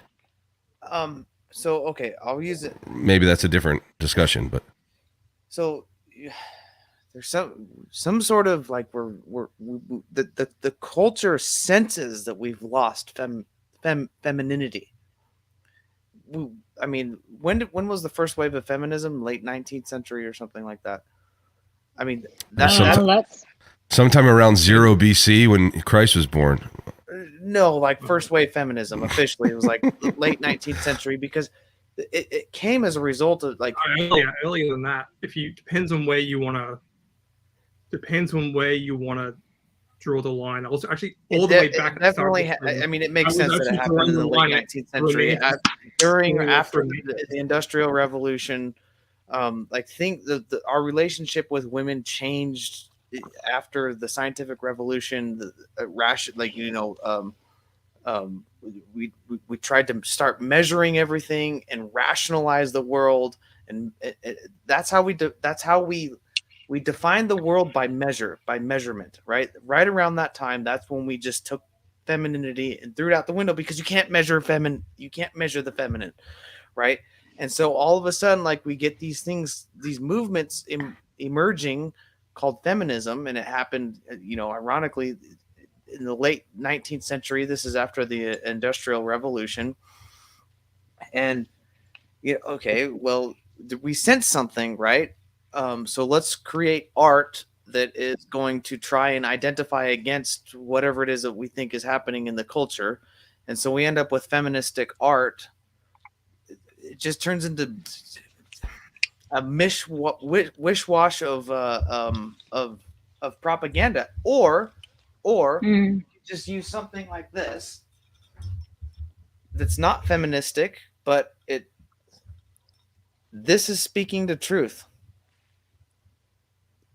This isn't propaganda. It's art. It's an icon of beauty. It's speaking to, what did we say? It's like the way that if you want to protest the protest of the protest of the you're identifying against, or you could just you can create beauty, or you can create things that are icons of truth, icons of actual beauty. And that's really all you need to do, right? Instead of trying to connive and identify against. It's like you end up with that. That's what I think. That's where feminism comes from. Things like feminism. It's like we're identifying against. It's like, where are we at? Just we just need to praise, worship the first thing, the primary thing. Well, and measurement, right? The tyranny of quantity, right? Remove quality. And then you remove quality in everything, including art, including in the feminine. But the feminine is all quality. The feminine is the quality of caring, right? And so when you remove that, you remove everything. And that's what we're suffering from. We're suffering from the great removal of everything because it's gotten removed. It's gone. We're not accounting for quality, which is vertical. It's all quantity on the horizontal. And that's part of the part of the image, right? The man and the woman were holding hands. One hand and the other was pointing. And I also think that some abstract art or other things that go against the grain would only make sense because of their rejection. In other words, so abstract art takes beauty, rejects it, goes another direction, and that's what we do. We rebel against the objective God, and it should not be celebrated, right? But celebrating the rejection and the rebellion, no, it should point you to the correct location because of its against the grain pattern. But what is abstract? Yeah, it's difficult to define, but I would say when you see it, you can see the objective not there in comparison to the standard, and you point that out. Right? I'm only using that as it's muddy because abstract is indeed a discipline. Yes. But it's only a discipline in light of the objective beauty. Right. Should we engage with this Benjamin Franklin because I feel like he's I mean, it would be good. There could be good found in it if we answer questions like this because what's it say? Is that stuff I just want to cut. I don't think it could be great. Nice questions are nice questions. Are they going to lead to fruitful dialogue? No, I don't think he's genuine. Well, represents. I mean, I get what you're saying. Yeah, I don't want to get too far off questions answered. Yeah, I don't want to get too far off the quality quantity distinction now that we're there. But Daniel, what do you got for us? You want to hop in on this? Oh, I just got here. I haven't been watching. I just got off work and saw you were live and clicked on. I'm way behind on what even is being discussed exactly. But so go back and watch the previous 4 hours and then come back. I'll watch it in 4X and I'll be here in an hour. That's great. A really good discussion, though. It's good to have these discussions. It's fabulous, actually. Yeah. Well, it is interesting. Bruce, can I ask? Do you attend like an evangelical type church?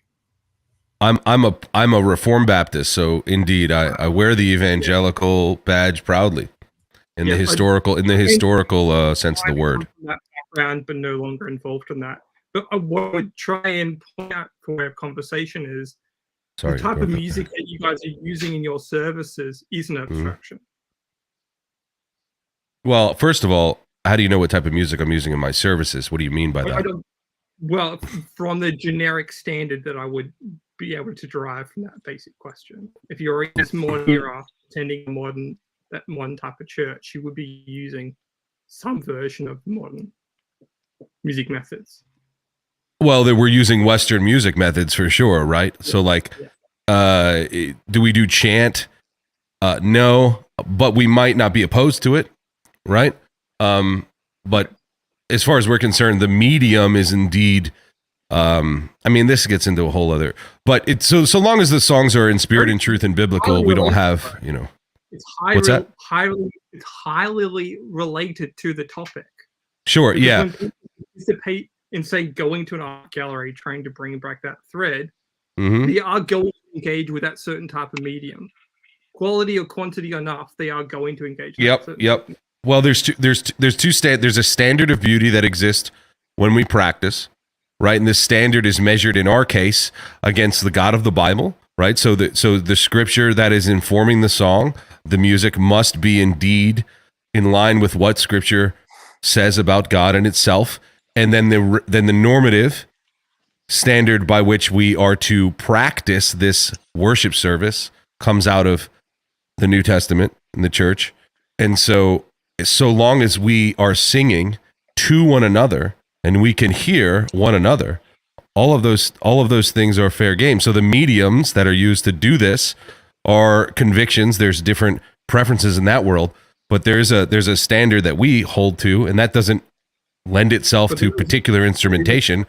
It's more of a practical instrumentation. There is a preference cascade. Yeah, totally. And I think that's well and good in the body of Christ. There's tons of preferences and totally fine. But there's, as far as I'm concerned, there is a standard that's held. There is a lack of the visceral. There's a lack of the visual. A lack of the visual. Which is what Ethan and Elizabeth have been circling around and not saying directly, although Elizabeth a bit more directly. And I'm actually, maybe Elizabeth, you misread me, but I'm actually trying to argue yours, but just from a slightly different vantage point. Because I do think we are in the modern type of, and we pointed it back too about the going to New York and observing a tower, observing an embodied image. But these different preference cascades are actually affecting society. And so in some ways, yes. Even if you talk about the specific to change and turn the wheel, as I was trying to say, either you turn the wheel of culture or you turn the wheel of society, but you have to try and work out which one you want to turn and which one's going to have the greater effect. Because otherwise we're just going to get lost in, like, I like these preferences, I think these preferences matter. This is where I draw this line. I think it's how do we solve that distinction? Because that's this one of the internet butts heads about that all the time. I'm sorry if my question was too meta framed, but well, I mean, I think there's going to be preferences based on locale, language, distinctions. I mean, that this exists all over the world. Different churches in different places of the world have different preferences culturally, musically. There's different instrumentation. There's different practical methods based on your availability of persons, skills, talents. All of those things come into play when it comes to what the service may look like, what the standard is in the locale. There is a baseline. There's a foundation, right? Like a cornerstone, but that doesn't dictate the convictions of the preferences. Otherwise, you could see how you would get into. There are Protestant churches that do this into a legalistic framework that gives you this is the preference. This is our conviction of preference. This is what you must do. We don't hold to that position. There's a number of convictions that we all hold, but the preferences, it's so long as they're well within the doctrine of liberty. That's how I would see it. So, in the visual in my particular church is great. You walk in, it's a very old building, pews, giant ceilings that are geared towards acoustic music, and a huge bits of stained glass. And then the body of believers visually gathered for a purpose. So, now we're getting down to preferences of the visual and whether or not there's enough bells, smells, and otherwise in the church to meet the standards of whatever other standards there are. But they exist in this case. Yeah, I want to separate too the preferences from the different implementations, right? Because Bruce did a beautiful job of saying, look, there's different implementations based on culture and all these other things. And Sally Jo used to talk about this quite a bit. I'm sure she'd still talk about it if she had cause, right? The idea that you wouldn't make an image of Jesus in the likeness of the local population is ridiculous. Of course you would, because you want them to relate to it. So in In Africa, you have a black Jesus, and in South America, you have basically a Spanish-looking Jesus, right? And then in North America, you have a white Jesus. Of course you do, because the art is supposed to reflect back up onto these higher patterns. And then I'll invoke my wonderful video. I can say it's wonderful now because Paul Vanderklay has approved and mentioned it 3 times. Story, narrative, and archetype. Story is not the only way you get to narrative, because narrative is a template pattern. So the other way you get to narrative is through music, and the other way you get through narrative is through visual art. All of these things are pointing to these patterns, these narrative patterns. Right? So you've got the implementation at the bottom, which is the particular song, right? Or the particular playing of the particular song, even better, especially if it's not recorded, right? And then that points to a narrative pattern, and that narrative pattern is, you feel it correctly. Now, can you get to that narrative pattern with a different song? Of course you can. That's the whole point. You have to have many instances of the song to hear the narrative pattern, the same way you need many stories to understand the narrative pattern from the stories, right? And tease it out from other things.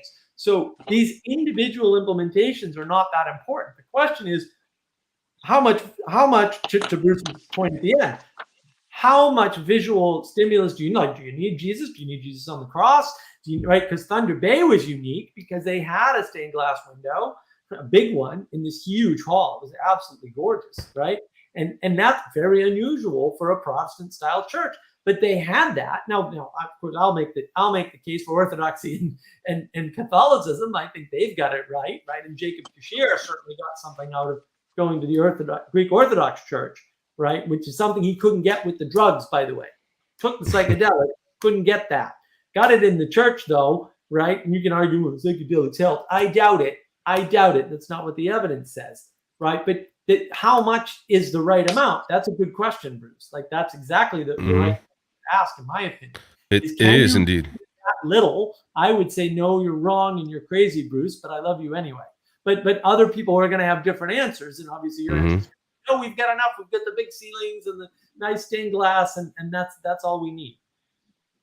Yeah, I understand the distinctions there. I don't find it as profitable to get involved. Here's the thing: if the reason for gathering becomes the aesthetic th, then I have a problem. Okay, and I think many would. Now, if the aesthetic comes out of the gathering, right, the fruit, then I think we're in a good spot. But the other way around leads to all sorts of materialistic idolatry, as far as I'm concerned. Now, some people might state, "Hey, we're getting people in the door. It's it's good for them to be here, even if the aesthetics are primary for them initially." Maybe that's true, but that's not the reason, as far as I'm concerned, to do it.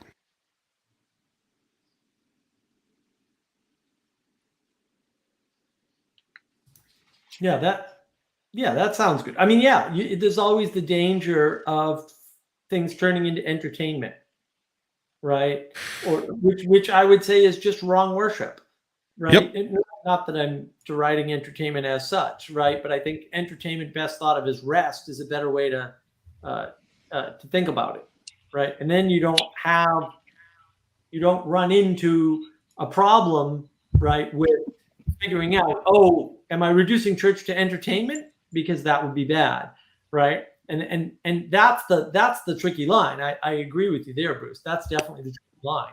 And I mean, at least stained glass and stuff. I mean, one of the very special things is my mother's mother is very Irish Catholic, because she's Irish, or was second generation Irish or first generation Irish, I forget. She had a stained glass window in the house. It was a tiny piece of stained glass window. It was a little tiny window at the bottom of the stairs. So the stairs to go upstairs had a stained glass window on the outside. I don't know what side of the house that would have been. I'd have to think about it more. And so there was stained glass in her house. Like every time you visited there was that little piece of beauty. And it wasn't very ornate or anything like that, even though she was Catholic. But it was there, and it had a big impact over the years, just because it was there and it was something to interact with. And it is sometimes those little interactions with, we'll say, exceptional beauty because most people's houses didn't have anything like that. But it's those little interactions with exceptional beauty that makes a difference, and that I think is important. But yeah, there's no point in trying to figure out, well, where do we draw the line? Is Bruce's church enough, or do we need the stained glass window or not? Like, I don't know. Or do we need the high ceilings, or can we do it in the strip mall? Because I kind of definitely draw a line in strip mall. Strip mall church, no good for Mark. No. Yeah. Well, I mean, the other thing that's interesting is we need to. I think we just do need to be careful when we start requiring a certain amount of means to have things correct. In other places where means are scarce, their gatherings will also be sparsely decorated or adorned, and you would go to someone and say, "Hey, we're in Ecuador. Why is it that you don't have a building that's well created with ornate objects here as a city on the hill?" And they say, "Well, we gather here. These are our means. We look out the window or the door, or when we walk to church, or we look out the hole in the ceiling because we don't have the means to fix the hole. And we have a wonderful creation to gaze upon that is indeed beautiful." And I could see, so I would say all things be done for the glory of God. And that's why, and again, like, I'm a Protestant, so that sort of gives you the position I'm in. But I think I've seen many a monastery that's quite sparse because of the place where it lived, where it is. There's a particular purpose for those things, but I don't think that those are necessary requirements for people to engage. Indeed, the blind man can still see the beauty. You know what I mean? So the thing I want to try and pull back on here is, because we've talked about a micro frame of the sort of Western church, right? And we've talked about the problems of attending at sort of church and making that an entertainment type experience, or a kind of a commodity of experience. The same thing does happen with people in tourism. The same thing does happen with people in visiting art galleries and visiting other cities. It's why it's like, you can be a sojourner in the world, but you have to know what you're paying attention to. You can't just randomly go on a trip and expect to be flooded with spiritual experiences. You actually have to seek them out in some ways. Otherwise, it's just a disembodied. You're just walking around the streets, knowing to pay attention to, not what's valuable. And Absolutely. on top of that, there is something that the Orthodox and the Catholics do have, and there's things that the West lost, is things like color therapy. Like, the only parts that people in these medieval times had to expose would be when the light would draw in, and they would pray and kneel next to these big giant, what do you call it? The murals, the light stained glass murals. That's actually a form of color therapy. But we've lost these threads. Wow. Threads of embodied cultural practices. That's so interesting. I've never heard that before. Thank you for telling me. So I didn't even know there was such a thing as color therapy. I do know that it's impossible to replicate the colors of the medieval stained glass windows because they were so highly skilled at that time that it's just impossible. And that's fascinating. I have a friend actually who prays in colors. She's an artist, and she prays in colors and shapes. So that's thank you for telling me that, because that's very, very it makes connections for me, for sure. Yeah, but I do think one of my little theories is that there's such a longing. Dante's all about longing and moving towards that which shines, I guess you could say.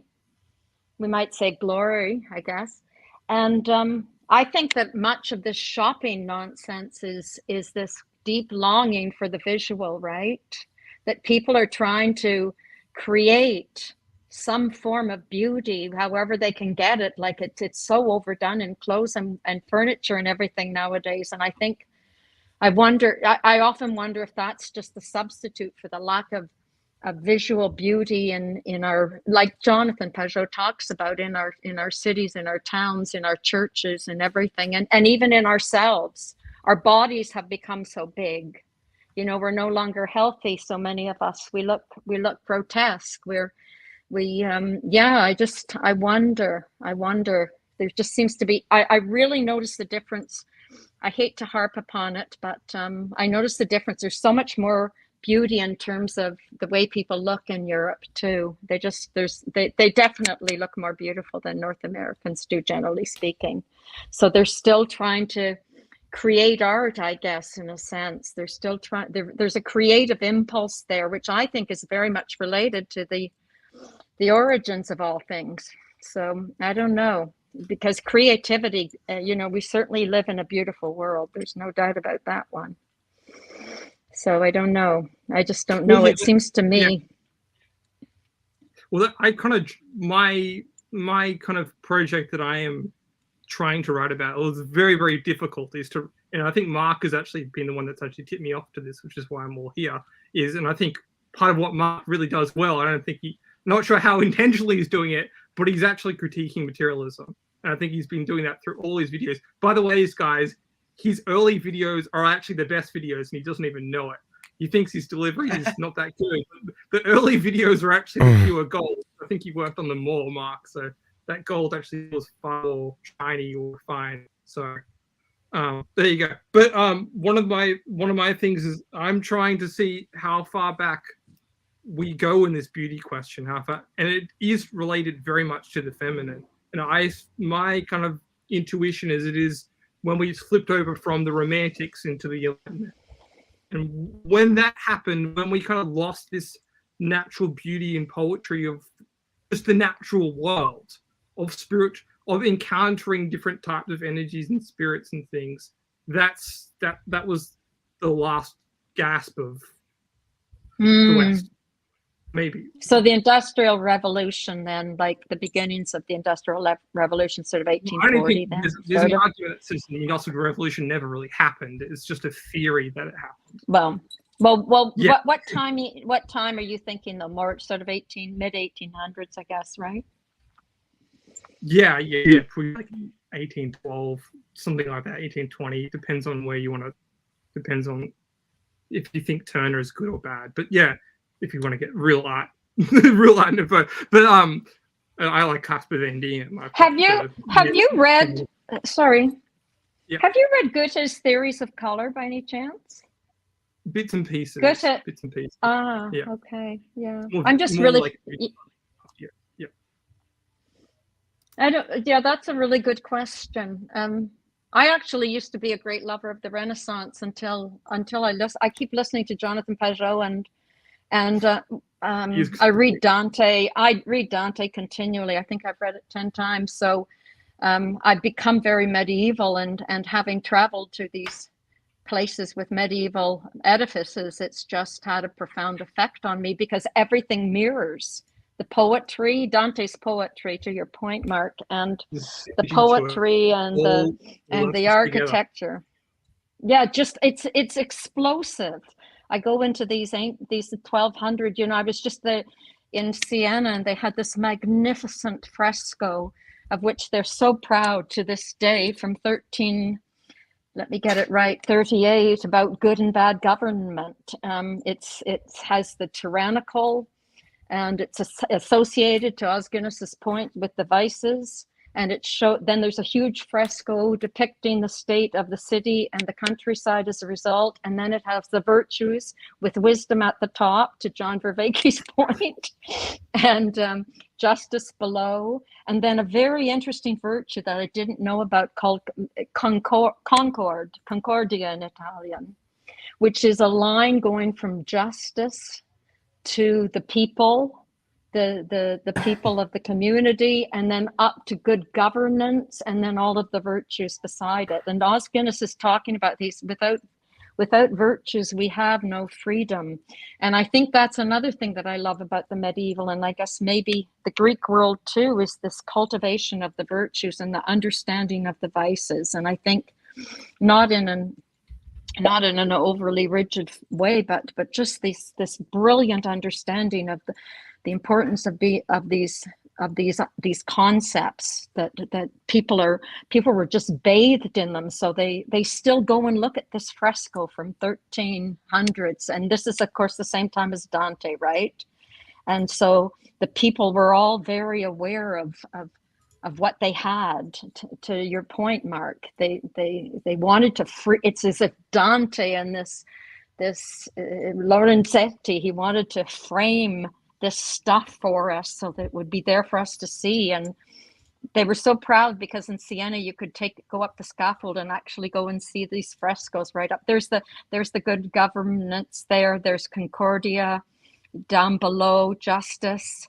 And one thing that was interesting about Justice, there's distributive and there's another kind, the name of which I forget, but they had the two kinds of justice. And then, for the virtues, they then had a whole depiction of Siena with all of the people working for the good of the community, and it extended out in the countryside where the people still were producing the necessary goods as well for the city. It was just beautiful. Changed me forever seeing that fresco. So I'm a great lover of the medieval. I don't know What happened though? If this will lead to a bit more of a group conversation. What happened? Why did it change? How did it change? What went wrong? Because those lessons are going to impact us now. Well, Dante.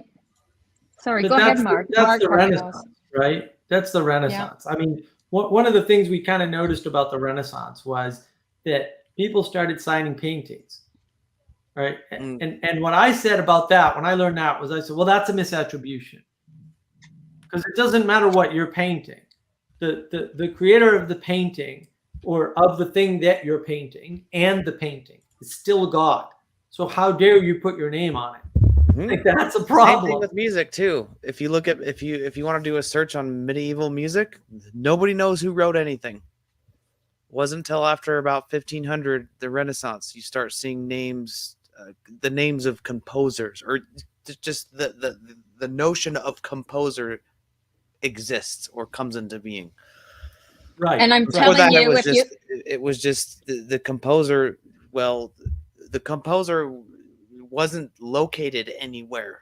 It was somewhere between creation and God. What is that though, Ethan? That is what Elizabeth was talking about, which is everything's interconnected. And I like this idea of the line of concordance, right? I think that's Jordan Peterson's golden thread. I've been wondering about that for like a year when I talked to Karen Wong on the meeting code about that first conversation, the psychedelic conversation thing that Peterson did with Vervaeke. We were looking for the golden thread. I think what you were talking about there is the golden thread, right? So it's the thing that ties all this stuff together. And then what starts to happen in the Renaissance, and then I want to tie in Jesse's excellent point about the Industrial Revolution. What starts to happen in the Renaissance is we split that stuff up, because now, instead of attributing the painting to the highest, we're attributing the painting to the painter. And it's like, no, that's a misattribution.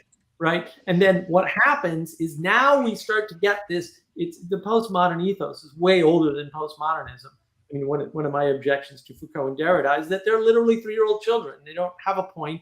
They didn't say anything intelligent whatsoever. And if you think they did, shame on you. Read them better. They're stupid. They're literally 3-year-old. Right. So what happens is, though, there is the splitting of the world.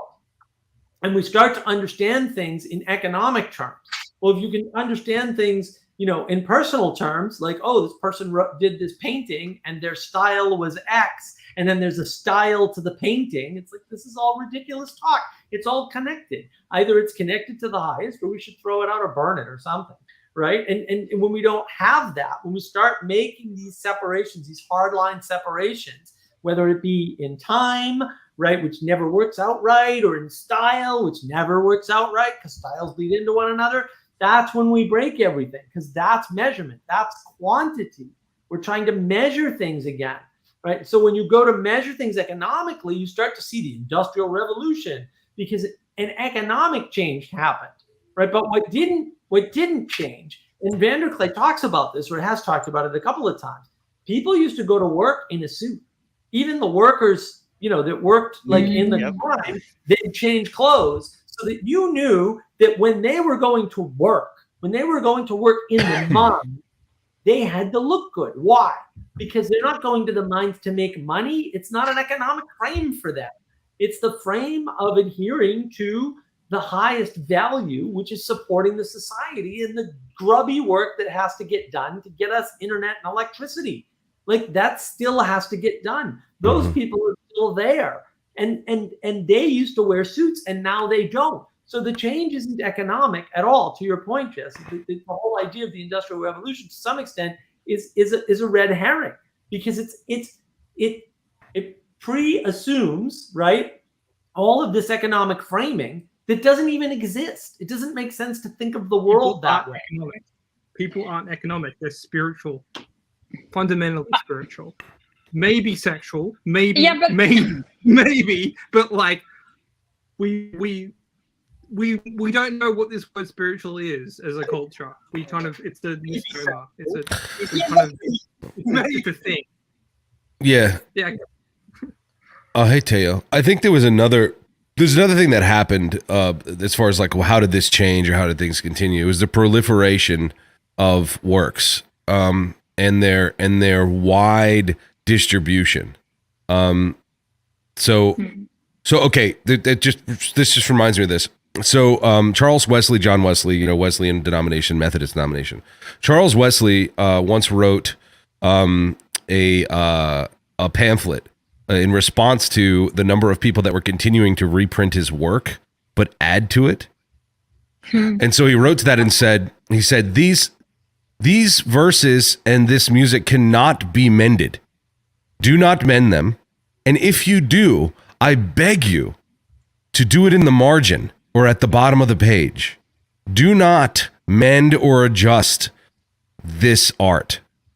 Don't put your own twist on it, but if you must, do it in the margins. And I think that is sort of it's relevant because you have people taking what is considered to be a work of complete art, relativizing it and republishing it. And so that kind of happens probably in the Renaissance, 1500, the printing press, right? That whole era. Right. And so that's kind of a bit of an issue. I can understand his fault. I also think, it could be adjusted, but anyway, I thought that was somewhat relevant as to why things are the way they are and how things changed. I think that's really important, actually, what you just said, the fact that a unique work is tempered, is changed into, made to look like it's something else. It's a continual problem instead of letting it stand on its own legs, I guess you could almost say. I think it's very important, actually. Right. And if we don't have a touchstone or cornerstone or a foundation of what is the standard, there would be no measure by which to even address the possible issues with a reproduction or modification. That's exactly right. And that's why we get into, that's what happened to philosophy and all of these other things that have become extremely crazy, right? We've just got, well, I guess that was Ethan's point in a sense, that the protest against the protest against the protest, like it just, everything becomes wishy-washy and without form, without color, I guess you could say. Well, it's without grounding, right? It's Immanuel Kant who does the postmodern critique. Like he's the original postmodern critique guy, critique a critique, right? Honestly, right? So Foucault and Derrida did nothing new because Kant had already done it. But the other thing he does is he says, well, why is philosophy the handmaiden of religion? And now he opens the door to move that line. Now the line where that was actually Bacon. Well, but yeah, I mean, Immanuel Kant wasn't the first, right? But I just know because I looked it up the other day, actually. So no, I get it. But it's interesting because even in the Cooper Vervaeke Vanderklay conversation, they talked about this post-Kantian Lutheranism. So it's like, oh yes, like this has an effect on everything. It's not just destroying philosophy, but when you try to play the philosophy only game, it's all relativistic because the philosophy is not grounded in anything. That's why I think Peugeot shouldn't be saying, where are you standing? He should say, where are you starting? Because that's what's missing where they're starting. Because when you dig down on the Vervekis and even the Petersons, as much as I love them, they do not understand creation. They are not starting from being as good and deriving everything from that. And that's part of the big problem. It's not the only problem. There's lots of critiques there. But, that's a big problem. It's like we're taking a photocopy of something, and then we're photocopying that, and then we're photocopying that, and then we're photocopying that, and then we've just got this really granulated image, and we're trying to redraw something. It's like, well, wait, the original is just like right here, you know, like it's right there. Why are you trying to rediscover something it's not like we're not trying to resurrect something. We're not doing archaeology, you know, it's right there. It's like that conversation that Paul posted was so frustrating. It's like post-Kantian Lutheranism. Man, I didn't see this. What is he talking about?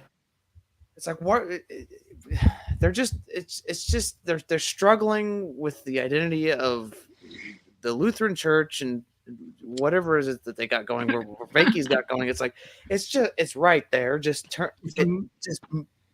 It's right there. What's right there? Well, look, the bottom line is discover something that's already there that people are already doing, that's been there the whole time, and they can't submit to it.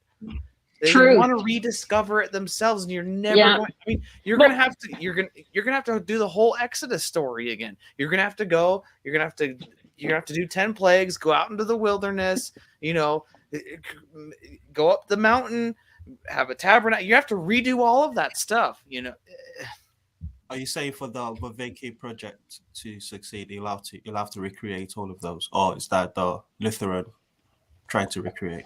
No, it's both. It's the Protestant ethos as such. So just to clarify for Bruce, what I think what Cooper was trying to do, and Cooper is apparently a past Luther, the next 100 years scholar, right? That's what his dissertation and his set of books are on, right? His argument is, well, had you stuck with the pure Luther, you'd be fine. Okay, I think that's absurd on its surface anyway, and it's irrelevant. I think both cases are true, right? Because you can't grab it in a vacuum and keep it pure. I mean, and part of the problem with Protestantism is, of course, it'll never do that because it's an identification against, not an identification for. Right. And like, fair enough.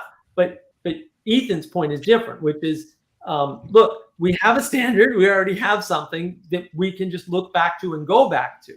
And that's where the argument is. It's like the Protestants like, no, we can't go back there because the church is broken. Right. I don't even think it's going back. Rebuild it. And then this hopefully answers Taylor's question, which is, I mean, part of John Vervaeke's project, one of his projects, is a religion that's not a religion. So he wants to rebuild from scratch through his postmodern deconstruction. Yeah. Okay. What 2,000 plus years of history has already wrought. Yeah, right. And we talked about this in our talk. Right. The odds that you can do that are zero. Yeah. If you take distributed cognition seriously, you and your smart friends, no matter how many of them there are I love it. They are not going to reproduce the 2,000-year history of the Christian church. Yeah, we talked about this in our talk, and I say I don't have to have my child experience poison ivy to not tell him to learn that poison ivy is bad for you. Okay, so he doesn't have to go get poison ivy, my son. I can teach him that this is going to hurt you. Right? We can rest on the teaching of the church. We can rest on the teaching of our fathers, and we can rest on the teaching that is set before us so that we would indeed prosper, or at least not have to experience these awful scenarios. So I totally agree with that. Yeah, Bruce. I think Mark did Jordan Cooper a little bit of a disservice. So let me try to give him some Christianese that might be more salient to you. I think his project is more, if I understand correctly, it's more saying not that Luther, if we stayed with Luther, everything would have been fine. It's more saying we've gone so far away from Luther's Reformation that it's not it doesn't make sense to refer to modern Protestants and Lutheran Protestant as the same thing, because they were still at least at some form of enchantment, and I think it's the re-enchantment that is trying to go back to the early Lutheran Reformation to get some things from. And it sounds like from your description of your church, just the building in general, it sounds like your Reformed tradition is on a similar path. More No, no, we're and like that. Well, no, we subscribe to semper reformanda, right, which is always reforming. That doesn't mean changing. Indeed, it means correcting to the standards of of Scripture as the only way that we would bind our conscience. And so the church must be reformed to a standard. So like Luther, for instance, held a number of traditions, and he maintained those actually for the sake of tradition, and many of them held them as well. Even Calvin discusses the fact that there are certain battles that are worth fighting, and there are others that are not for the sake of the truth. And so he wasn't interested in wholesale destruction of the tradition, only reforming it so that it was oriented correctly. And so and we hold to the similar idea. I'm not interested in revolution. Although I think many people say we are, but I disagree. Yeah. For those trying to follow the thread here, what's actually going on is, can you retell meta-narratives? That's the actual, these are all meta-narrative questions. Can we get beyond meta-narrative? Can we get beyond narrative? It's like, as soon as Viveki said that, for me, I lost trust, faith in him. I was like, no, you can't get beyond narrative because that's a narrative.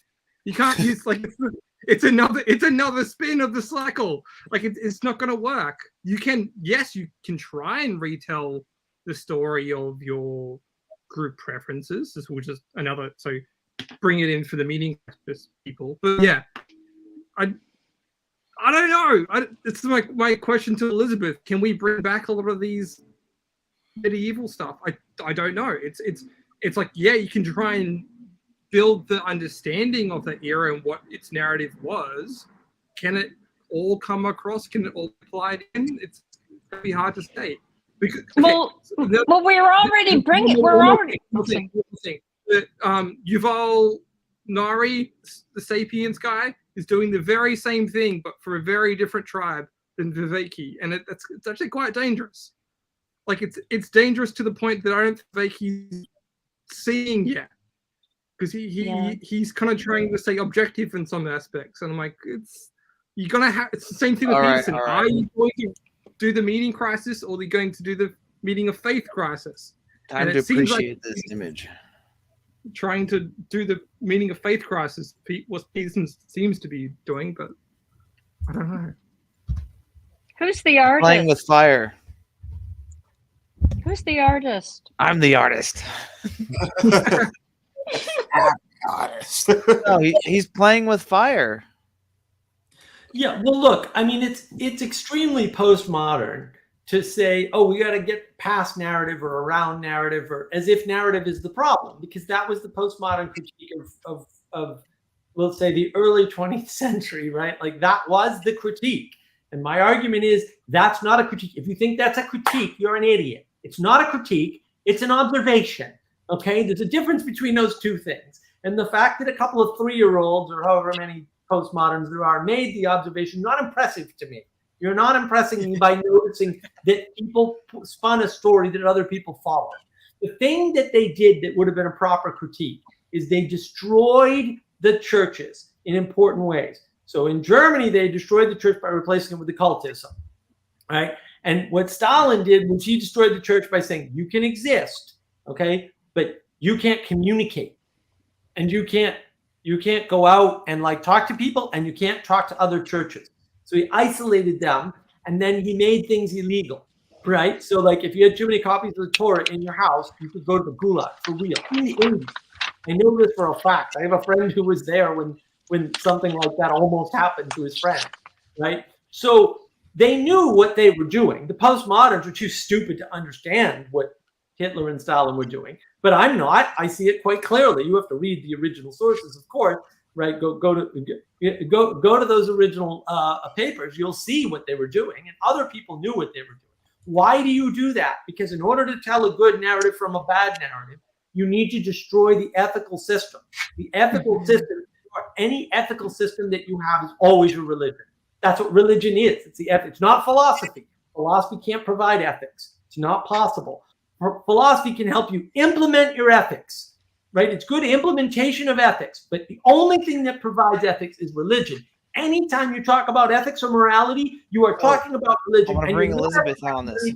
And trying to use other words for this, whether it be metaphysics, and Jordan Cooper used that word. My head nearly exploded. Religious people don't use the word metaphysics. There's no such thing as metaphysics. Talking about religion. Except Aquinas. Go ahead. Anytime that you need to, and if the scientists scream and run away, then consider that a win and be happy. Okay, not that I condone torture, but I'll make an exception in that case. I think That's Elizabeth needs to inform us here. I want to hear you touched on it earlier, your experience with St. Catherine of Siena, right? St. Catherine? Mm-hmm. Yeah. So, you're learning something about this saint, and this saint is informing the good. She's informing the good to you, and it's not philosophical. It's something. No, it's the particularity. That's what Dante's all about. It's the particularity. That's why I take exception to the particularity, which is the part of the way it's the way reality is set up. I take exception to particularity being dismissed in any way, because that's the revelation of the unity of the eternal, if you like, in time and space. And so St. Catherine, they had this idea, and McGilchrist talks about this again. I cannot overemphasize how important Ian McGilchrist's work is for our times. I don't agree with him totally, but what he does, Mark, is he takes language and he defines all his terms so carefully. It's beautiful. Yeah. He defines reason. It's so very important, because I hear people constantly using these words in different ways. So we don't even amongst all of us, we're not talking about the same thing when we use these very commonly used words. Anyway, so he talks about this, McGilchrist, exemplars, that embody the way we're called to live. And so it's I think it's connected. I think, to John Vervaeke's credit, I have to say, I think underneath it all, just like Jordan is going somewhere else than he appears to be going at times, I think they're trying to understand what Dante was talking about, which is attention. And I think, to your point about recovering the medieval, it's attention. So because Mark talked about the beautiful stained glass window, well, we have that, when we go back into tradition, it gives us the substructures, I guess, of these patterns that then we can see. Because, like, to your point, Mark, if you've heard about the stained glass windows, it's like, if you haven't heard the story of Jesus, you can't figure out about Aslan, right? Like, if you haven't seen the great stained glass windows produced by the genius unsurpassed ever, you can't see the stained glass windows here in a certain sense. And so that's what I mean by bringing forth the tradition. I'm not talking about like you were saying, Bruce, like trying to just plagiarize it in a way. I'm talking about seeing the work for what it is, and being thankful. I like the word thankful much better than gratitude. I have an allergy to gratitude, I'm sorry. And then, because what we need to do is alert our vision, we need to alert our attention, we need to have the perceptual apparatus in place so that we can actually see anything. And I think that's the point of St. Catherine and these saints, that they're exemplars. They're people that we can see, I guess. We can see. And I mean, yeah, it has something to do with embodiment, and it has to do with vision too. I don't understand vision and perception and attention very well, but I think that's what McGilchrist and Peterson and Pajot and Vervaeke are all trying to figure out. They're trying to widen our understanding of vision so that when somebody says something that seems like something else, we have widened our vision enough that we can understand what they're talking about, and we can show mercy, right? We can then enter into their world, and they can enter into our world. I think that's what St. Catherine's about. And I think, and I really have to say, Dante is an essential book for everybody to read as well. If you haven't read Dante, I don't know that you really understand much. He's just, because it's poetry, number one. He was working, Thomas Aquinas said that you couldn't possibly reveal truth in poetry, and Dante, having been gifted with, is probably one of the greatest. Dante of all was after, times. right? Or were they contemporaries? Yeah, they were pretty close, but They're pretty close. They didn't know each other. They didn't know of each other though, but they were around the same time. They were a part of the same. Yeah, guys. but to the point that I was making a little bit, if I might say so, even though he wrote his great Commedia, because which was not called a Commedia, by the way, by Dante. It wasn't really intended to be the Divine Comedy, just so everybody knows. That's what Boccaccio named it. But Dante, where was I going with that? Ethan, what did you just say? I said something about the Dante and Aquinas being around. They were children of the same age. Yeah, that's the point. Because even though he wrote his book to show that in poetry the truths could be revealed, in Paradise he makes a point of lauding Thomas Aquinas, right? So it's that I don't know, there's something really beautiful about that perspective. So even though he would critique, he would also love and be thankful for the presence of, and to me that's once again, that's the great gift, right? That's the context. That's never, let us never be too rigid in some sense, and yet never, he doesn't lose. Dante, you know what he does at the end of Paradise? He throws in all the doctrine. It's amazing. No spoilers. No, you need to know this anyway. No, it's important. No, because it's the point Bruce is making. It's the point that John Vervaeke has trouble with, the propositional.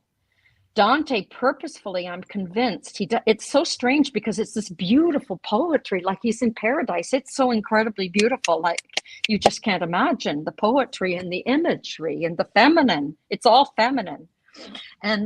And yet then he stuffs in all the theology, right? The last 10 canti. So that's the point, right? Like you can have that point, but you need it. You need the propositional. You can't do without it, because well, anyway, that's a whole other discussion, but yeah. Yeah, he's drawing the words. He's joining Francis Schaeffer's upper and lower story, right? He's putting everything together. The whole world is created in goodness, and that's the point. So that's my point. And I think I'm not Catholic, so I've never really understood the saints, but I'm beginning to understand. Well, I'm beginning to understand them because when you're surrounded by these saints and images of saints and angels everywhere you look, and then the Christ always there, it does change you. I'm just saying, I know experience isn't everything, but I can truly say, having been in Catholic Italy has profoundly changed me. I have a sense of God and the world in a way I never had before. And I'm a Protestant through and through. You say that. Well, I am. I was raised that way. Like my father was, I had to, he was just a. Well, I was going based off of what you just said. Well, okay, we'll leave it at that. Well, it just goes to show you that maybe all of us, I think we need to work together. To Mark's point, we need to work together, because any of us who can see any of this, if we're even here, we all see things that are very important. We mustn't we mustn't forget that, like, each person, like, you're looking for leaders, each person in any of these chats is incredibly important as far as I can see, because we're able to see things. There's somehow, from our different perspectives, we're all able to see things, and it can't be, like, to me, it's so important. We don't even know, man. This is so important. Like, Mark, what you're doing, it's just like, it's immeasurably, it's quality, right? It can't. So my thing is that we have to, the more we can incorporate John Vervaeke's ideas of perception and attention that he's working out with Peterson, because they're trying to widen the notion of reality. They're not being relativistic as they appear to be sometimes. They're trying to get us back to what they used to understand when they worked close to the earth all the time, and they weren't so detached by mechanism. That's what I mean by the Industrial Revolution. I'm talking about machines, right? And they're trying to get us back to understanding how people incorporated the patterns of the creation always, because they couldn't escape them in a certain sense. So I think the more we can, these conferences like at Thunder Bay, like, they're so incredibly important. So that's my thing. Like, I want to encourage everybody, work together and keep going, and be sure everybody's doing a really important, I can't say enough about all of you. Like, you younger people you have no idea. You're so important for this world. The world is crying out for people like you. There's like zillions of people without any direction at all, and they've swallowed it. I've taught children, right? I know what happened to them in the universities, and it's frightening. It's frightening to see these children who understood things and had such a sense of their own divine. Never mind whether they went to church or not, they knew they were divine, these little souls, because they're still in the right brain, as Gilchrist points out, until they're 7 or 8. They're all right brain, man. They're all intuition and imagination, and you damn well see it with children. Then I meet them later, and they've gone to university, and they are so brainwashed. It's equal to Eastern Germany, man. We're talking, I don't know about America, but in Canada, we're talking about Eastern Germany indoctrination in the schools, and there's no way around it. That's what it is. Yeah, what us homeschool types like to say is, don't be surprised if you send your children to Rome that they don't come back as Romans. Right. And that's what you're doing in the public sphere in most cases. Well, I'm afraid it is, but it's everywhere too. It's everywhere. So people have to be super courageous. We can't be isolationists, though. I'm not saying that. I'm saying. I'm just putting it in. Yeah. I'm not making an appeal to that. I do understand how you could get there, though. Definitely. And I even have those tendencies. I got to be honest with myself. It's easy to pull, like, to make Rob Dreher look like a child and go even farther into ascetic isolationism and just hold the line hard.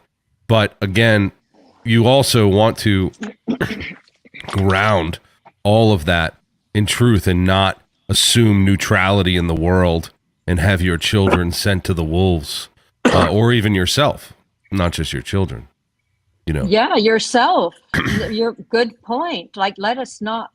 That's why I think people listen to Peterson, because it is as dangerous as he lets us know, and then he cries, right? And then he weeps, because that's the world, right? That we're living in I'm not being hyperbolic. We're living in an incredibly dangerous time. I went to East Germany and I spoke German, and I know what it felt like. So we're in trouble. So anybody who sees anything, we need to really work together, to Mark's point. Everybody. And John Vervaeke, in my opinion, I think John Vervaeke and Jordan Peterson, they're trying to widen up people's perceptual apparatus and their way of understanding attention, so that they can understand what on earth you're talking about in the church.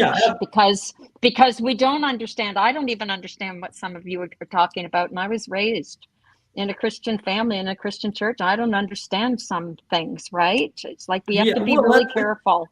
But that's the thing too, Elizabeth. I mean, I don't think Christians should understand anything Vervaeke says, honestly, because he is using foreign language to express ideas that Christianity has well in hand. And there's nothing wrong with that, because he's able to reach an audience with that otherwise cannot be reached. But I agree with you that he is expanding the idea of reality for people. And I think like, and I've said this before, like that's one of his most powerful things is participatory knowing.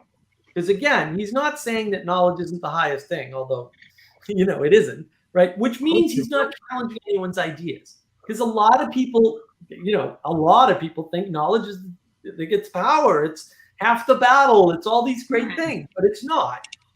But instead of challenging them on that, because that's going to be impossible, their eyes are going to glaze over. They're not going to hear you anymore. Peugeot actually said this in Exodus episode 8. He actually said this about Peterson to Os Guinness. I heard that. Right. Yeah. An hour and 20 minutes in, thereabouts. He says that. He says, no, you can't talk about God with these people. Their eyes glaze over. Right. Right. But Peterson has a way of reaching them. And I think Vervaeke has a way of reaching people who, in some sense, are even worse off, I'd say, right? So some of the people that hang out on the Vervaeke Discord server, for example, reject Peterson. They can't even understand Peterson's work, and fair enough, right? But by expanding the idea of knowledge, not saying knowledge is garbage, because sometimes I say that because it totally is, right? And I like to be honest, right? But instead saying there's a different type of knowledge you haven't experienced. Then it's like you open them up. And that's the opening up that you're talking about. Now you're expanding the world for them. And now they're able to engage in a way that is generative again. Because part of the problem is they think they live in the matrix, right? And they think they only have two options, right? One option is live in this complete delusion that it's totally unreal and it's completely fabricated. And the other option is live in this disgusting, dirty submarine where we eat food that tastes like snot, and we buzz around the sewers of a dead city. And those are their only two options. And no, the world is full of beauty and richness, and there's a quality of caring in the world. We've lost all of those senses because we keep telling these bad narratives over and over again. And John Vervaeke looks at this and he goes, "Oh, I'm a postmodern." Well, I know what the problem with narrative is. The problem with narrative is narrative. But the problem with narrative isn't narrative. The problem with narrative is that there are good narratives and there are bad narratives. And the way you know the difference is religion. That's the problem. Right. If you don't have that, you can't tell. Yeah. The one thing I want to point out in the case of unity, as Elizabeth was talking about earlier, was unity among us. Interesting. You make the Peugeot and Guinness are like on the same spot, right? They're like together, and Peugeot, an Eastern Orthodox Christian, and Os Guinness, a Reformed Anglican in the United States now. But they share a very, very similar confession, at least from, the Apostles' Creed or the Nicene Creed. What I'm saying is there are distinctions between the two camps, and they are right and good to make and very valid. But there's a unity there that I think we can encourage, especially in these forums, as opposed to, like I said earlier, emphasizing the boundaries. But it was interesting. It was interesting to see that interaction, right, with Os Guinness, Jonathan Peugeot, and Jordan Peterson in that last episode. Os Guinness, with his continual redirection of the conversation during all the episodes, it gave Jonathan Peugeot courage, right? So Jonathan was willing to he took a leadership role there. It was quite impressive. And and I thought it was amazing because he said to Jordan, you need to listen to Os Guinness. That was amazing. Oh, I haven't watched the series, so I couldn't Guinness say it. Yeah. Pulling Peugeot, Peugeot's always been on this side of Peterson, and Guinness was pulling him the other direction. Exactly. And so then that gave Os Guinness, because he has such a deep appreciation for the Torah and the Old Testament, and so having that kind of, Dennis Prager rooting him. But then Jonathan was able to then express to Os Guinness what Peterson was about too. I just thought it was, I thought Jonathan was at his best moment there. That's great. He, bless his heart. I haven't seen any of the shows. I've only seen clips here and there. I should watch it. I find the dynamic is really interesting because you have Exodus. There's Peugeot, who typically would read the Greek Septuagint. There, Os Guinness, who's well versed in the Hebrew and the Greek, and then you have Prager, who speaks Hebrew, right? His brother speaks Hebrew. Yeah, they're both. Well, I mean, he's as a biblical divine doctor of divinity. He is. He's engaging in the Greek and the Hebrew, and then you have Peugeot and Prager and Guinness, and so it's like this position of, okay, Hebrew, Old Testament, natural law, mere God, and then you have Christ as propositional requirement for salvation, and then you have Peugeot as Christ as embodied in the experiential, right? As a ascetic way of life, as how we should live in church and body together. And so you have this position of this triangle trinity, as it were, almost, of like God, Christ, and the Holy Spirit. This is really, I'm not, it's a little blasphemous to get this symbolic on it, but what I'm saying is you have some real fruit coming out of such an important ecumenical discussion around the issue of meaning, and then the shared understanding of God. I think it's rare that this is done in such a public forum in a very long time. Well, and nobody disagrees. There's no disagreement. It's all discussion. And the interesting thing about the Exodus series to me, because I didn't take very many notes until 8, and 8 is like a bombshell. It's like a nuclear weapon. Awesome. Yeah. It was really good. But the takeaway for me was to see someone like Prager right there in the moment. And this is something people do not do enough with Jordan Peterson that really pisses me off. Prager will say, "Oh, that's very good. I learned something from that. You've opened my eyes to that. You've opened a possibility to me." And he says that like when Vervaeke, even when Vervaeke and Peugeot and Peterson are talking, and Peterson makes a devastatingly on point, like absolute bombshell of a statement. They walk right on past it. They don't stop and go, "Wow, that's really good." That's a shame because we need more of that. And look, I'm probably guilty of this, right? But I try to do that. I try to say, "Hey, no, that's a really good point. I like that point." Right? And then move on from there, because we're not seeing people give people credit when they are actually smart. Instead, everyone's just assuming everyone's smart when there's no disagreement. And I think that's detrimental to this whole idea of having standards and holding people to them. Right? And I think that's how you get into, Foucault and Derrida are smart. Foucault and Derrida are smart in the way a broken clock is right. Okay? I'm not keeping that clock. I'm throwing it away, just like I'm doing with Foucault and Derrida. And I challenge anybody, because I've been asking for decades. Tell me what student postmodernism is. Go ahead. Tell me. I'm here listening. You know what I've gotten? Crickets. Crickets. The biggest crickets that you've never seen. They're ghost crickets. They're enormous ghost crickets. Well, that's a good hint. If the smartest people I've ever met, if all these people who claim to be scholars, they can't tell me what good's coming out of Foucault and Derrida, maybe that's because there's no good there, guys. Why am I listening to these idiots? I'm not reading them. I'm not engaging with them. But see, these are good points. When Peterson says there's a way that you go to a place so dark that you know you're going to the darkness to increase the darkness. When he says that, and I might be paraphrasing, but I think I got the quote, that's, you stop. You go, that's an excellent definition of one method of evil. For sure. Like it fits one of my formulas. Evil. So yeah, there's definitely a way that you can go someplace so dark that you know you're going in the dark. Like there's no ambiguity here. And of course, Peugeot defended Foucault, which in my mind is a high crime and misdemeanor. I mean, we'll have to forgive him because of the symbolism, but still, he's on the edge on that one, right? But Vervaeke goes right out and defends it, and I'm like, you can't. And how does he do it? He says, "Oh no, people." the ancient Greeks were clear about this. People only ever do what they think is good.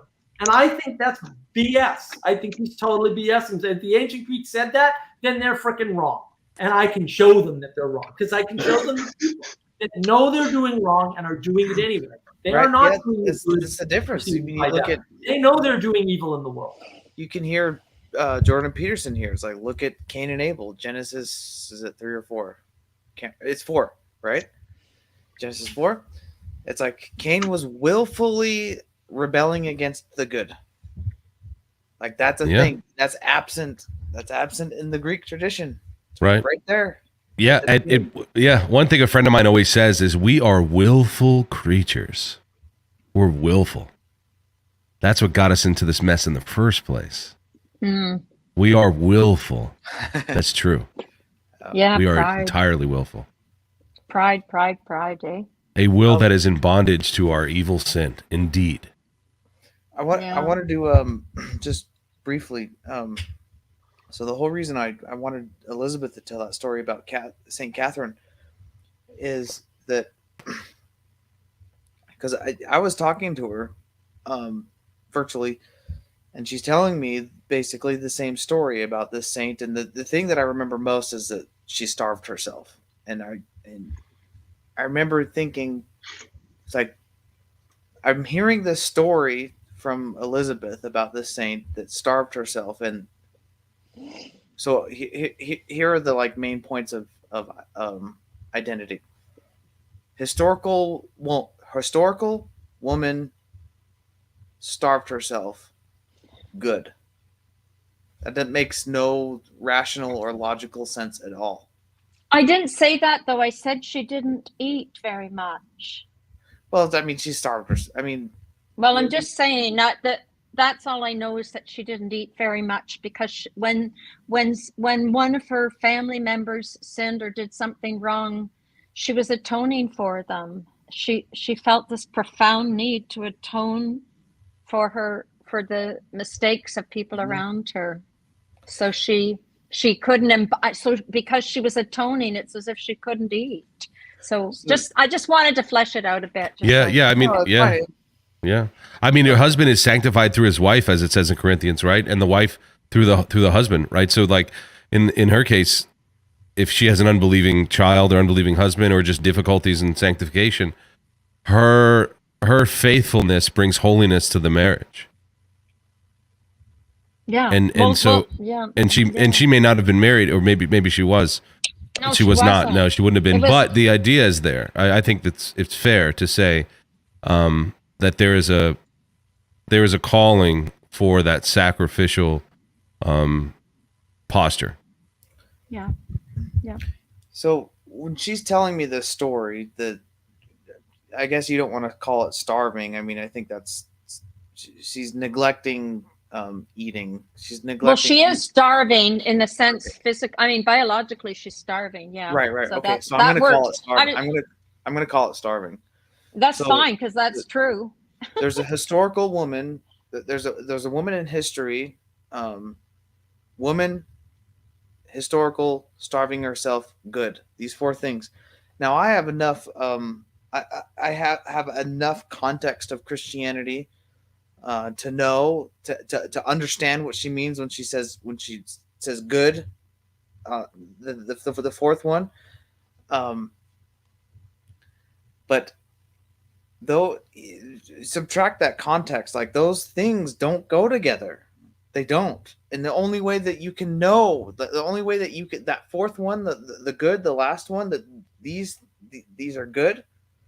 The only way you can know that is through through context, through being there and living it and participating. Like Elizabeth had a personal experience with the saint. She was participating in the saint, in the identity of the saint. That is where the good comes from. This is what Mark was talking about. It's like philosophy will tell you everything you need to know about the good, but it will not tell you what the good is. It cannot. The only thing that can inform goodness is context, I guess. If we're going to participation, language, it's context. Participation in particular. Participation. It's there. It's living the life of the saint. That is what informs the ethic. That's where the ethic comes from. Philosophy will never give you that, but it will give you everything you need to know to think about it, articulate it, and see how it works in the world. It'll tell you everything you need to know about the good, but it will not tell you what the good is. I can't convey to you. The only reason that she can convey, the only reason that I can engage in the conversation with her, in a conversation with her about this saint, is because I have a rough, a rough understanding of the context of Christianity. But right. I won't fully understand what she's going through unless I go through the same experience. And I could go to Italy, and maybe someday I will do this, and she'll take me through to these physical locations that the saint was at. Like there's relics, and there's her head is there. Her head is preserved. Her head is there, exactly. And one of her fingers, and it I couldn't believe it. But it's, I couldn't believe it. And I always thought, what on earth, But there is the exactly what on earth. The embodiment, man. It's the embodiment of what you're talking about, of the good, because you can't understand it. To your point, you couldn't possibly understand that without the great context of everything. Mm-hmm. Tutto, as they say, tutto, which is in Italian, which is lovely, Mark. It's for everything, but there's no thing. There's no word thing in it. It's tutto. Yeah, and thus is how good is informed in creation. This is how we come to know goodness. That's why in Exodus we're reading about it. It's like, oh, the Israelites are looking up at the mountain, and there's smoke, there's clouds, there's lightning, all kinds of crazy, what we would think of as crazy stuff is going on around this mountain brewing up. Like that's what they're conveying in this story. It's like there's something profound happening. How are you going to describe this experience of participating in the identity of this saint other than, I don't know, it is like smoke and something very ineffable is happening. Well, the strange thing is, though, symbolism happens too, because I had to find a place to stay. So I said to my friend, well, there's a Hotel Santa Caterina, so I guess I better go there. And you'll never believe it. The ladies who worked there, I swear they embodied St. Catherine. I've never met women like that who are so gracious and kind when they serve you their breakfast or when they clean your room. It was uncanny. It says that's how attention works, right? So when you see something, then it starts revealing itself. It is true. Yeah, you saw St. Catherine, and you physically saw her too. You saw her physically embodied in the people in that town that you went in. Like you saw St. Catherine. I couldn't believe it. I've never. I think they might have been. I don't know who these ladies were who worked in the hotel. They were extraordinary. I've never met anybody. But you like recognized something in these people that appeared to be strangers to you. But you they're all in the recognized same. Something familiar in them. A common familiarity in that's the spirit. That's the spirit, and that's what they're conforming to. They're conforming to the spirit. And look, I mean, and this is great and important, but yeah, the problem is that's great for people that have a faith framing. But if you never had that faith framing, now we have a different set of problems. I mean, that's why I'm working on this mark of wisdom stuff, right? To try and give people, open them up, right? And then give them slowly stuff framing because they don't have it. No, Mark, no, I have to disagree. That's Dante's point. Dante's story is about him. And in 700 years later can relate to it. I tell everybody everywhere I go about Santa Caterina. And they understand it. And Dante's story is about himself. If Dante's story is about himself, they might underwrite the whole wisdom. No, because it's about him made in the image of God, right? He's talking about who he is in the patterns, Sorry, I'll let you. No, it's the particularity. It's the image of. It's the imageness. It's the divine image, and it's the great articulation of the divine image. You notice that with people, right? The people who understand that, who live that way, they shine forth the patterns, and it's in the particularity. People who really understand the patterns are strong characters. They're noticeable characters. I don't know. That's just I'm convinced that when you people will shine forth patterns or values or preferences regardless of religious denomination. No, I'm talking about in the imageness of God. Inevitably they will. Inevitably they will. Yeah, I would say that's. I think we're talking about different things. I would say that's true. I would say that's true, but there's an orientation that's correct and there's one that's wrong. So in the story of Exodus, right? Moses is on the mountain. They have the law, goes back again. They're upset, and then they also erect a calf, an idol, right? So they are shining a virtue. They're attempting to build the good. Moses then has to rebuke them and intercede on their behalf to God and hold them accountable to the standard. And so the orientation still required propositionally to get them correct. And so God puts a positive law in place. So they have a moral law. They're living out this way. They build an idol. It's wrong. It must be corrected. So yes, people have virtue. And yes, people create because of the image-bearing nature and their understanding of the moral natural law, but it's not always correct. It must be corrected by the standard, and that standard is the God of the Bible, who has positive laws that he has put onto you to follow for your sake, not for his sake, but for your sake. And so because people are virtuous and exude all sorts of wonderful values that in their own religion, and maybe they're not Christian and they're pagan, it must be indeed corrected. But I'm talking about Dante, a great Catholic. Like, I don't know what we're talking about. I'm only speaking to Jesse's point of there are people that do things in the world that are good, and I'm only speaking that. Dante was a Catholic, I believe. I'm sure at the time, and a believer of some sort. Just a Christian. They didn't have Catholics back then. He was a profound Christian. They part of one sect of a particular political party. Yeah, I mean there were particularities in there. I mean that for sure. I mean Thomas Aquinas. Yeah. Yeah, there's different orders, of course, right? Pre-Catholic, yeah, I guess you'd say. Well, I mean, it's the 1300. It's the 13th century, right? It's the late 13th century, mid to late 13th century. Christians bickering. Yeah, there's all sorts of issues there. Saying, yeah. Oh, what?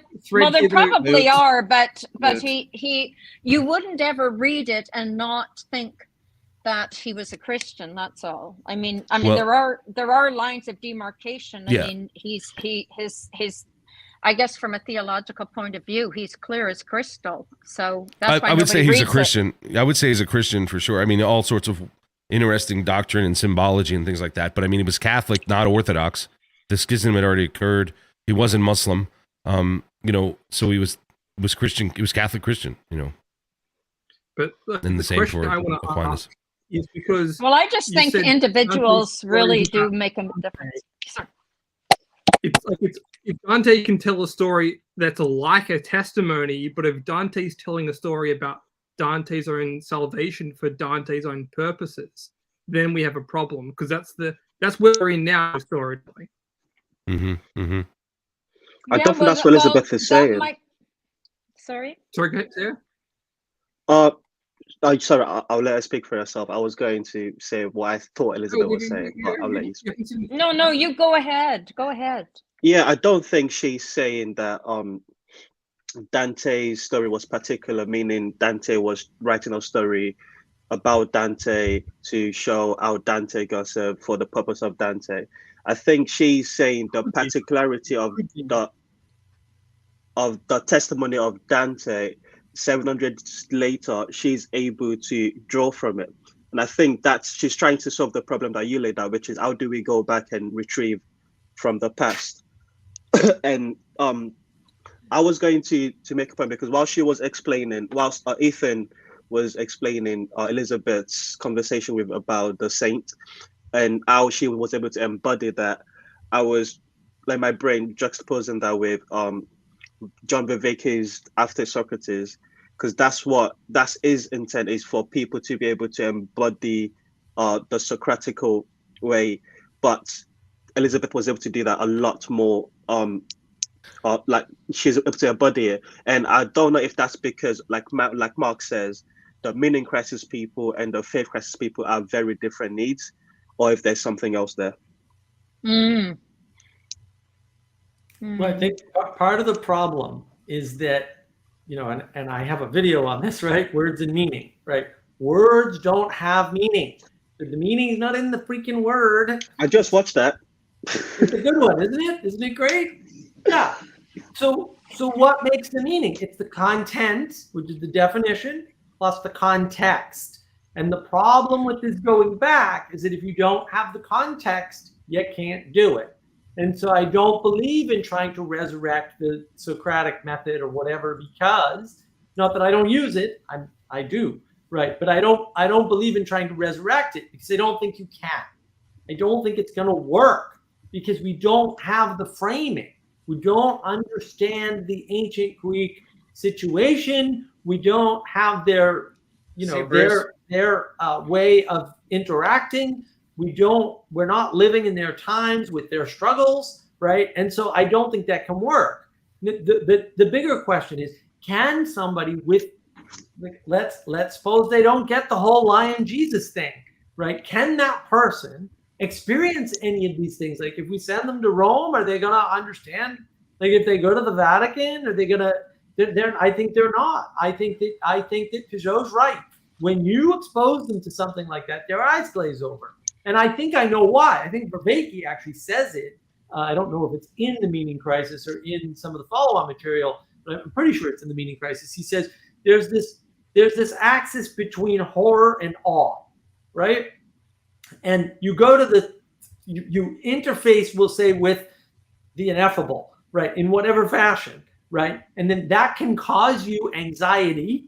You go to the horror end, right? Or it can cause you to open up to the wonder of the world. You go to the awe end of the spectrum, right? It's the same line, though. It's the same line that you're traversing.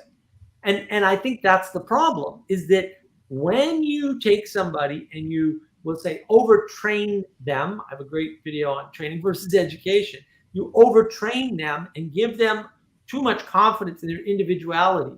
They don't actually have a scaffold to understand ethics and morality anymore. And that's probably why they can't interface with people, because ethics means nothing if it's not about other people, right? There's no ethics on a desert island.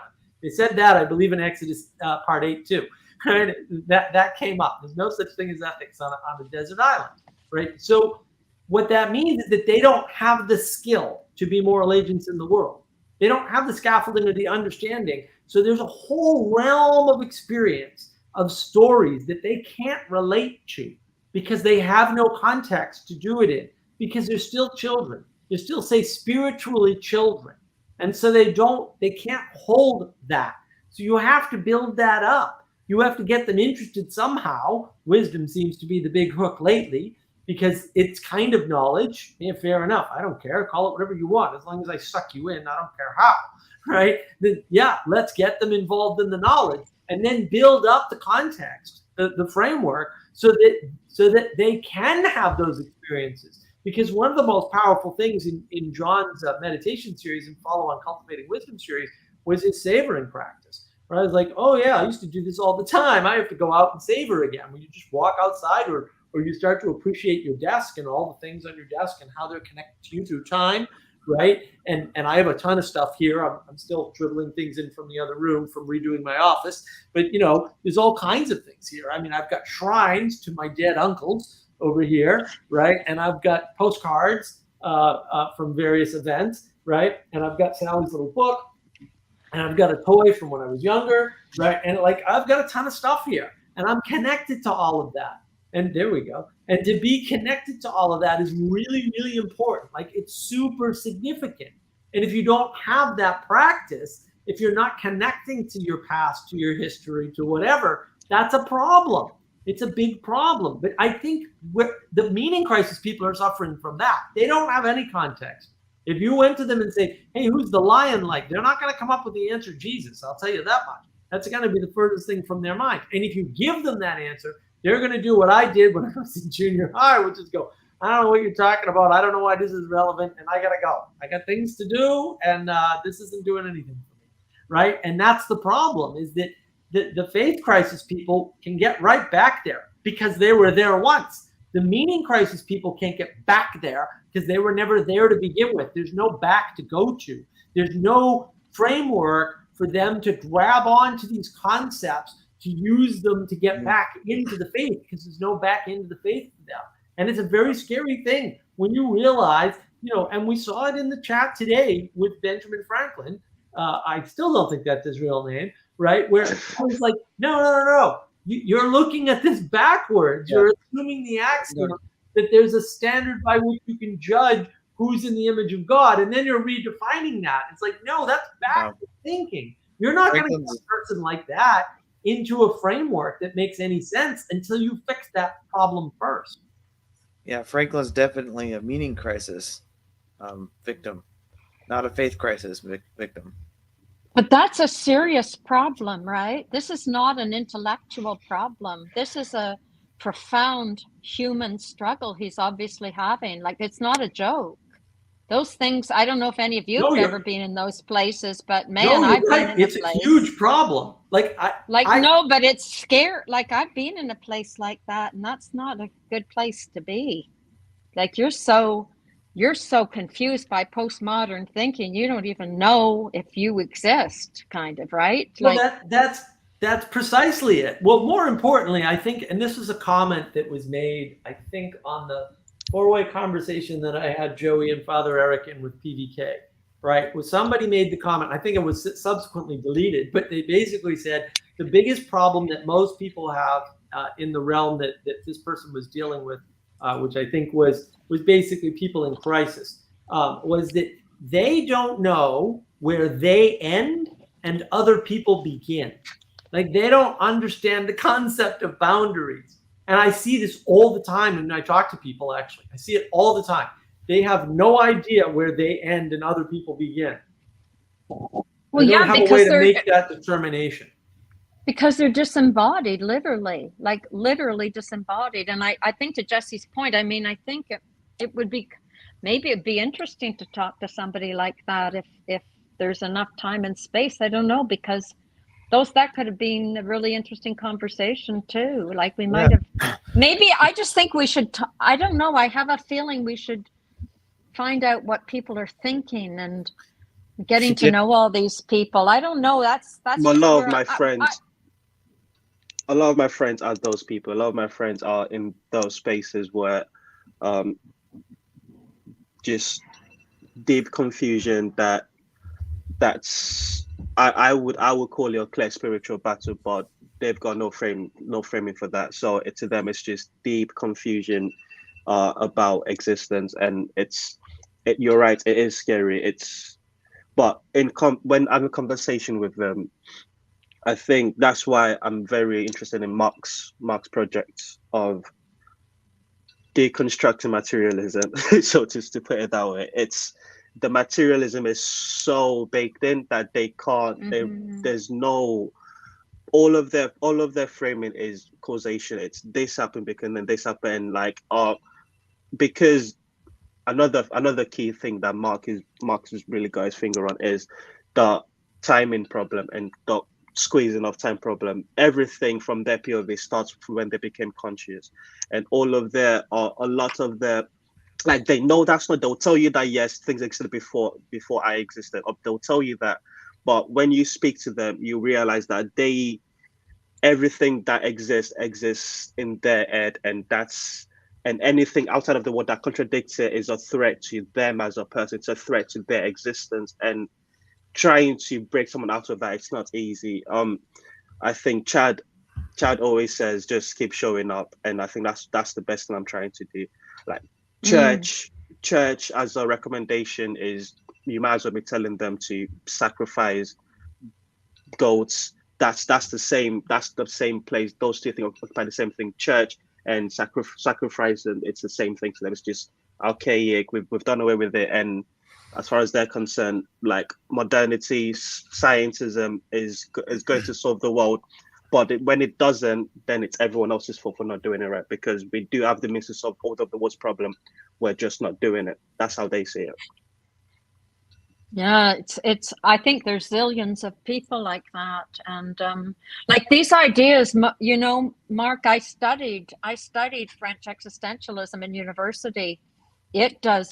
You say Foucault's stupid, and yeah, it's true, but man, that stuff can work on your head and being.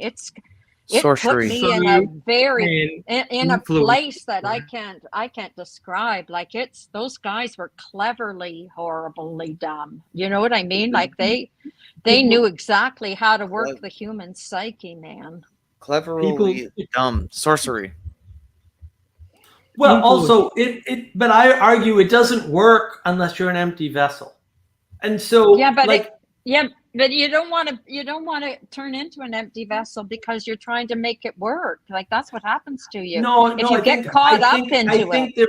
I think they're being sent into the meat grinder in some sense, because like, look, if I had gone to college, and I'm thankful that I was like, no, college is garbage, I'm not going, right? But if I had gone to college and been exposed to that stuff, because you know, maybe I didn't have the right grounding. Now, if I went to college, I probably would have been homeless. So the homelessness makes a big difference, right? But I didn't have, you know, I didn't have the moral and ethical sort of setup that I had after I was homeless necessarily. I mean, I'm sure I had some of it, and I can't actually remember. So because that's the before time in my brain, I can't remember most of the before time. But it's possible that had I gone, I would have fallen into that trap, because I was too much of an empty vessel. Like there was too much there to fill in that hadn't been filled in by religion already, by participation in religion.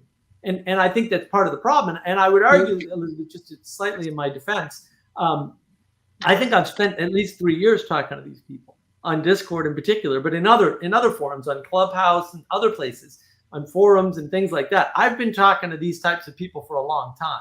And there was a shift for sure where it got a lot worse. And I do think that you know, it's now at a boiling point. Like, and I think that you know, Vervaeke's meaning crisis came along, you know, at the right time. I mean, I still think it's misnamed. It's awakening to the meaning crisis, not awakening from the meaning crisis, right? Because he doesn't give you a solution in that series anyway.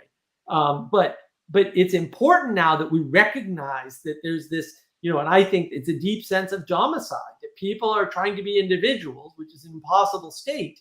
And so they're domiciding themselves just like they are in the Matrix. I mean, it's, you know, I mean, I don't think that's a coincidence. I think that the Matrix is part of what now, which came first doesn't really matter, right? I don't care. I don't think it's causal, right? But I do think it's reflective of this. We'd rather be an individual eating snot for food and miserable, you know, because they are, right, than live in relative comfort and free of most distress. And like, well, fair enough. I mean, I guess if that's your choice, but now you see, you know, drug addiction, suicide, right, and all sorts of criminality are through the roof, because you know, we took one more step, and again with this backsliding, we used to know how to talk to each other, and now I can tell you, man, people really don't know how to interact. I mean, I was never very good at it, but I was good at noticing it, and now it's completely gone. Like, people have no sense for what they're doing. This is why they go outside and they're not dressed properly, right? Like, you know, the Walmart joke about people that go to Walmart and stuff. Yeah, but that's not Walmart anymore. That's Target now too, right? That's like every store you go to. It's not good. And this is a big problem. But I think I've, you know, done a lot of research, and this is part of my project, is based on this research that I've done with Manuel and with Andre Jones and a bunch of other people, right? We've been working on this for almost 3 straight years now. And I've been working on it a lot longer, but we've been working on, well, what is this? And how do we fix it? Like, how do we provide people a way out. We've been able to do that on a one-on-one basis, but we need more people like Teo out there doing it, right? And I don't know how to let the Christians do it without using their crazy Christian language that, to Peugeot's point, turns those people off. And that's sort of more the urgency for me, is that there's plenty of people out there willing to do the work like Teo, right? But they need better tools. And the tools they've been given are insufficient for this task for sure. I'm not even sure they're good for getting the Christians who have lost faith back into the faith, right? Which is one of the things that they see Peterson doing. They're like, oh, great. But then they're like, well, why can't we be Peterson? Well, maybe that's because you're looking at the problem wrong. And this is still I left that critique today on the Jordan B. Cooper Vervaeke PVK video again. You can read it there. I keep telling him, you're missing something, Paul. I'd love to talk to you about it. But that's important, is to have those conversations and give them those tools. So how do you do that? How on earth do you do that? Well, I mean, you have to do it carefully and in stages. And I would say, it's not done, right? It's really hard. Like I'm older. I'm 70. So I've kind of been around a while, and wow, it's hard to have a good conversation, right? Yeah. Like, never mind talk about God. I find it hard to say hello to anybody. Is it conversation? I mean, that's part of my problem. With evangelization as conversation is an issue. I think it's more, as Teo was talking about, that Chad talks about, right? Like showing up. I think it's more exemplification. The church has receded. It's not exemplifying beauty anymore. It's not exemplifying proper art.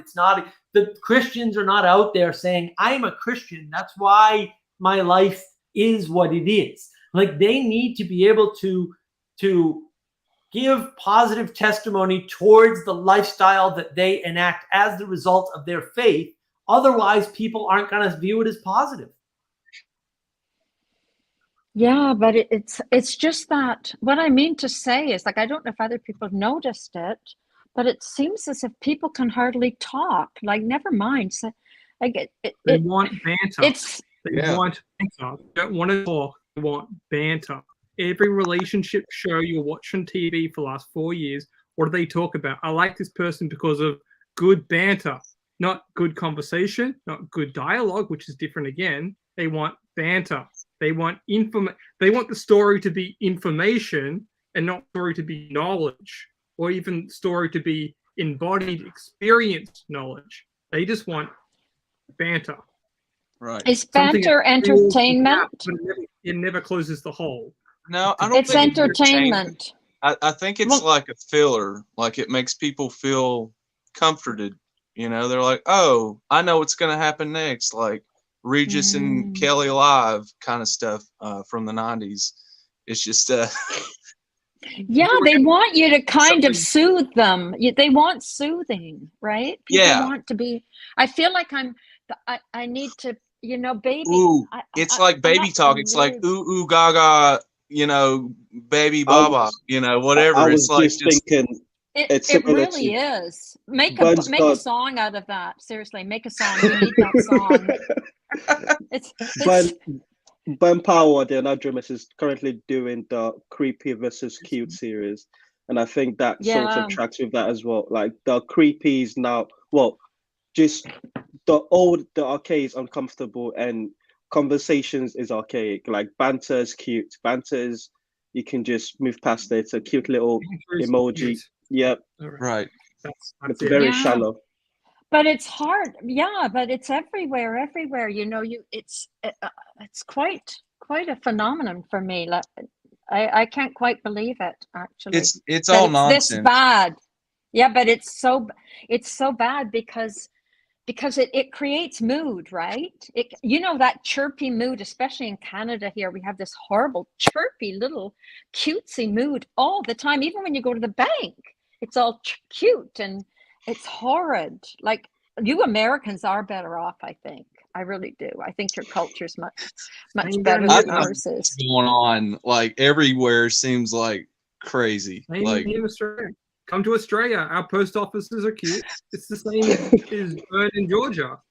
Like, it's it's not region specific anymore. I said to him the other day, the virus is now the host. I was, and this might be a totally crazy rabbit hole that I'm going to take us down here, but I was having a conversation with a buddy of mine about alchemy today. And somehow we got into the conversation that government is like this weird alchemical experiment to distill logos. That's the attempt.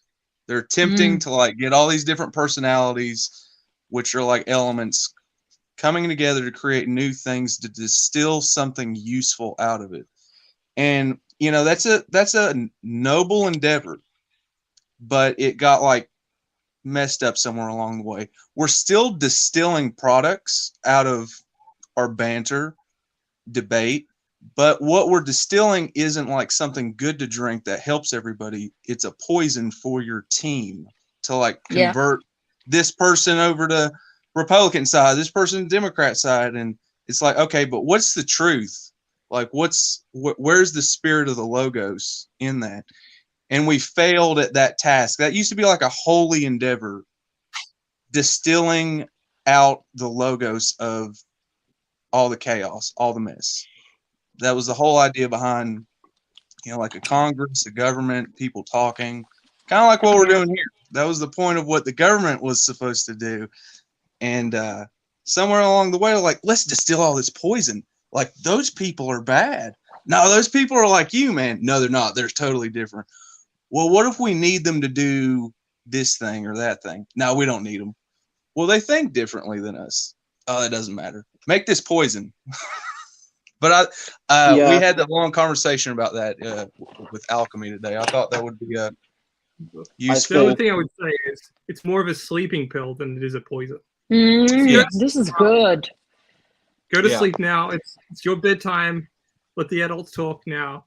That's what it's more like. It's like if we want, there's an inherent violence in that word, like, and that's actually not what's going on. Like I think that's the distraction from what is actually going on, which is you can just sleep in. You can just sleep longer. It's okay to do that. Yeah. Like you don't have to be alive and awake in the world and produce things. You can just sleep. You can just cruise through, just do your banter, be cute. Like that's. Well, if you're empty, go ahead. It's too much of a bummer, no. But like, I if we want to get to what's happening, I think that's probably the best tuning for, because like people aren't being poisoned; they're just being told that they can sleep, that it's okay to not see the mess on the street. Well, something's weird. I think you're right, you know, about the sleep thing, but why does everybody want to go to sleep now? Like, why does life suck so bad? I don't feel like, you know, I don't feel that way about life. I love it. I'm having a good time. But a lot of people just seem like, let's hurry up and get through this conversation. Let's hurry up and get through hanging out here at the bar. Like, I got some, you know, I'm not comfortable telling you this thing and that thing. I'm ready to go back to sleep and not have a serious conversation. I have a solution or a term for this, but okay, just hold with me. Don't jump right at it. Attention deficit disorder. That has been normalized. We are all attention able. This thing, where is it? This thing. Yeah, for sure. But I think that also, like, why would you want to be asleep? You have bad framing. I mean, if you really think that you're powerless because the government can tell you what to do or cut off your money at any minute and all this other crazy stuff, then of course you want to be asleep. You're just wrong about that, though, right? Like, it's like, look, it took me forever, right? I was always trying to understand why socialism kept popping up. I'm like, guys, we know it doesn't work. Like, what more do you need? Like, honestly, do you need like lightning every time somebody says socialism to scare you out of believing that it's an option? Like, I don't get it, right? And then it occurred to me one day, and I forget, I don't remember the context anymore. Maybe Manuel will remind me, but if you build a closed world, right? If that's your worldview is closed and you can't create any value because it's closed, then wealth redistribution is the correct answer. It's actually correct. The problem is we don't live in a closed world. People create value all the time. Somebody created this. It's valuable. Like, you know, and so wealth redistribution is wrong. Like, just problem solved. But they're creating closed worlds. So then the question is, well, what do you do with closed worlds? And this goes back to the knowledge engine model that I have on my channel on Navigating Patterns. If you haven't seen it, excellent video, right? The more you engage with it, the more you see this stuff in the patterns, right? This is what happens. We need to do what Peterson does to some extent. He, step one, re-empowers the individual, right? He talks about actions you can take, how those actions relate to changes in your world, right? And that's the restoration of agency, right? He gives you the importance of taking responsibility, right? Because you can clean your room. It's very powerful. It's your room, you can clean it. And now you don't realize how your clean room affects you, right? Or your dirty room. And then all of a sudden you feel empowered, right? And then you get them to see that they aren't entirely in control of themselves, because you can go, well, why weren't you keeping your room clean all the time if it made you feel better? Oh, I don't know. That's a good question. What's going on in my head? Because we've told people that they are rational actors, and so is everybody else. And when you think everybody's rational and competent, and that the outcomes that happen are the outcomes they intend, you're just a conspiracy theorist. You have no choice. You can't think of the world any other way. It has to be that way because it's rational. So the lizard people must be running the White House. That makes perfect sense. Or the Canadian government. That is a reasonable, logical, rational conclusion if the world is rational and the actors are rational and competent and their outcomes are intended. Then they're definitely lizard people, because what they're doing doesn't make sense in an economic or a political frame. It doesn't make sense in a social frame. It doesn't make sense in any of these frames. It absolutely doesn't. But unfortunately, or fortunately, they're not competent, they're not rational, and they don't control anywhere near as what you think. So when they try to implement something that is rational, that they are competent at, they still don't get the result that they intend, right? And so that helps you to get out of that thinking. But then I think, at my step 3 here is open the door to engagement with others. Like, this is where you have to get people back engaged with distributed cognition. That, I think, is the failure of Vervaeke's work, is that he says communitas 3 times and expects, like Beetlejuice, that it's going to appear magically. But he really doesn't talk about, well, what should you be doing? And I mean, look, and I mean, I guess this is a little self-serving. Vervaeke didn't come to the Discord server, right, and say, hey, what have you guys been doing?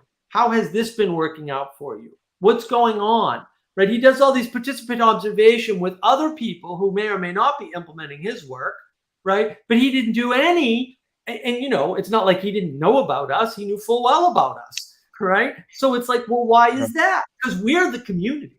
Like, we were the ones doing the practice as a group practice, because he doesn't give the group practice any priority.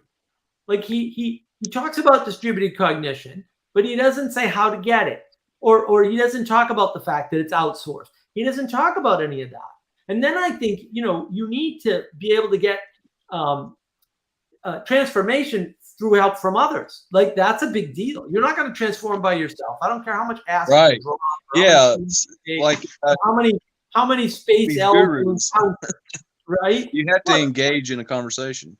Well, but even look, with transformation, you're going to someplace you haven't been that's bigger than you are now. Like, that's what transformation is, right? And so you need a scaffolding before you do that. And you need people to help you in distributed cognition to know that this is the right time for the transformation, and this is the right transformation to have for you now, right? And then when it happens, they've got to tell you, yes, that worked, or no, it didn't. You need other people for that. You're not going to go into the woods with a shaman and get that. That's not going to happen. Okay, it's not realistic. That's not the world we live in. Vervaeke goes, well, we can't go back. We can't go back. We can't go back. Shamanism. I'm like, dude, really? You just said we can't go back. Like, you got to make up your mind here. You can't have it both ways. And then we need to reintroduce people the idea of grounding, right, and giving them that security, right, so that, because that's part of this going to sleep. Of course, you want to go to sleep. You're not secure. You're not safe. That's true. Well, we need a project. We need a project to rally around. People need something to do. Like, we can not only something to think about and to talk about, but something to do. Well, that's what I'm working on. Yeah. That's what this document is. I'm reading from my document, so I've started the work on this. It's Yeah. well in hand, right? Because you had like people like Christianity, for instance. You had groups of people that would be dedicated to building a church. And you had groups of people dedicated to writing. Groups of people dedicated to painting. You had just like, but it was circled around something. You know, it was around like, we're going to build this church for God because we love Him, and we're going to write all this stuff down because we thought it was a good idea. This art is beautiful. Look at it. Here, we're going to teach you how to do it.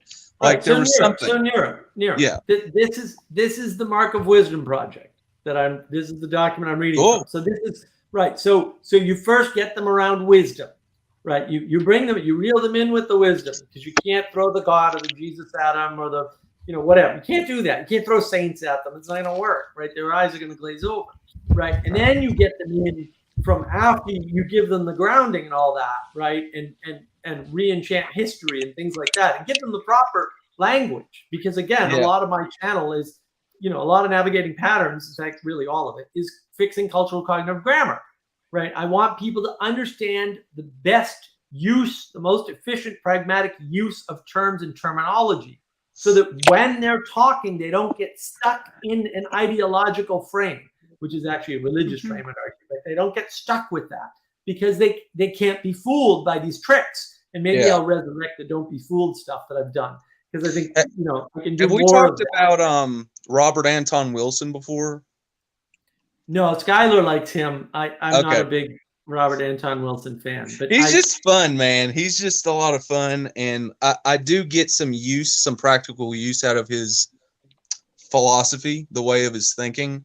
Just kind of, remain in a quantum state about most stuff. Just kind of say, I'm not sure. What's the big deal? Don't, get all worked up about it. And that really stuck with me for a long time. I was like, yeah, like, how do I know anything for certain anyway, besides, water's wet and the sky is blue, like, but other things, these gray areas. And so I kind of took a beat after I kind of read, what was that book? Prometheus Rising was the first book. And he also had some really entertaining, like, fictional books. Like, they're just wacky, silly, but anyway, I'm just reminded. It's good stuff. Yeah. Some of the stuff is really good. But I think, you need a plan. And, look, Manuel and I are still working on this document, right? And we could use all the help we can get. So if somebody wants to engage, we've got the Mark of Wisdom Discord server, and we're spending more time there. I'm in there. If I see you in there, dude, I'll pop in there, because I still check on that room. Oh yeah, well, come in, because look, we need help with this, because I got like Manuel's working on the practices, and he has a lot of work already done. I don't know how much, but there's a lot of work already done. Like, we've got probably 500 pages of notes at this point. Whoa, dude! We've been taking careful notes, and we've been grooming the notes file, which has gotten totally out of control. But I have this outline of steps, right? And we need to make it actionable for sure. And I haven't started that project yet. Although, again, a lot of it we have. It's just not all in one place anymore, because the notes are 300 pages. And so, you have to groom the notes, put things in order, and then you're going to have to go through it again. And it's a lot of work. And we are trying to get through it. But it helps to have other people there to even just encourage. I'm down, dude. Help, right? So that's part of the project that we're doing, partly on the Discord server and partly on my channel. Yeah, Manuel messaged me, just logged onto Discord, and I saw his message saying he's working on an introductory course, and I volunteered to be one of the guinea pigs. I'm willing to, because I think Elizabeth gave a really good speech earlier about just how important the work being done is, and I know for a fact that I felt insane about the things I was saying until I saw people like you guys pointing out those things as well. And if there are any projects that's being done, I'm willing to put them up, because it's important. My friends are suffering, and I want to help my friends. Yeah. So what kind of project? What is it, Mark? Where are you going, or what do you see? Well, the main goal. Let me see if I have, like, most of the stuff is actually written down. Right. So the main goal of this is to allow people to set up wisdom communities. like deliberately say, oh, we're gonna set up a wisdom community, right? And not be flip about the word community like everybody else is, right? Where we're gonna actually define what a community is and allow people to start one up, right?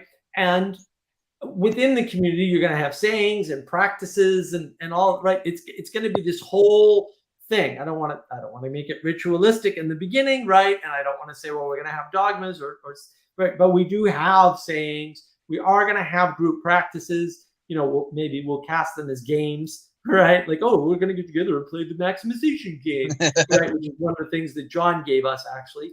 You know, and we're stealing from anybody we can find. So, like, if somebody's got a good idea, we'll steal that puppy and turn it into a practice, because we actually have a way now, because we've been doing it for like 3 years, of creating practices reliably that seems to work, and it accounts for things like integration. And we have some practices set up, like our group Lectio Divina practice. Dude, you should is call great. it a guild. You should just be like, we're starting guilds, bro. Because well, sure, no, that's a good idea. So, right, what you call the your idea wisdom of guilds, community, man. I love it. right? And Yeah, what it's you call your wisdom medieval. community I can love be up it to you. too. Yeah, it doesn't. It's It doesn't matter. your stuff up. It just popped in my head, and I say stuff that pops in my head. I was like, it would be cool if we had like guilds and people just got together and did whatever they were super interested in, and then maybe guilds that are different could collaborate on some things. Like, why not? Like, why? That would be cool. Yeah, if you want to use the modern gaming language, and I think some people should, they should use whatever language works for them, Yeah. whether it's wisdom community or guild or wisdom guild. I don't care, Whatever. right?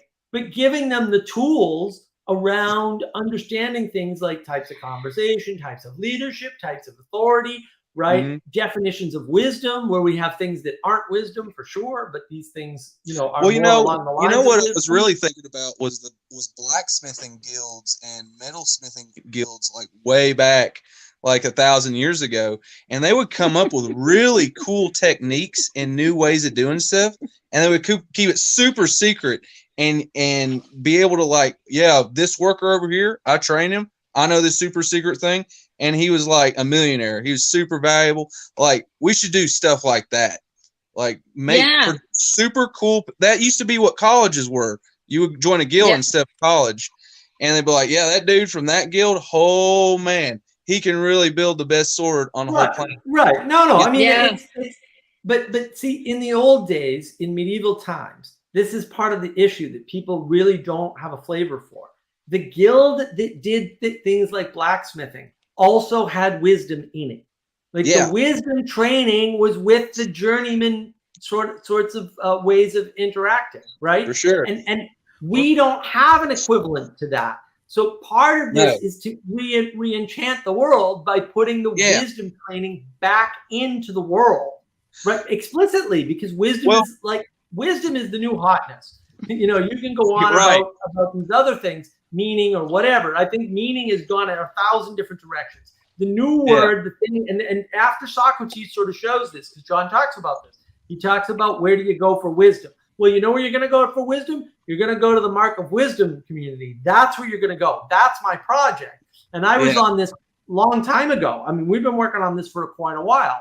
And so, things like cultivating symbolic thinking, right? Having workbooks, having community workbooks, right? And all the whole idea of accountability groups, right? Whenever you get in a group, you have accountability. This is part of distributed cognition. I don't have the willpower to go to the gym, but if I go to the gym with my buddies, they're going to rib me if I don't show up, right? Now, all of a sudden, I have a more motivation. And it doesn't matter if it's going to the gym, or it's Brazilian Jiu-Jitsu, right? Or it's Tai Chi Chuan, or it's some meditation group, or if it's blacksmithing, or whatever it is. It doesn't even matter. But the thing is, we have the structures, right? All we have to do is figure out how to get people into those structures very gently and carefully, but get them into the structure, right? Yeah. Because they have to be in a structure. It can't be this soft slope thing that Vanderklay talks about, and it can't be the hard slope thing that Vanderklay talks about. It's got to be what Peterson did,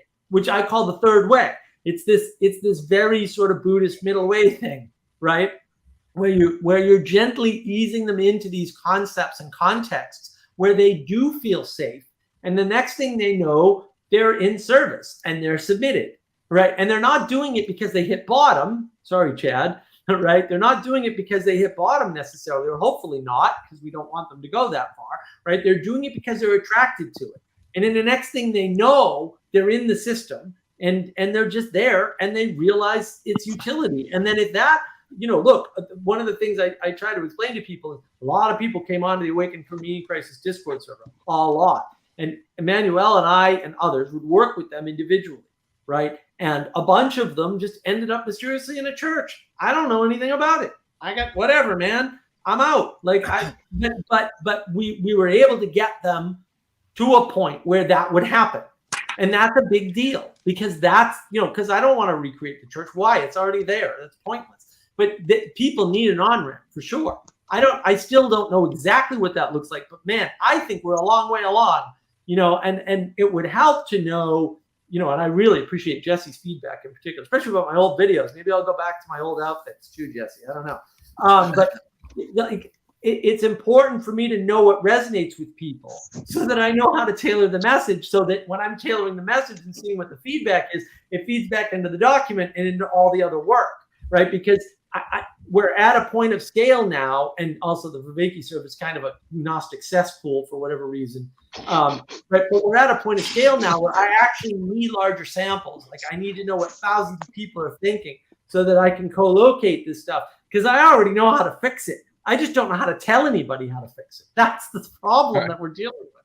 I said that to Vanderklay like a year and a half ago in my first talk with him. I said, oh, meaning crisis is easy. I know how to fix that for anybody. That's simple. The problem is right now I have to do it on a one-on-one basis, and that doesn't scale.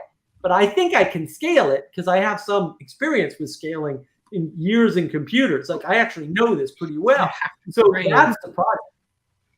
You have to train people to replicate though.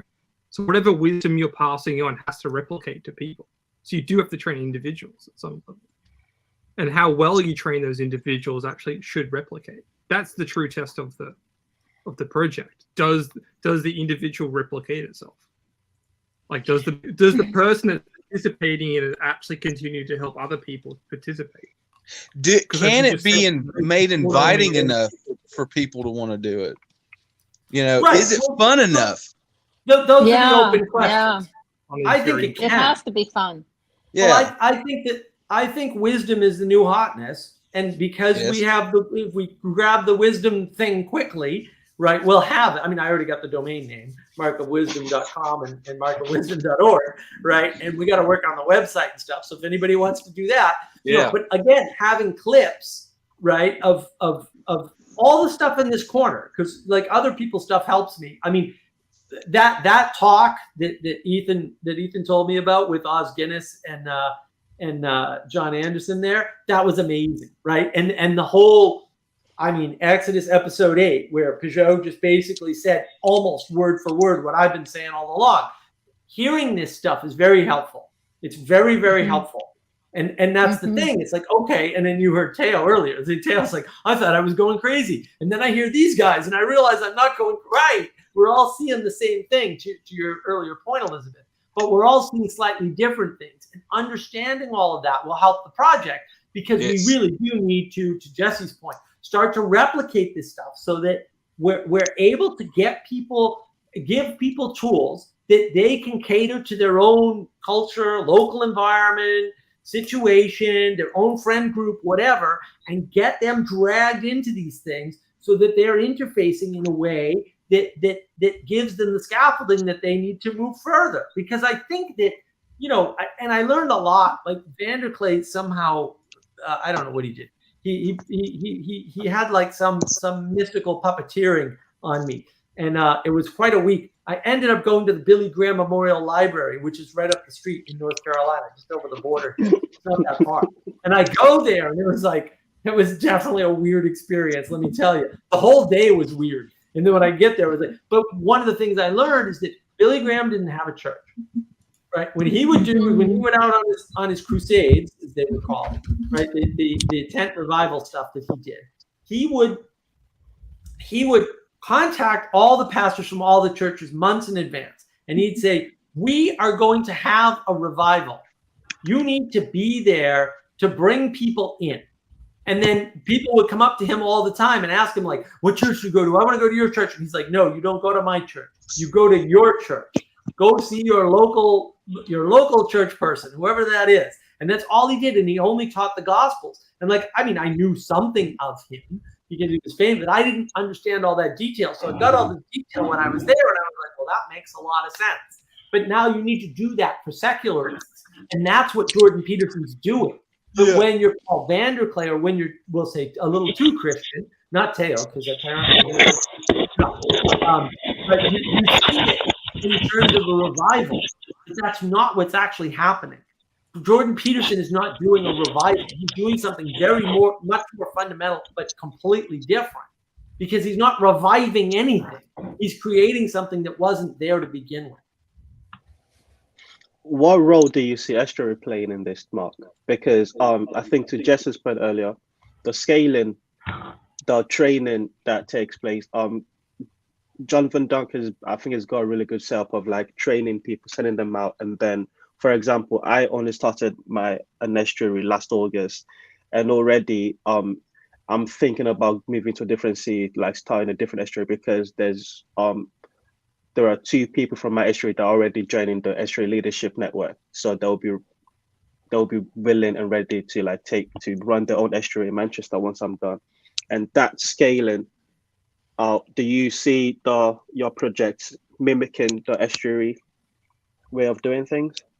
Well, yeah, look, I mean, again, I'll steal from anybody. I have no pride whatsoever on that front. I'll take whatever I can get because the situation is dire. And as far as I'm concerned, knowledge should be free. So I'm not impressed by the estuary project. It doesn't have a lot of overlap with mine, except in the way they're attempting to scale it, I think is decent. I think the problem is you can't get people near a church building. I think that Van Donk's project is more of evangelization, right? And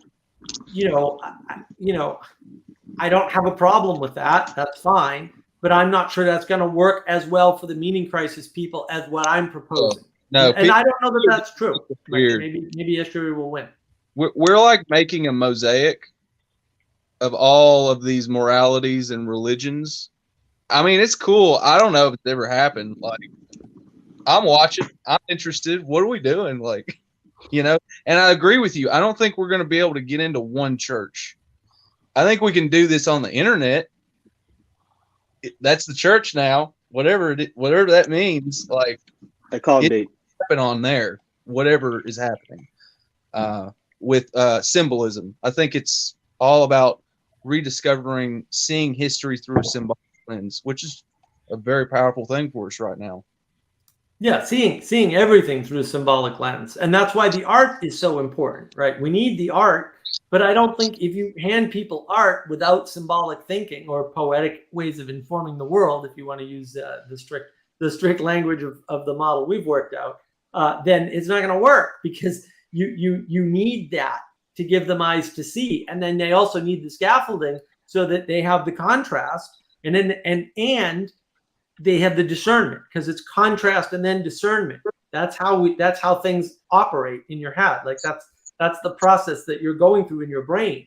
And then once you have that, then you can move. Before that, you can't judge and you can't move. And you need to be able to judge and then take an action. Otherwise, nothing's going to happen. It's just entertainment or fashion or something banal like that, all of which are important, right? I'm not saying those things are bad, but if that's all you have, you're in trouble. And that's all a lot of people have, is entertainment, fashion, and relaxation. And you need rest, you need entertainment, you need fashion. But if that's all you have, you're an empty vessel, and postmodernism is going to come around and destroy you. Yeah. We're using fashion in a different sense, though, because fashion goes both ways. It's both how you present to the world, it's also how you want others to perceive you. So fashion is danger. Sorry. It's a song. That was a joke. Sorry. I don't know. Yeah, I don't know. Fashion to me, that's a whole other topic. Yeah. I think fashion's so important, man. It's art. People are dressing because we're starved for beauty. People are buying because we're starved for beauty. It's got to be that. What else can it be? Why else are people doing this? What do you think about historical dress or ties to regional dress then? Because fashion wipes them away. Well, we're not. Yeah, that's sort of, but not. I mean, I'm going back to Jesse's idea of color. I don't know. To me, I guess it depends on how you see everything, right? But I'm reminded of some type of article that talks about after the catalogs came out, all of a sudden everybody threw out grandma's wood furniture. Because I'm not thinking about fashion isolated to like clothes and t-shirts. I don't care. Because it's way bigger than that. It infiltrates all of the domestic arts and says they're interchangeable. And my wood cabinet here from my great-grandparents, which is missing the door to the secretary desk because I have to find a latch. It's not interchangeable for the wood cabinet that would be easier, simpler, or possibly smell less like my uncle's tobacco smoke. It's not interchangeable with those wood cabinets. And I really wanted to got a join spirit, earlier though. when you were talking about the feminine, because I think the feminine skills are not interchangeable for McDonald's or like a lot of these other things. Yeah. Spirit. What do you mean? That's what it is. I think the spirit is in your uncle's bureau there in that tobacco Like, smoke. I could go get That's another cool. bureau like this Yeah. bureau. Heck, I could probably go get another bureau from this is like a 1920s. I can't imagine it's really 1800s. I think it's probably a reproduction. I could go get another one. I could find another one the same model, but it wouldn't be interchangeable for that one. And so much more so with I could buy a $40 IKEA shelf that would functionally, I could put my diaries on it, but it's not interchangeable. And I think it's complicated, right? Because it's nice to not have to sew your own clothes. And it's nice to be able to import scarves from all over the world, right? But there used to be the heritage of fashions, and there are some vestiges, if I can say words that are bigger than what I know how to pronounce. There are vestiges of historical fashion trends, but like they're very small, and like Yeah. the people preserving them, at least in America, are like they're rednecks, and God bless them. Because plaid shirts and blue jeans, historically American. Do you know the history of like blue jean in America? And people scoff at it, and it's like, my God, it was a lady who thought to import dye. I can tell you exactly about that specifically in where I live with the flannel and the jeans. It's it's the only stuff that's warm and won't rip apart when we're doing stuff. Right, denim was a massive revolution for like the working class, but then the lady who thought to make it blue. It was like, oh, not only why not can black? we just not suffer, yellow? Why not we could actually, red? well, because flax grew in the South, like a certain type of it, like, but I mean, we used to have these connections, and I mean, I think about Hobby Lobby and Michael's and all the stores where you can buy all the fake flowers. It's a really complicated emotion about the fake flowers because they're pretty and they're convenient. What do you make of the what do you make of the punk rock kids that would like sew patches on their jacket and like make their own like clothes? I always thought they were interesting. I'm so removed from that, I won't comment on it. Well, I mean, just from the outside, like we're talking about fashion and how it changes, and they're like, know my own ignorance I'm in gonna this do this thing. department. I have no knowledge of such things. I can discuss when cowboys change from pointed toes to square-toed boots. Because like that was the thing. But I don't know anything about the punk rock scene. I will not pretend to. The punk rock thing was self-defeating. It never lasted. Like the There jeans you go. That's the exact kind of stuff I'm talking about. Yeah. No, it lasted. I mean, it lasted as long as No, anything not in else the way does. that You know, jeans it lasted as long as bell bottoms or between I will or leather observe jackets. just when pragmatically. you're putting on There's a jeans, you certain are amount- entering into that cultural conversation though about jeans. As soon as you deface the object, it has no value. It becomes a conversation about itself. All those patches on that jacket are only referring to that jacket, nothing else. Doesn't matter if But the the brand jackets are all so different. I do find people it don't view ironic. it, it's the way they view it. It's the way you interact with it. I do Okay. find the It's how they- jacket pouches ironic that the way we choose to portray individualism is by taking the trait of the most totalitarian thing ever known to man by design and then replicating that over and over and over. But that's just me. What Right. do I know?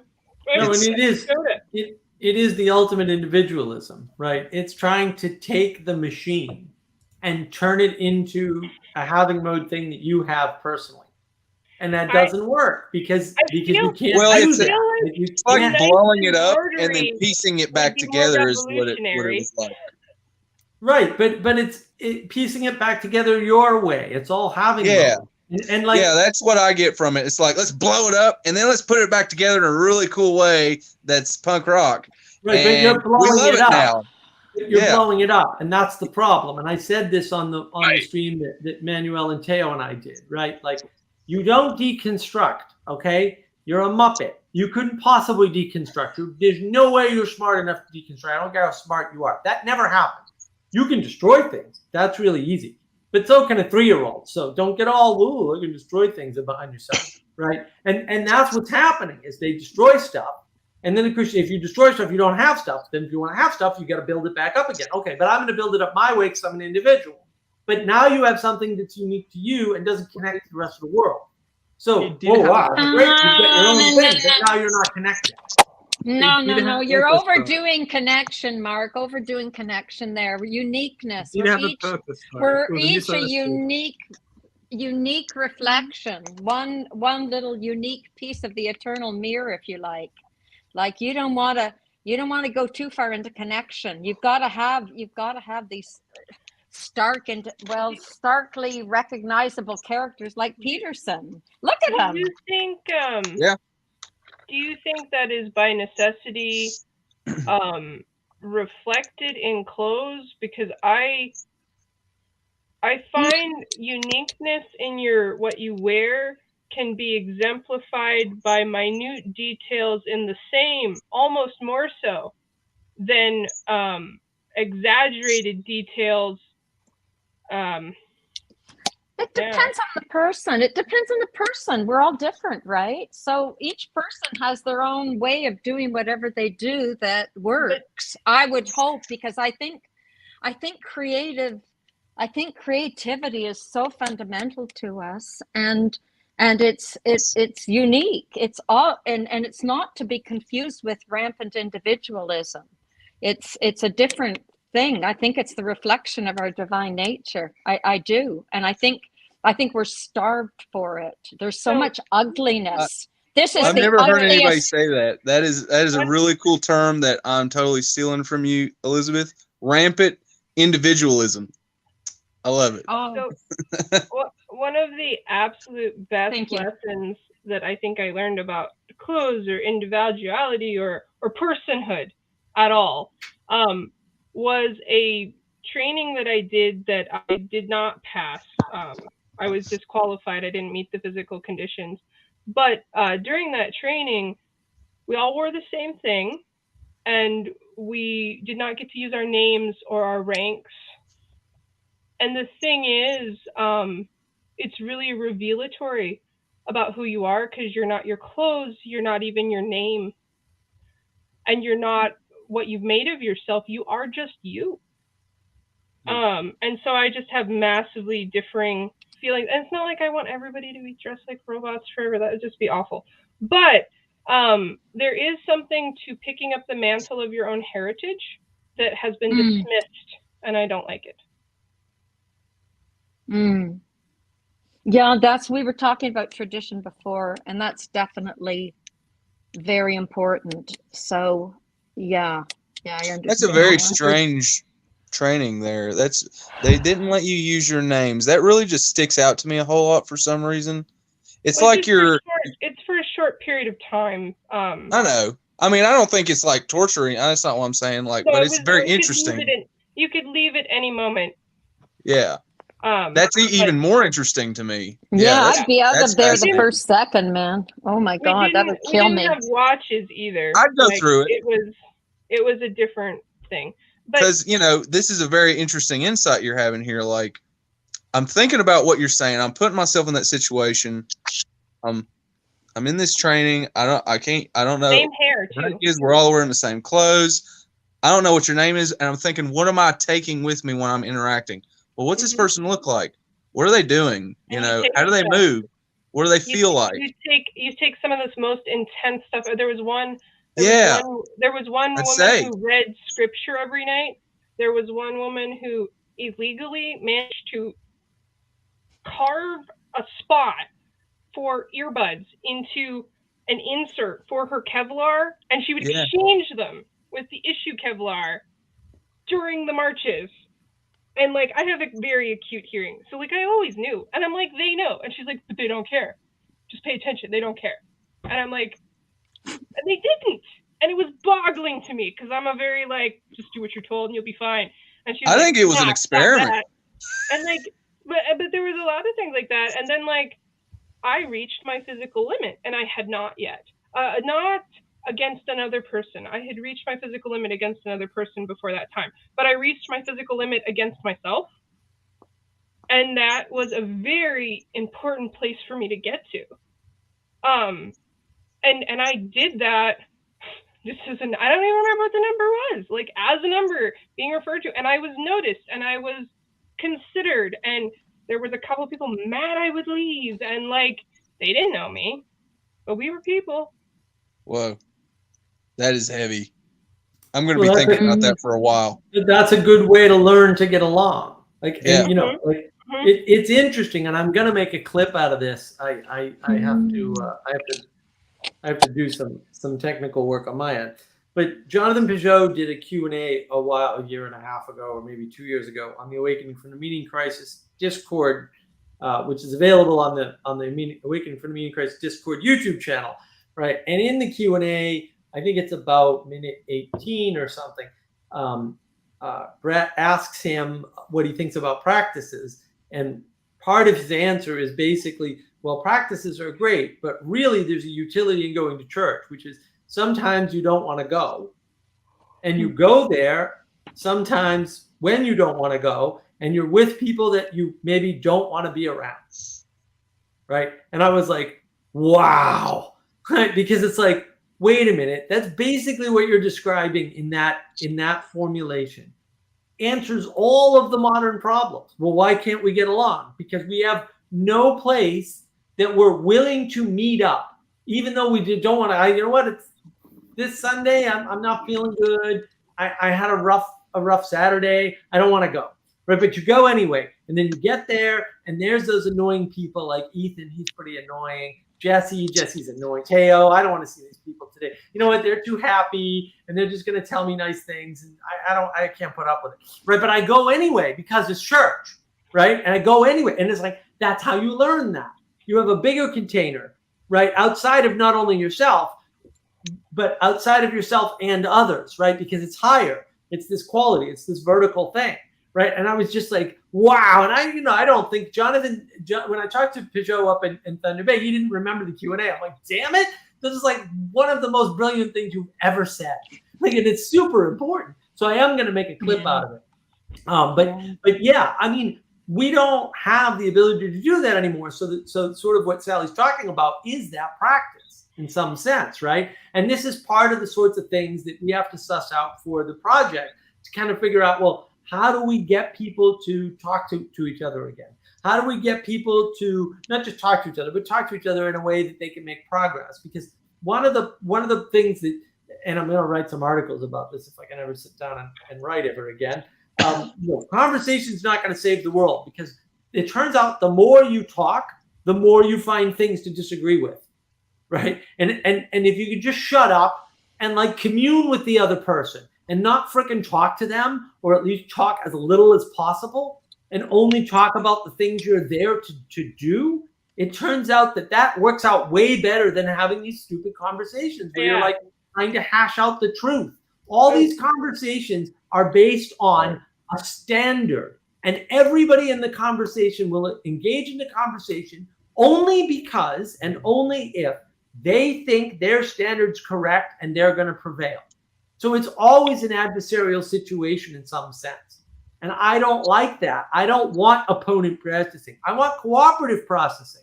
Well, that means the conversation can't be about anything that you might disagree on, which is easy to do. And to give Vervaeke cred, he does this in his Dialogos. I think his Dialogos is atrocious, but at least the aim of it is good, right? He says, you got to talk about a virtue. Why? Because no one's right about virtues. No one's right about justice. Like Jesse and I can have a conversation about justice all day long and all night, and neither of us is ever going to be right, because there's no way to be right about justice. Right.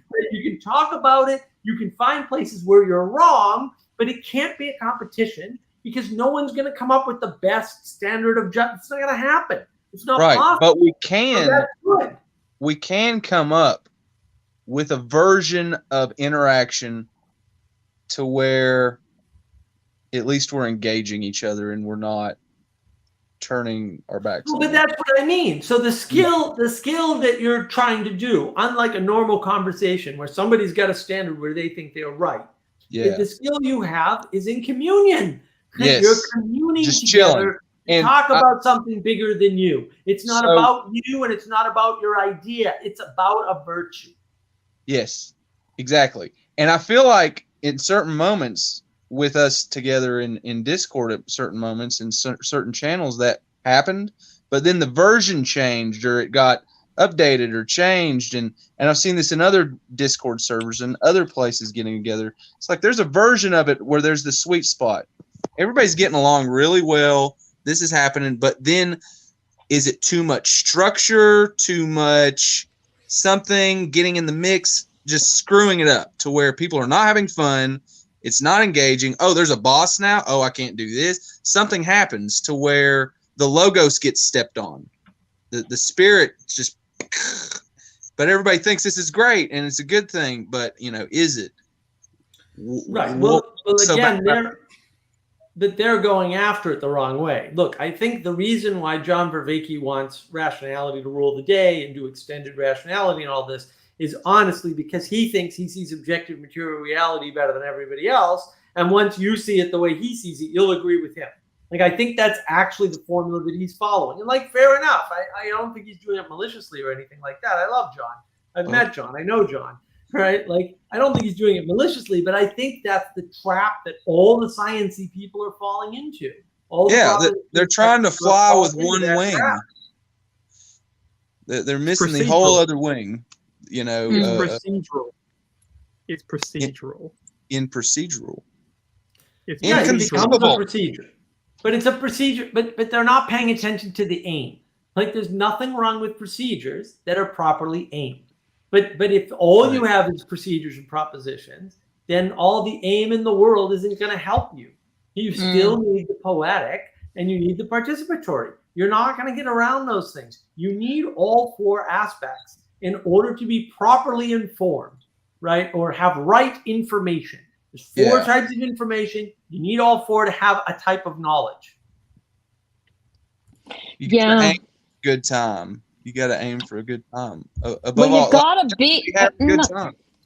gotta be with tons of weird people. You gotta look for the weirdest people and get together, man. And when you see a weird person out in the street, you better invite them in, because it's the weird ones that are that spark everything, right? That's what happens. It makes it fun. Well, like, what's fun? An eye patch, so.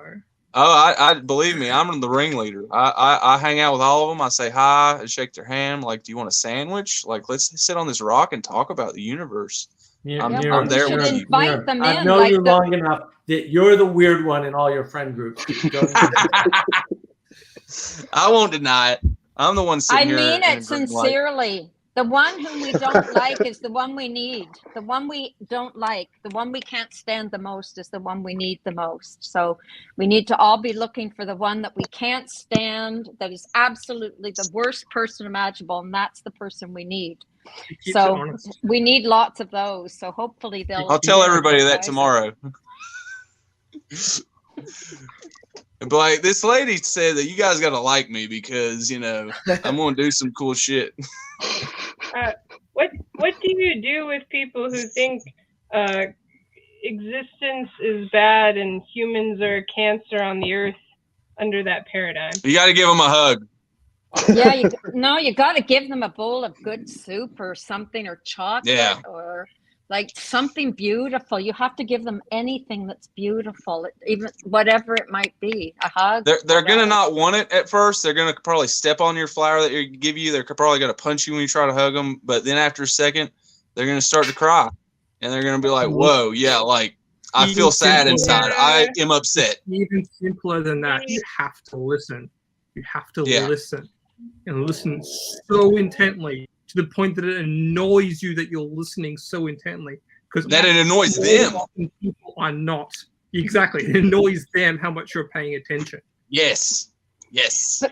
But people can tell instantly by your presence. What you're actually giving is what you all you need is your presence. Yeah. Well, Knowing that, right? Well, that's your power, right? Because when you put your time, energy, and attention at something, that's where all the value is. And yeah, if you do it authentically, people can sense that somehow. And They I can don't know. vibe out, It bro. doesn't matter. That's what that's called in the weird circles. It's called vibing. Right, but they can. They can What's it sense called? it. And that's the thing. I mean, look, that again, we've got like 3 years of this going on. That's why we're hanging out on the Discord server. Yeah. Listening to really annoying people. And my goodness, are they annoying. I mean, you think Niram's bad. Whoa, he's nothing. He ain't got no game at all compared to some of these people. But you do. You have to sit. You have to listen to them.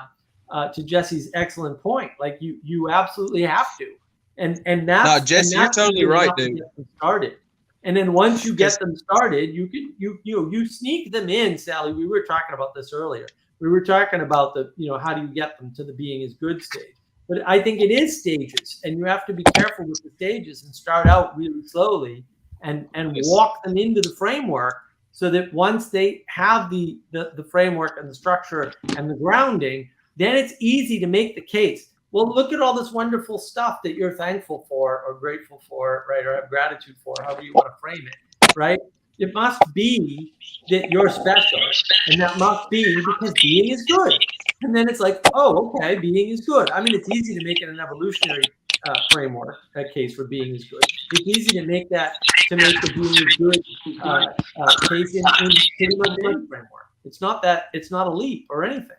Right. So it can be done, but you can't do it too early because people will get, they'll get uncomfortable with it right away because you're asking to deal with creation, and dealing with the fact that there's something before you became conscious is a big problem. Yeah.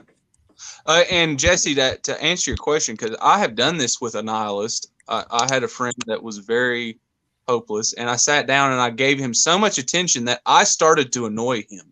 Like, I was annoying him because I was listening to him, and he was talking about how nobody would listen to him and pay attention. Like, well, I'm gonna really listen to every, because sometimes he would say stuff, and I'm like, all right, but then I'm like, I need to go all the way here. Do I actually care about this guy? Yeah, I do. I love this dude. I want to listen to what this guy's saying, and it annoyed him so much. And then I said, well, dude, you got to let that stuff go. That was a long time ago. I won't get all into it, but stuff the interesting happens. thing about Dark that things. listening, the authentic reciprocity, you wouldn't say it like that. Give it a really hard code. Authentic reciprocities. It actually works for people at all different intellectual levels. Like even to the lowest of you like I'm not saying I have some different backgrounds with some different things. Let's say it that way. But even people that struggle to formulate their own sentence, if you listen to them, they feel loved, they feel heard, they feel connected to, and it's actually it changes you. It actually is a grace, if you want to use Christian language. It actually becomes a grace to you. And But it doesn't always happen permanently. I'll tell you what happened. So I tried to help and listen so much that it annoyed him. And then I felt like he got an impact happened. He cried, I hugged the guy, talked to him like, dude, you're on the other side of this. You're gonna be fine. Blah, blah, blah. Dude never talks to me again.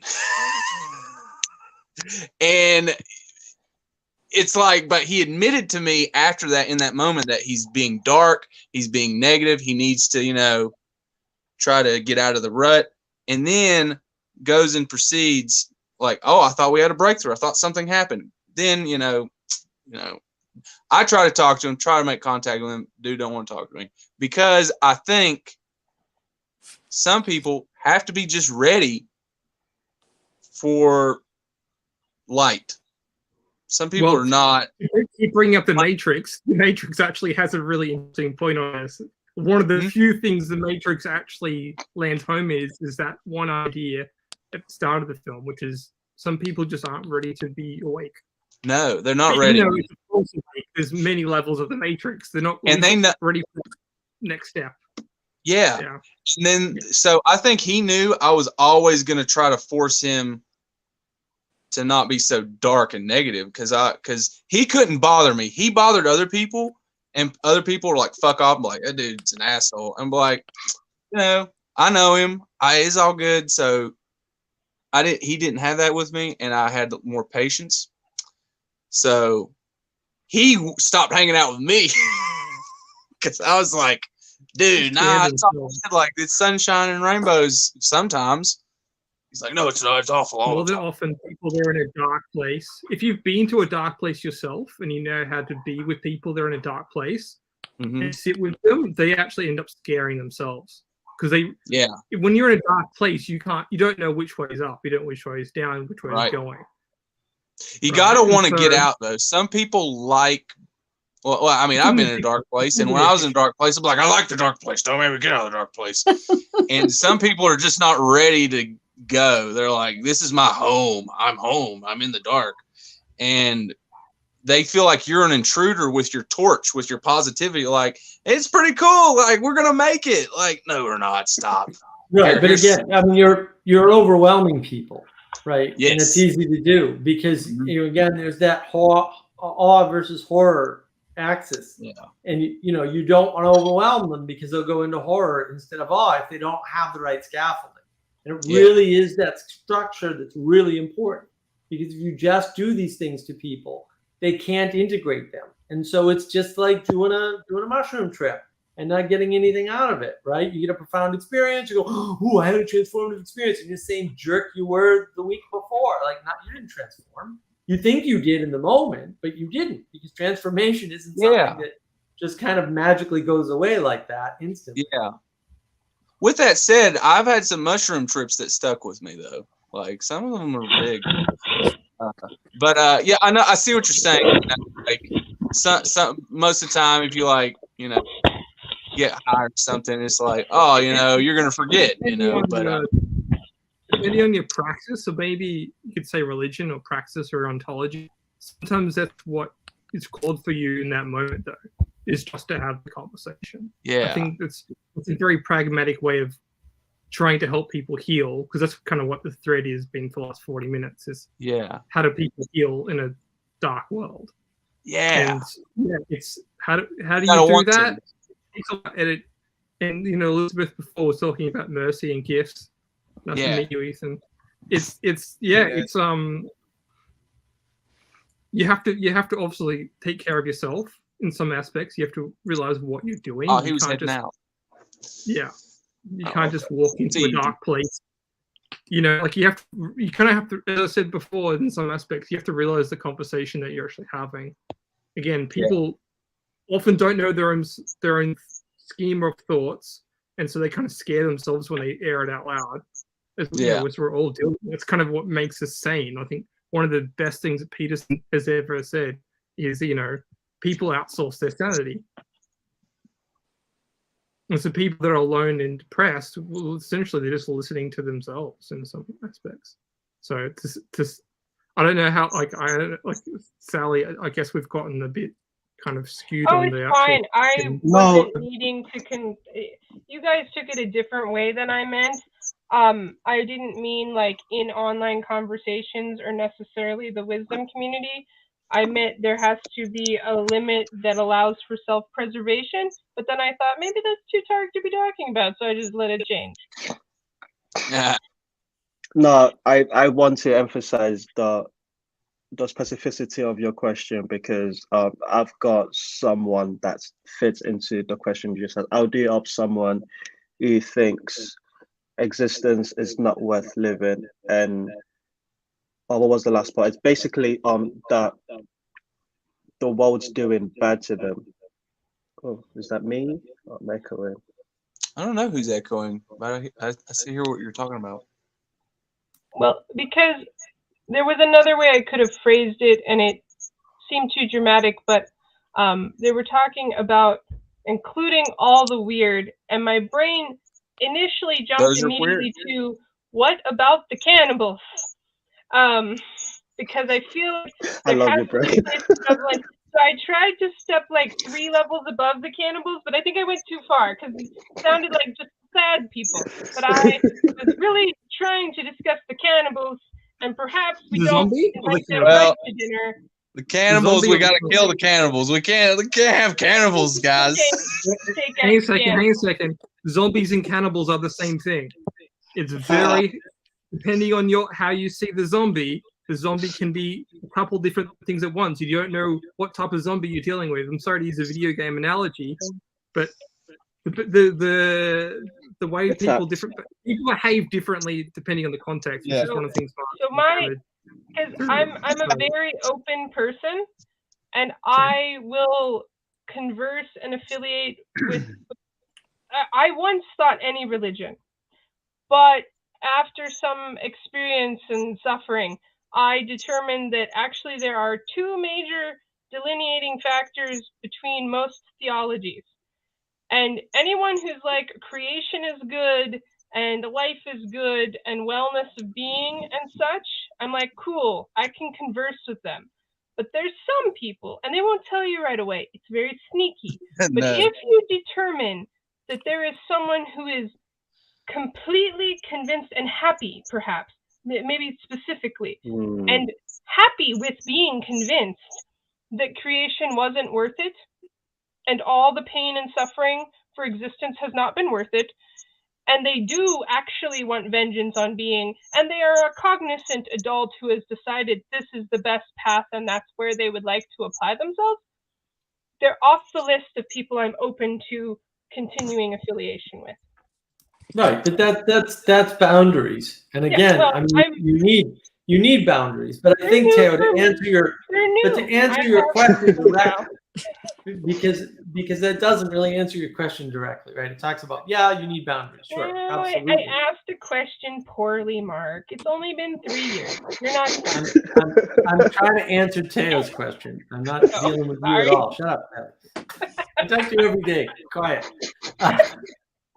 Oh, sorry, Mark, before you do answer the question, and I'm sure you've got a great answer, I just need to, in the spirit of what you mentioned earlier, Sally Joe, your most recent video, just you taking in just, Mark, you post on Twitter, the ineffable, and I think that was like a video form of you just taking in the ineffable. I think that was brilliant. Like, I could feel, I've had those moments, and I could feel just the joy, the presence that you felt. I think it was wonderful. So yeah, sorry, go on, Mark. Yeah, so I just want to say, like, again, empowering the individual with the clean your room trick or whatever equivalent you can get, like maybe clean your room's too much to Peterson's point, right? Empowering them that way, right, gets them into the mode where they suddenly see that they do have agency, and having conversations. No, Mark, I think about that. The people that I think the thing I wanted to get from Sally Joe that I forgot was, she said it again, is the people that are they don't believe that creation is good. There are people that don't Right. even, they can't comprehend creation, but there are people that believe that existence is bad. Like those are different people. That's Right. that's No, a different breed of but I people think to judge. again the trick is actually the same, Go on. because the reason why they think that is almost certainly because they feel like they have no power over their world. They Yeah. feel completely disempowered. And they're getting put to sleep all the time with the mindless babbling. Yeah, I think you're on to something with that, because I think you're both on to something. We've just made a connection here, a bridge of meaning, if you will. But seriously, there is a serious man, I just totally forgot what the hell I was saying. All right, so quiet go on, down Mark. there, drug addict. Sleeping. All right, Sleeping. enough out of Fruit Boy. No, I mean, I think that once you make that connection for them between their agency and their feelings, because cleaning your room makes you feel better no matter what, right? Once you make that connection, you start that relationship, because you can't talk to them about it, right? And the other thing you can do is talk to them about empowerment. So online, I don't tell people to clean their room. They're already familiar with Peterson, right? That's why they're like, we have a highly filtered environment in the Viveki server, because almost all of them are at least familiar with Peterson, right? So what you do is all of a sudden they realize that they have some form of agency, and then they use that agency, and then you can tell people things like, well, you could switch jobs. You could do that, right? And even if you can't tell them to clean their room, you can tell them these other things, and then get them to realize, well, other people switch jobs, and they're like, well, yeah, I guess you're right, but that's not an option for me because, right? And listen to them, and it's really annoying. Believe me, it's really annoying.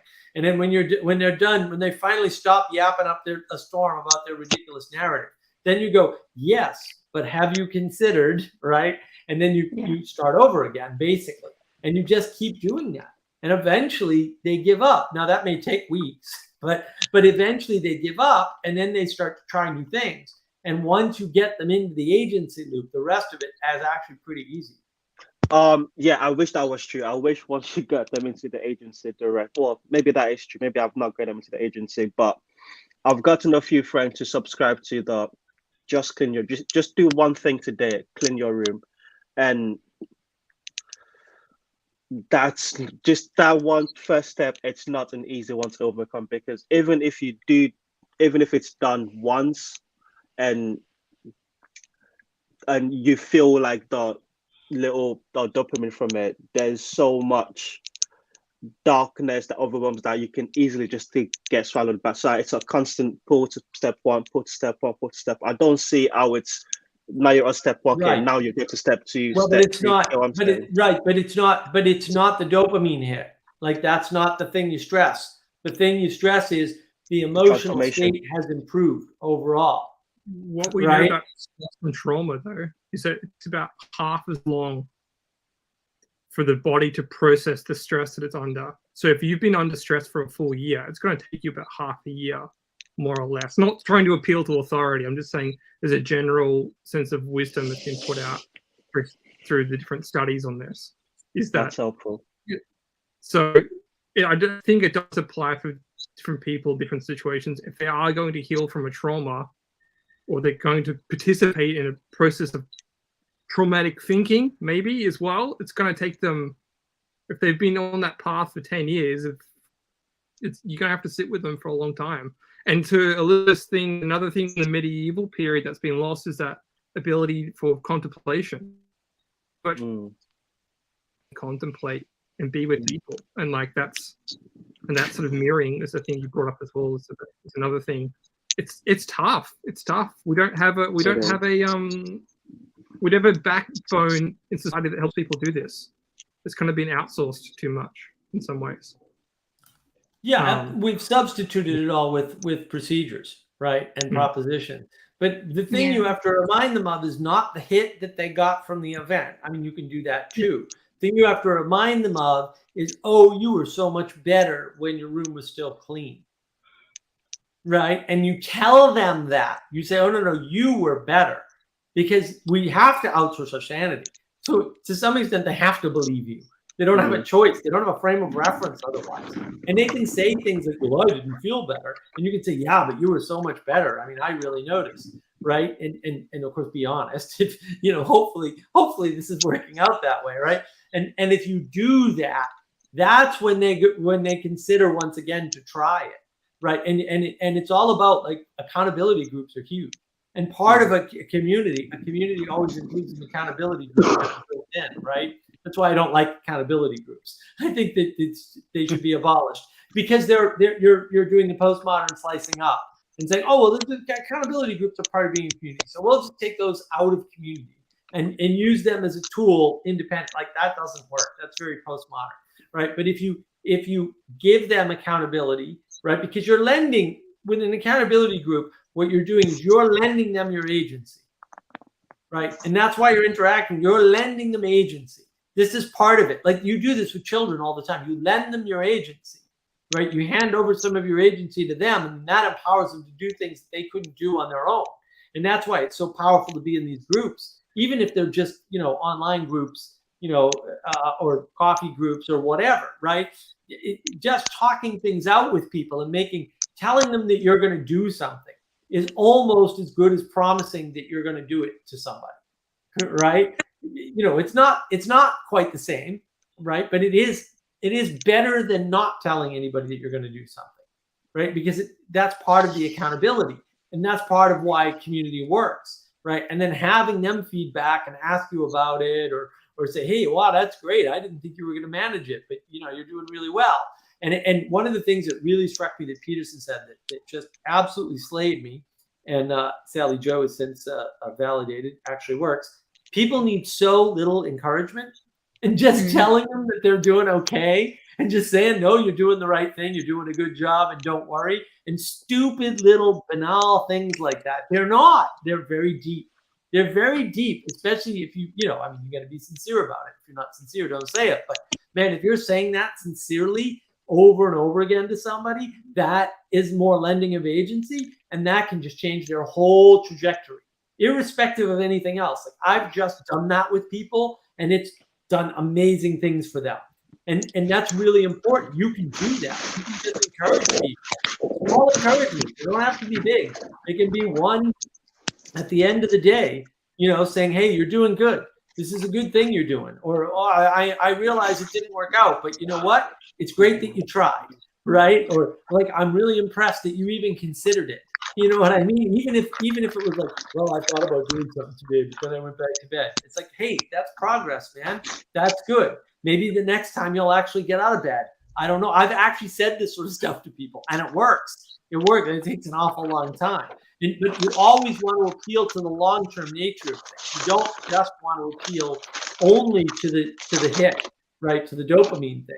You also want to tell them, no, that worked. You were a better person, or I had a better time with you. I heard laughter in your speech, or I saw a smile on your face. Things like that, little things like that, little encouragements like that are absolutely devastatingly useful tools for these people.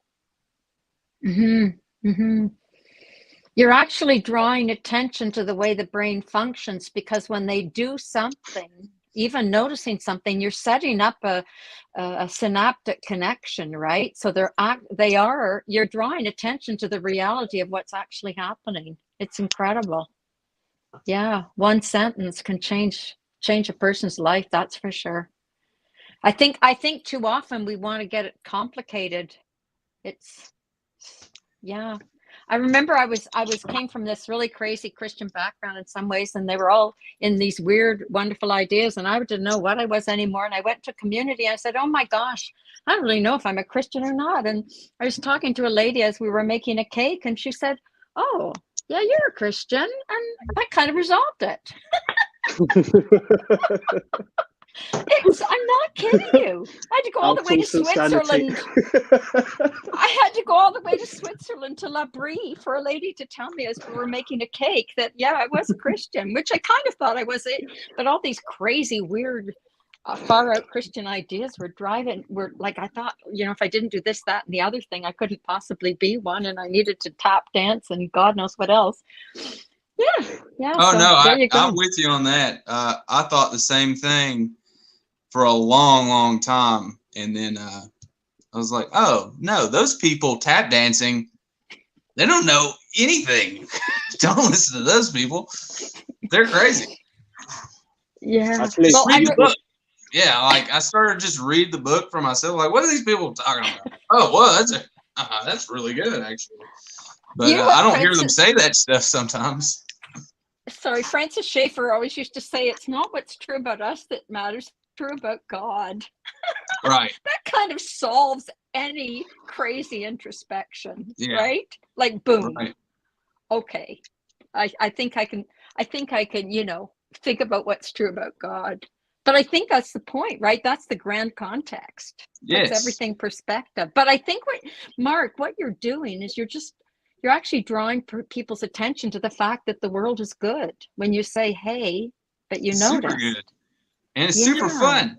Well, if Whoa, you're that's really a good. being, right, and I tell you you're doing good, then I'm telling you being is good without saying being is good, right? Like it's a trick. Yeah. And also, Tail, look, I mean, one of the things I tell people, if somebody's nihilistic, get them to be stoic.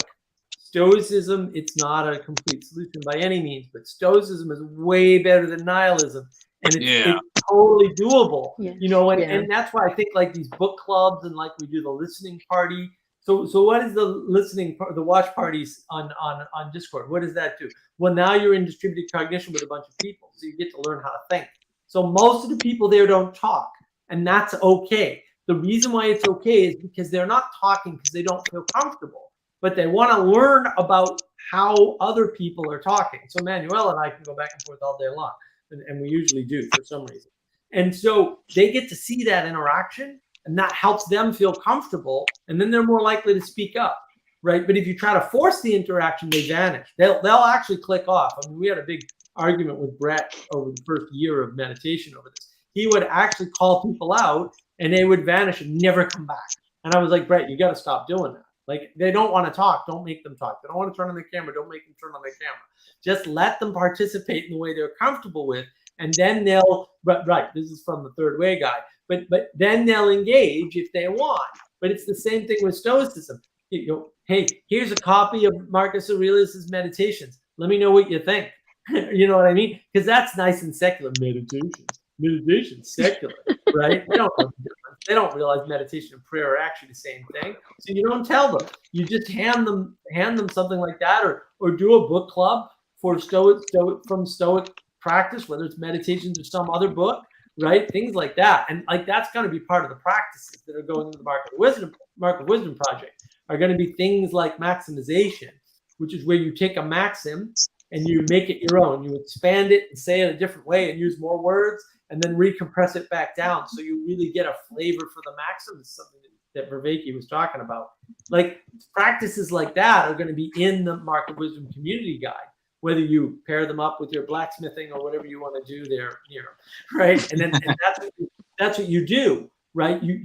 It's these sorts of engagements that get people engaged in goodness, right? Because once you have agency, you're like, oh, well, agency's not so bad anymore. Like, okay, well, maybe I'm an agent. And then you can tell people they're doing good. And all of a sudden, agency is good, being is good, everything's good.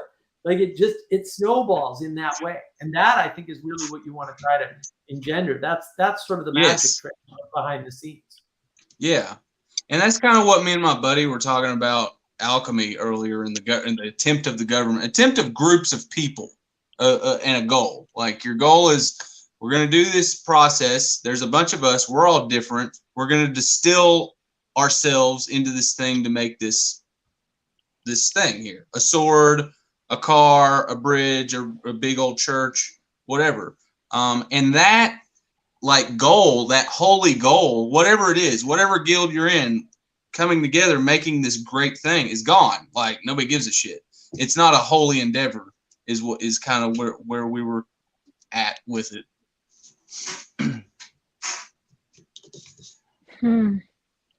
I like the idea of making something though that becomes its embodiment, right?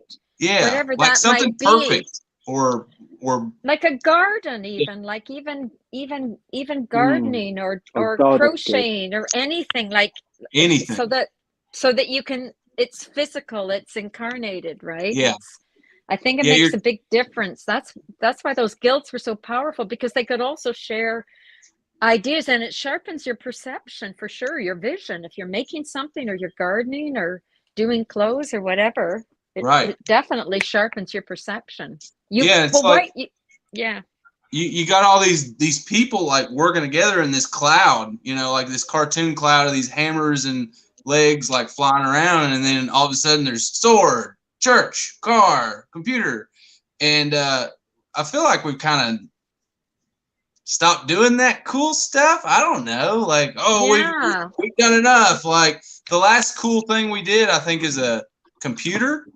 You know, what have we done after that? Before that was the airplane. That was super cool. Chat GPT.